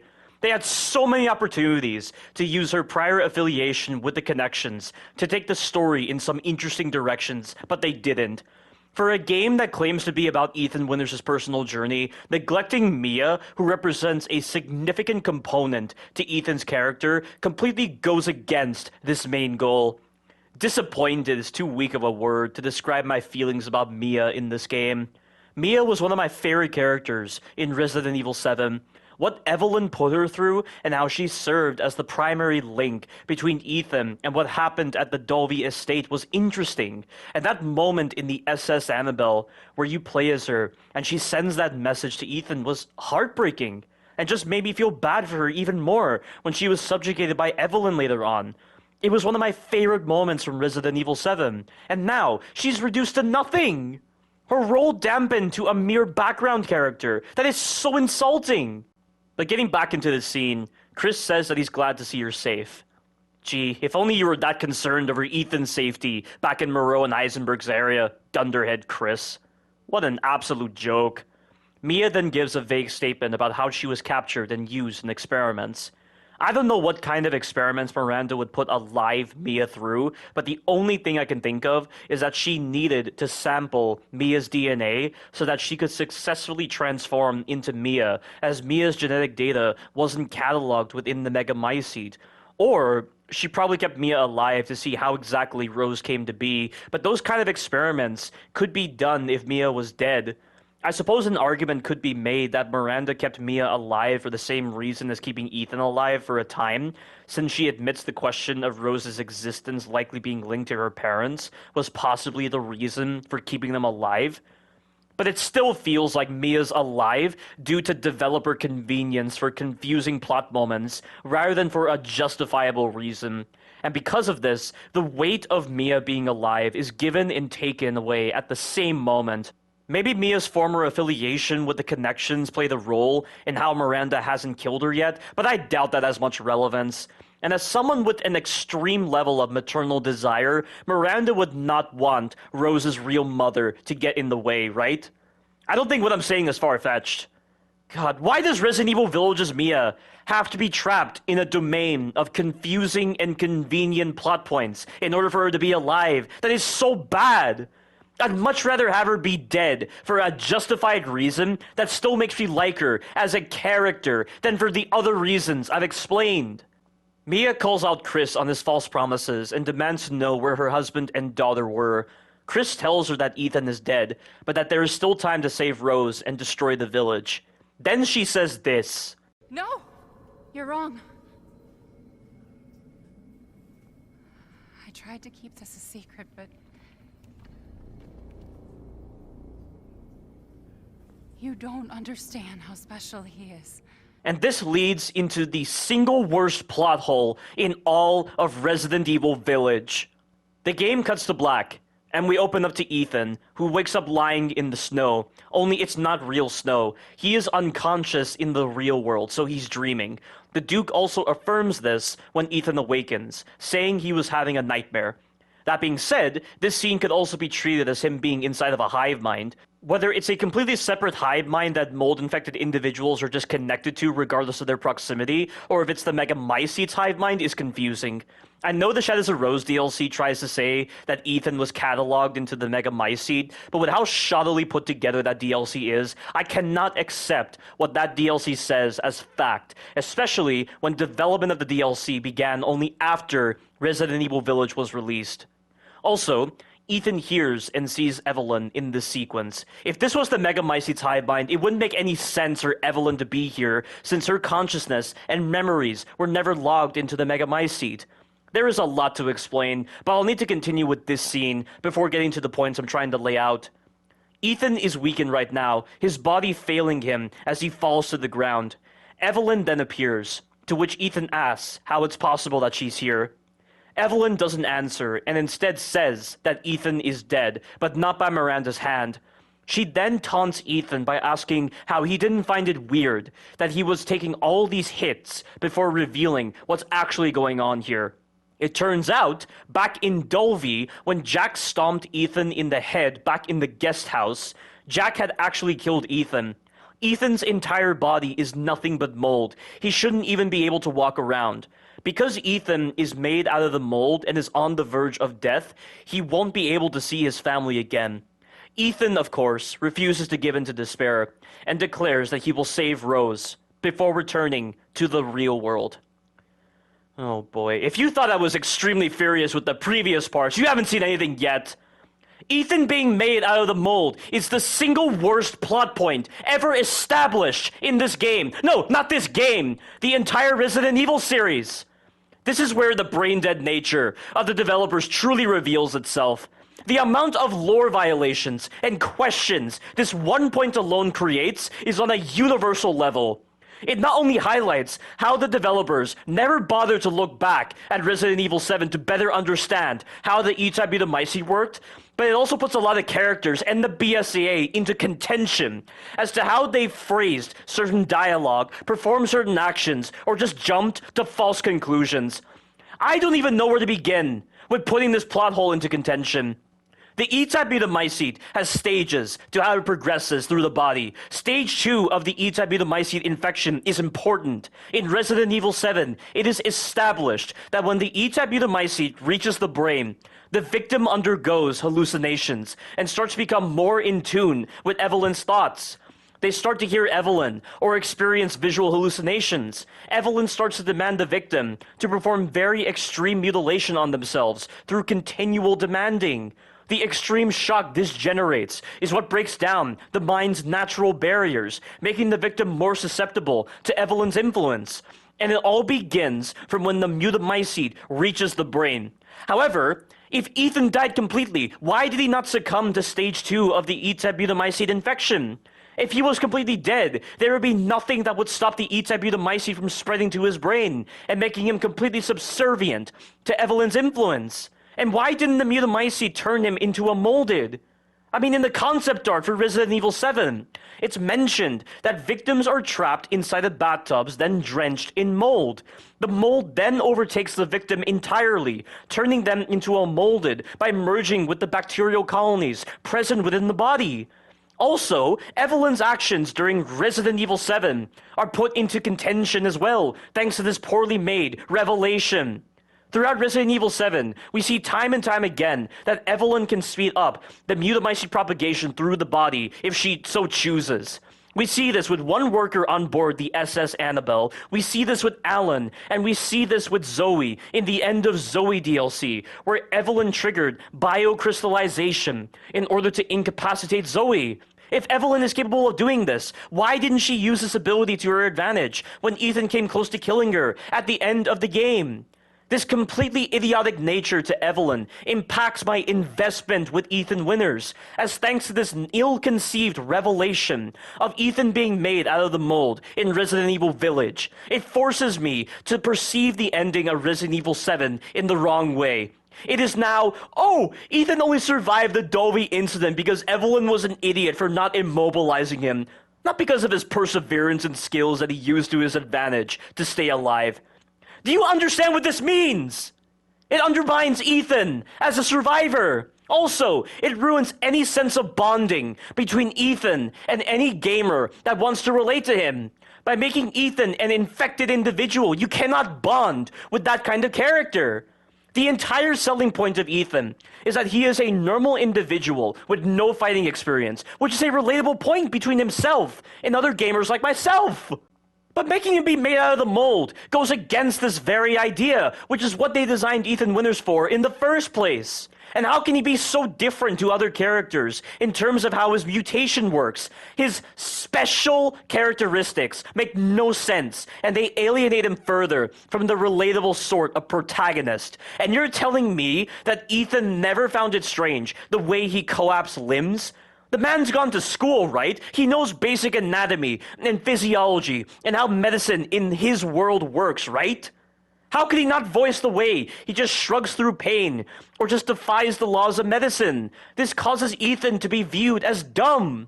There is a reason why I say those moments where he shrugs through pain, endures extreme mutilation, or collapsed limbs feels more like moments of shock value that exist only in our eyes, rather than events that actually occurred in Ethan's eyes, because the way the injuries are healed doesn't make any sense, and Ethan's response to said injuries is not logical.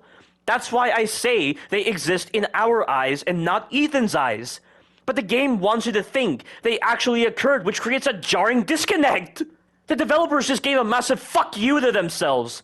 Like they hated themselves. That's what it feels like right now. And going back to other points of contention that contradict Ethan being made out of the mold. While Zoe was stapling Ethan's hand back together after the guest house sequence from Resident Evil 7, she says this. Come on, don't you die on us now. You have work to do. So she clearly says right there that Ethan was alive. And why does Ethan need staples? Why is the way he regenerates or collapse limbs so different? It's not explained at all.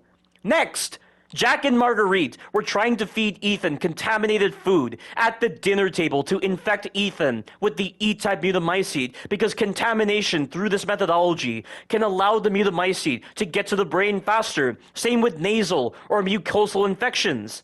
But if Ethan was entirely composed of mold by this point, why would they try to feed him food? It's completely redundant. And would there be any need to try and kill him if he's already infected? On to the next point. If this is somehow supposed to be a clone of Ethan, but just completely made out of the mold, is that what it's like with the Baker family? Were they entirely composed of mold? It didn't seem like it based on Marguerite's medical checkup from a doctor when he found patches of mold developing on Marguerite's brain.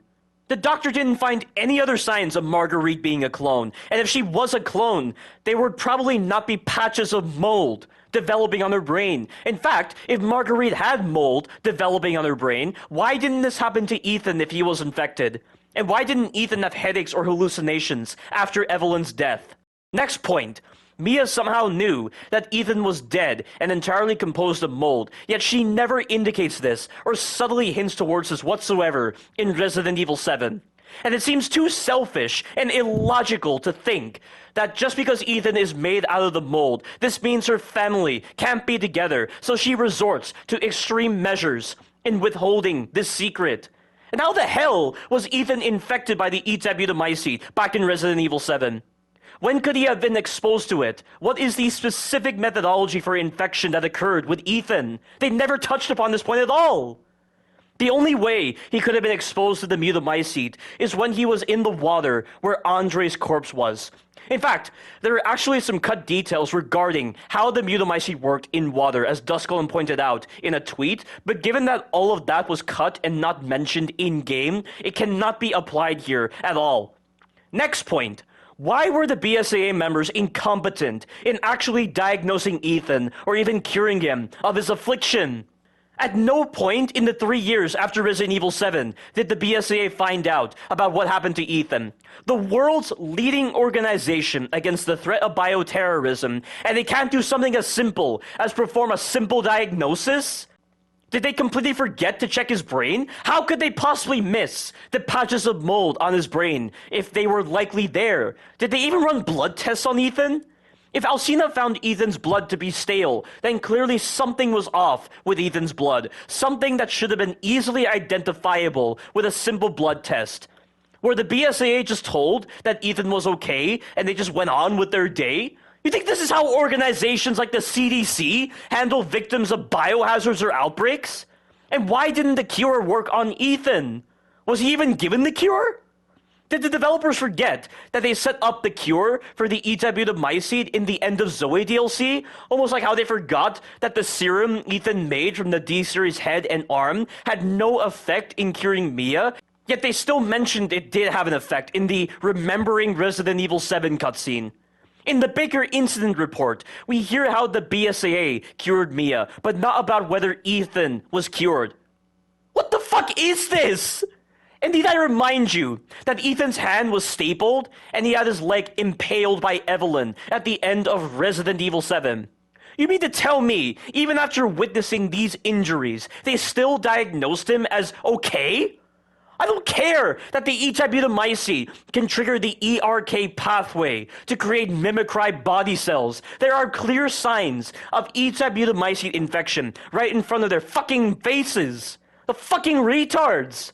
This revelation that Ethan is made out of the mold makes the BSAA look more like dumbasses than a prominent counter-bioterror organization.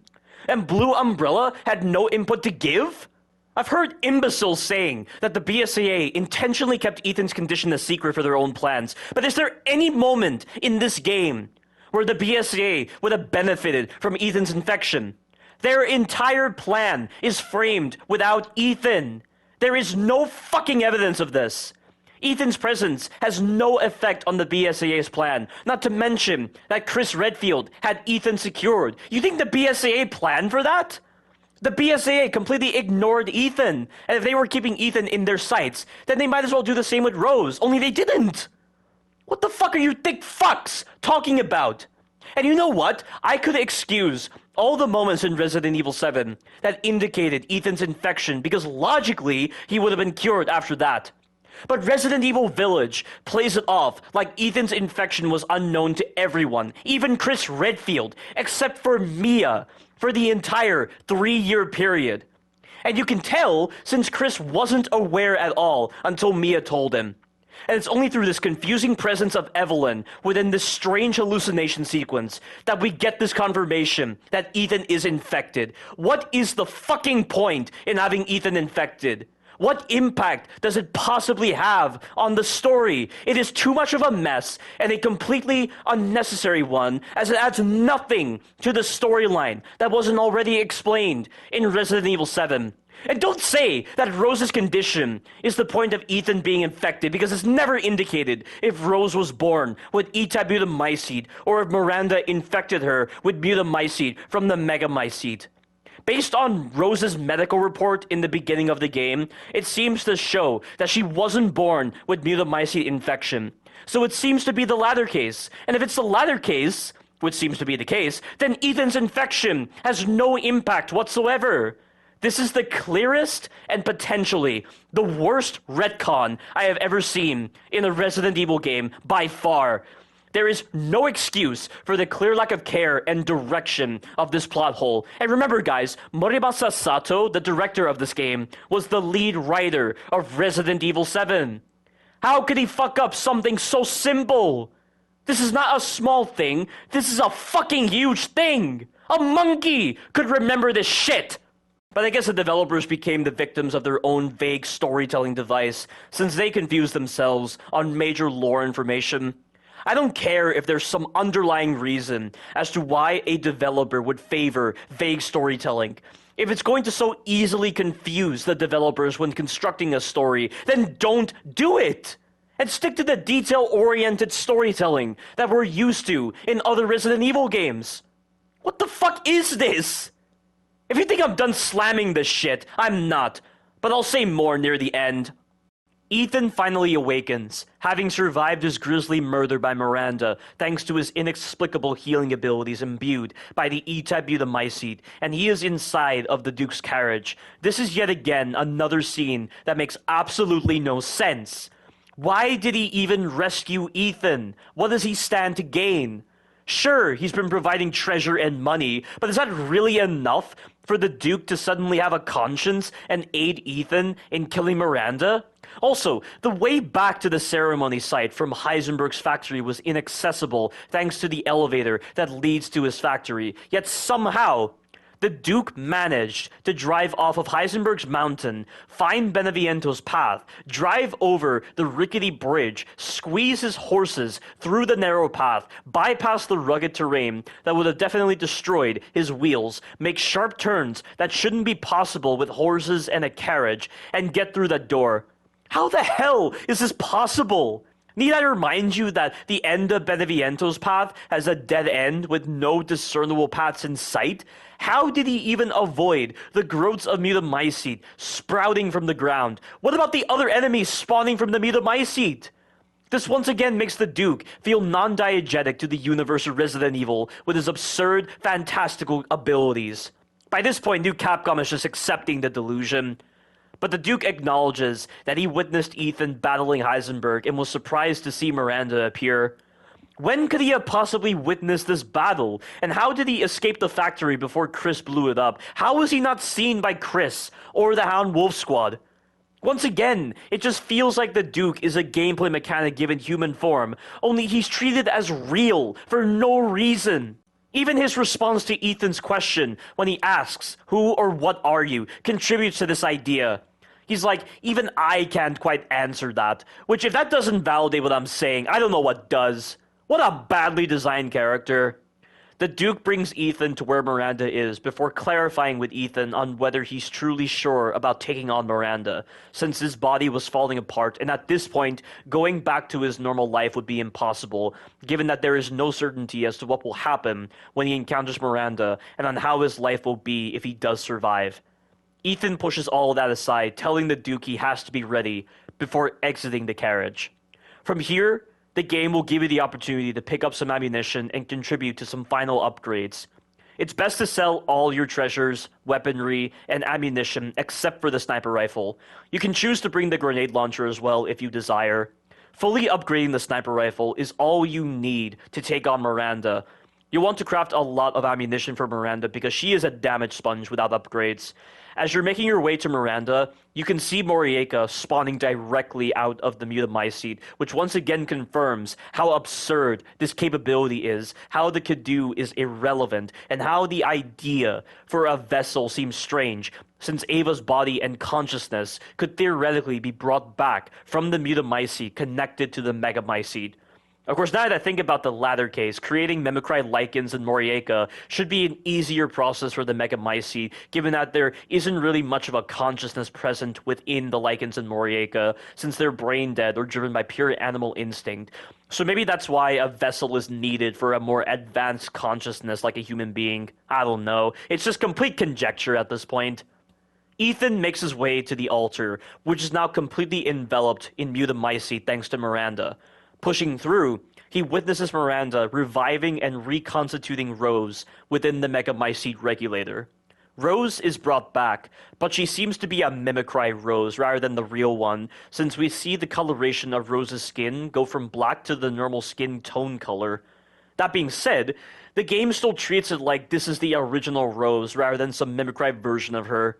And what happened to the original body parts of Rose? They were crystallized, but what? Did the Megamycete absorb those body parts, then immediately create a Rose clone thanks to the genetic data? This can't be true, because Miranda says during her fight that she will combine Rose with the Megamycete to bring her daughter back. So what happened in the Megamycete regulator has nothing to do with the Megamycete, apparently. Why is this whole process of regeneration so different to how the E-type Mutamycete worked in Resident Evil 7, despite the 99.95% similarity? And it's also strange how the blanket Rose was wrapped in is also created as well. How the hell is this possible? The blanket is inorganic, not organic. It has no DNA to catalog. Miranda didn't stuff pieces of the blanket in each of the flasks. It's too funny just thinking about it.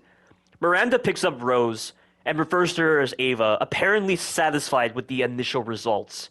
A 10-year-old's consciousness inside of a 6-month-old's body. So the vessel's original body is preserved. Wow.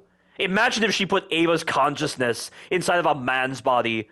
That would have been awkward, yet that seemed to be a scenario she didn't care about, as she experimented on many male villagers of varying ages, and also on Moreau and Heisenberg.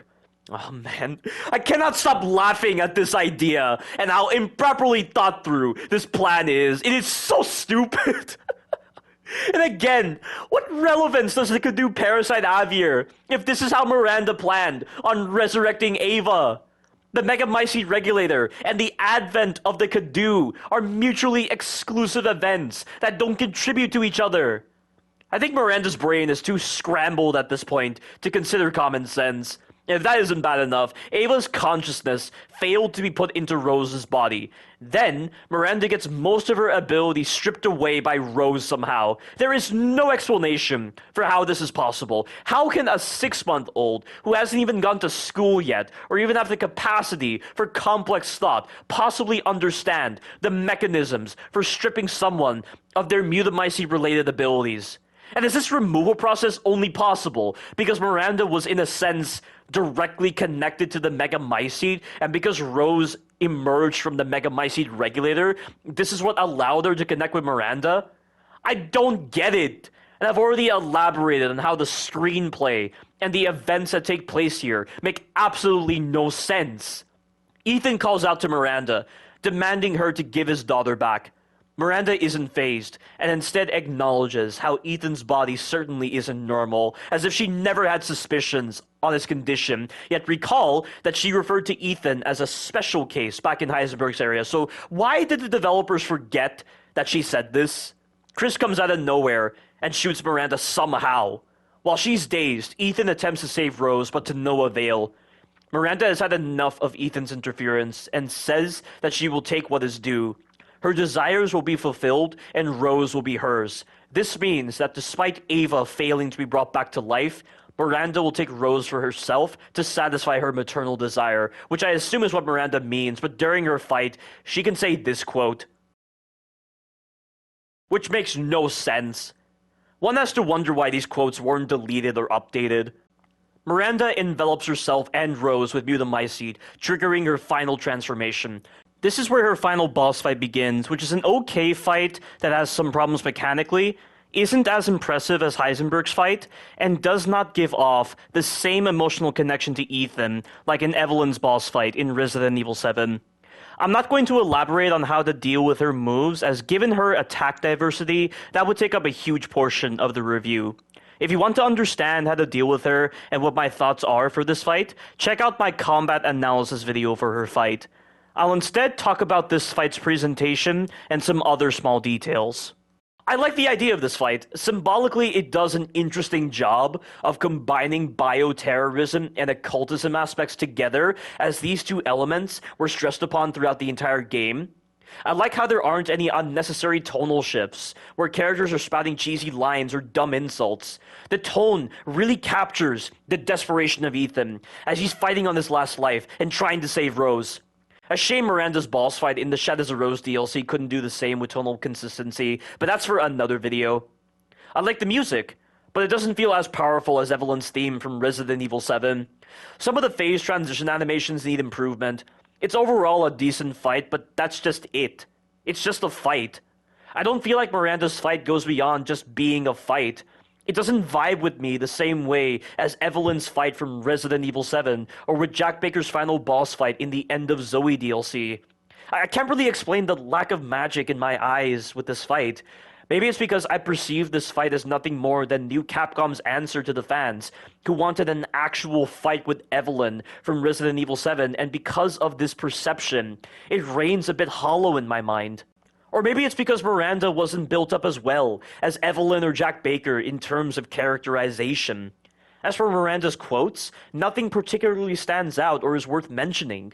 There is one quote where Miranda says she's never seen a human live without his heart, so apparently Ethan is so unique of a case out of the hundreds of individuals she has sampled. That makes no sense. But with all that said and done, it is time to move on to the emotional finale. The very moment that brings me to tears every time I watch it. My daughter! My Eva!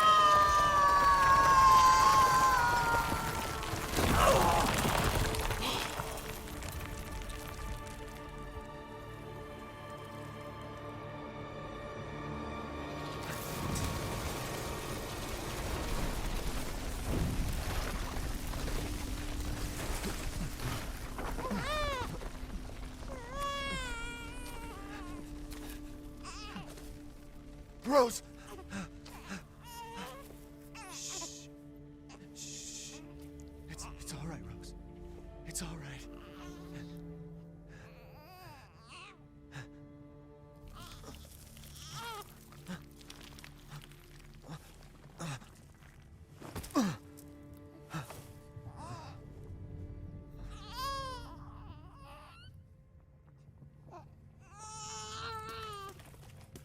Ethan!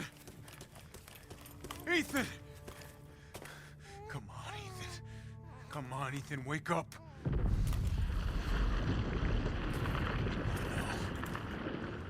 Chris. Ethan. You did it. It's finished. I think we've finished each other. Ethan. We gotta move.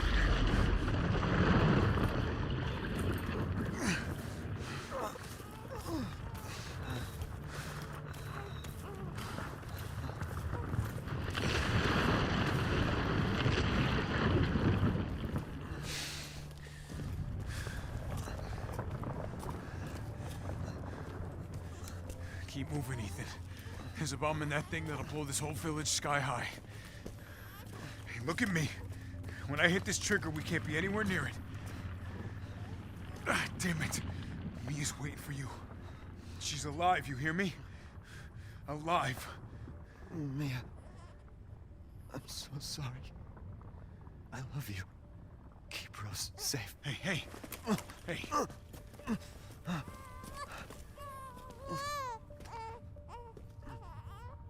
And you tell yourself. Now, come on, it's not that much further.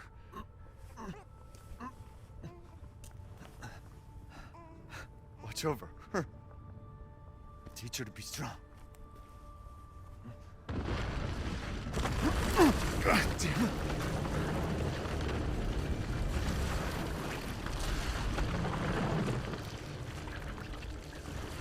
Goodbye, Rosemary.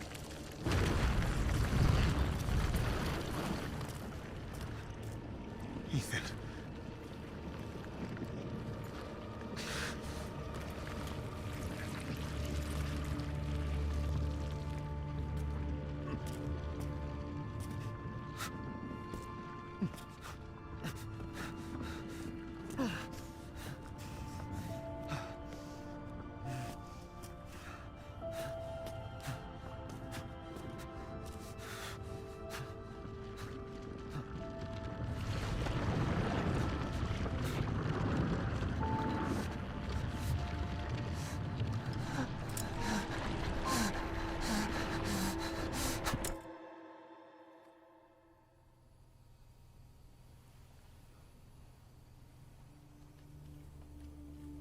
Rose?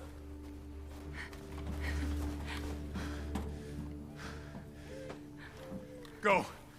Go, take us up now.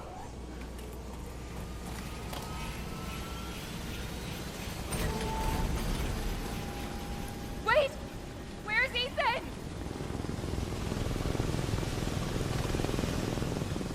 Get moving. We have to get clear. No!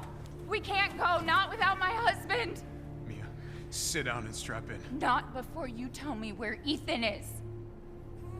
I know he wouldn't abandon us.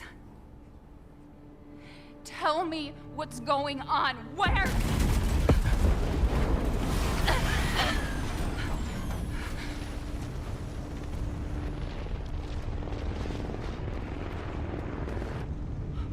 What was that? I told you to sit down. Where is he? Chris? What have you done? He's gone. I tried. He stayed so we could all escape. I'm sorry. Captain, you need to see this.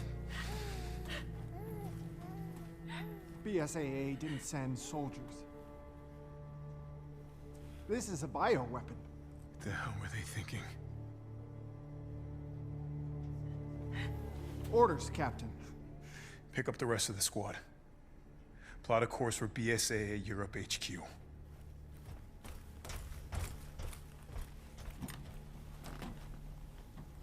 Someone's gotta pay. I can't do this. It's too painful for me to talk about the death of my dad. I need to move on to the next subject. With Ethan's heartbreaking sacrifice to save his family, Mia, Rose, and Chris escaped by helicopter. Chris himself felt a lot of emotional guilt from failing to save Ethan, a feeling that would persist for years to come. This is where the credits should have began, but new Capcom unfortunately ruined the scene with the introduction of the humanoid BOWs the BSAA were using during the operation. New Capcom completely interrupted the player's processing of Ethan's sacrifice by introducing these BOWs during the same scene. If they wanted to include these BOWs, they should have done so during another post-credit scene so as to not interrupt the aftermath of Ethan's sacrifice. It is honestly shameful that they could do this, and this plot point isn't followed up on whatsoever in the DLC at all, so they only set this up for the sequel. Sequel bait in the middle of a heartbreaking scene? Are you serious, new Capcom? Unbelievable! And since I'm talking about negatives, I need to bring up Ethan's confusing mutation and how it ruins this amazing and heartbreaking sacrifice scene. Because of how poorly thought out Ethan's mutation is, I feel like it affects my perception of his sacrifice a bit. They set up Ethan's sacrifice to give them a reason to make Ethan's mutation possible.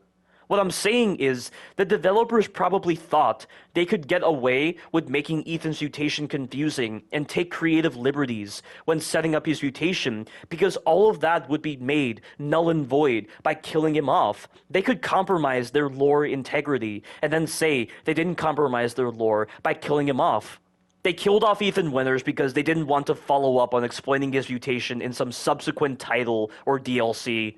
It's all Occam's razor again. This is what really pisses me off when considering Ethan's sacrifice from those perspectives. But for me, I never let such perspectives cross my mind when processing his heartbreaking sacrifice. Ethan's sacrifice at the end fully cemented his place above the main Resident Evil characters. He truly died a legend, saving the one thing that truly mattered to him, his family. And Resident Evil will never have as amazing a character as Ethan Winters ever again. With all that said, the credits roll. A small note, in the background of the credits, you can see images relating to the Spanish flu. Miranda's rise to power as the village leader, and the introduction of the Cadou, which cured the Spanish flu in the villagers before they ultimately began to turn into Lycans. I think this is meant to be an homage to Resident Evil 4's credits, because Resident Evil 4 had credits that showcased the Ganados' lifestyle before they were beset upon by the Plaga. Interesting detail. We do get a post-credit scene with Rose at the age of 16, but I think it's best reserved for the review I'll be doing of the DLC, since they literally reused that scene in the ending of the DLC. So there you have it, folks. My very first review of a game ever. I know it was truly a bloated review, but believe me, the bloat was justified. I hope you now understand why this game split my soul down the middle, leaving me both happy and angry at this game.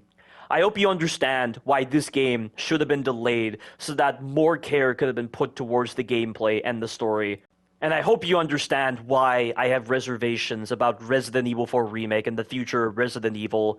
This is truly the work of a passionate Resident Evil player who is well invested in the story of Resident Evil. Thank you very much for watching, and you all take care now.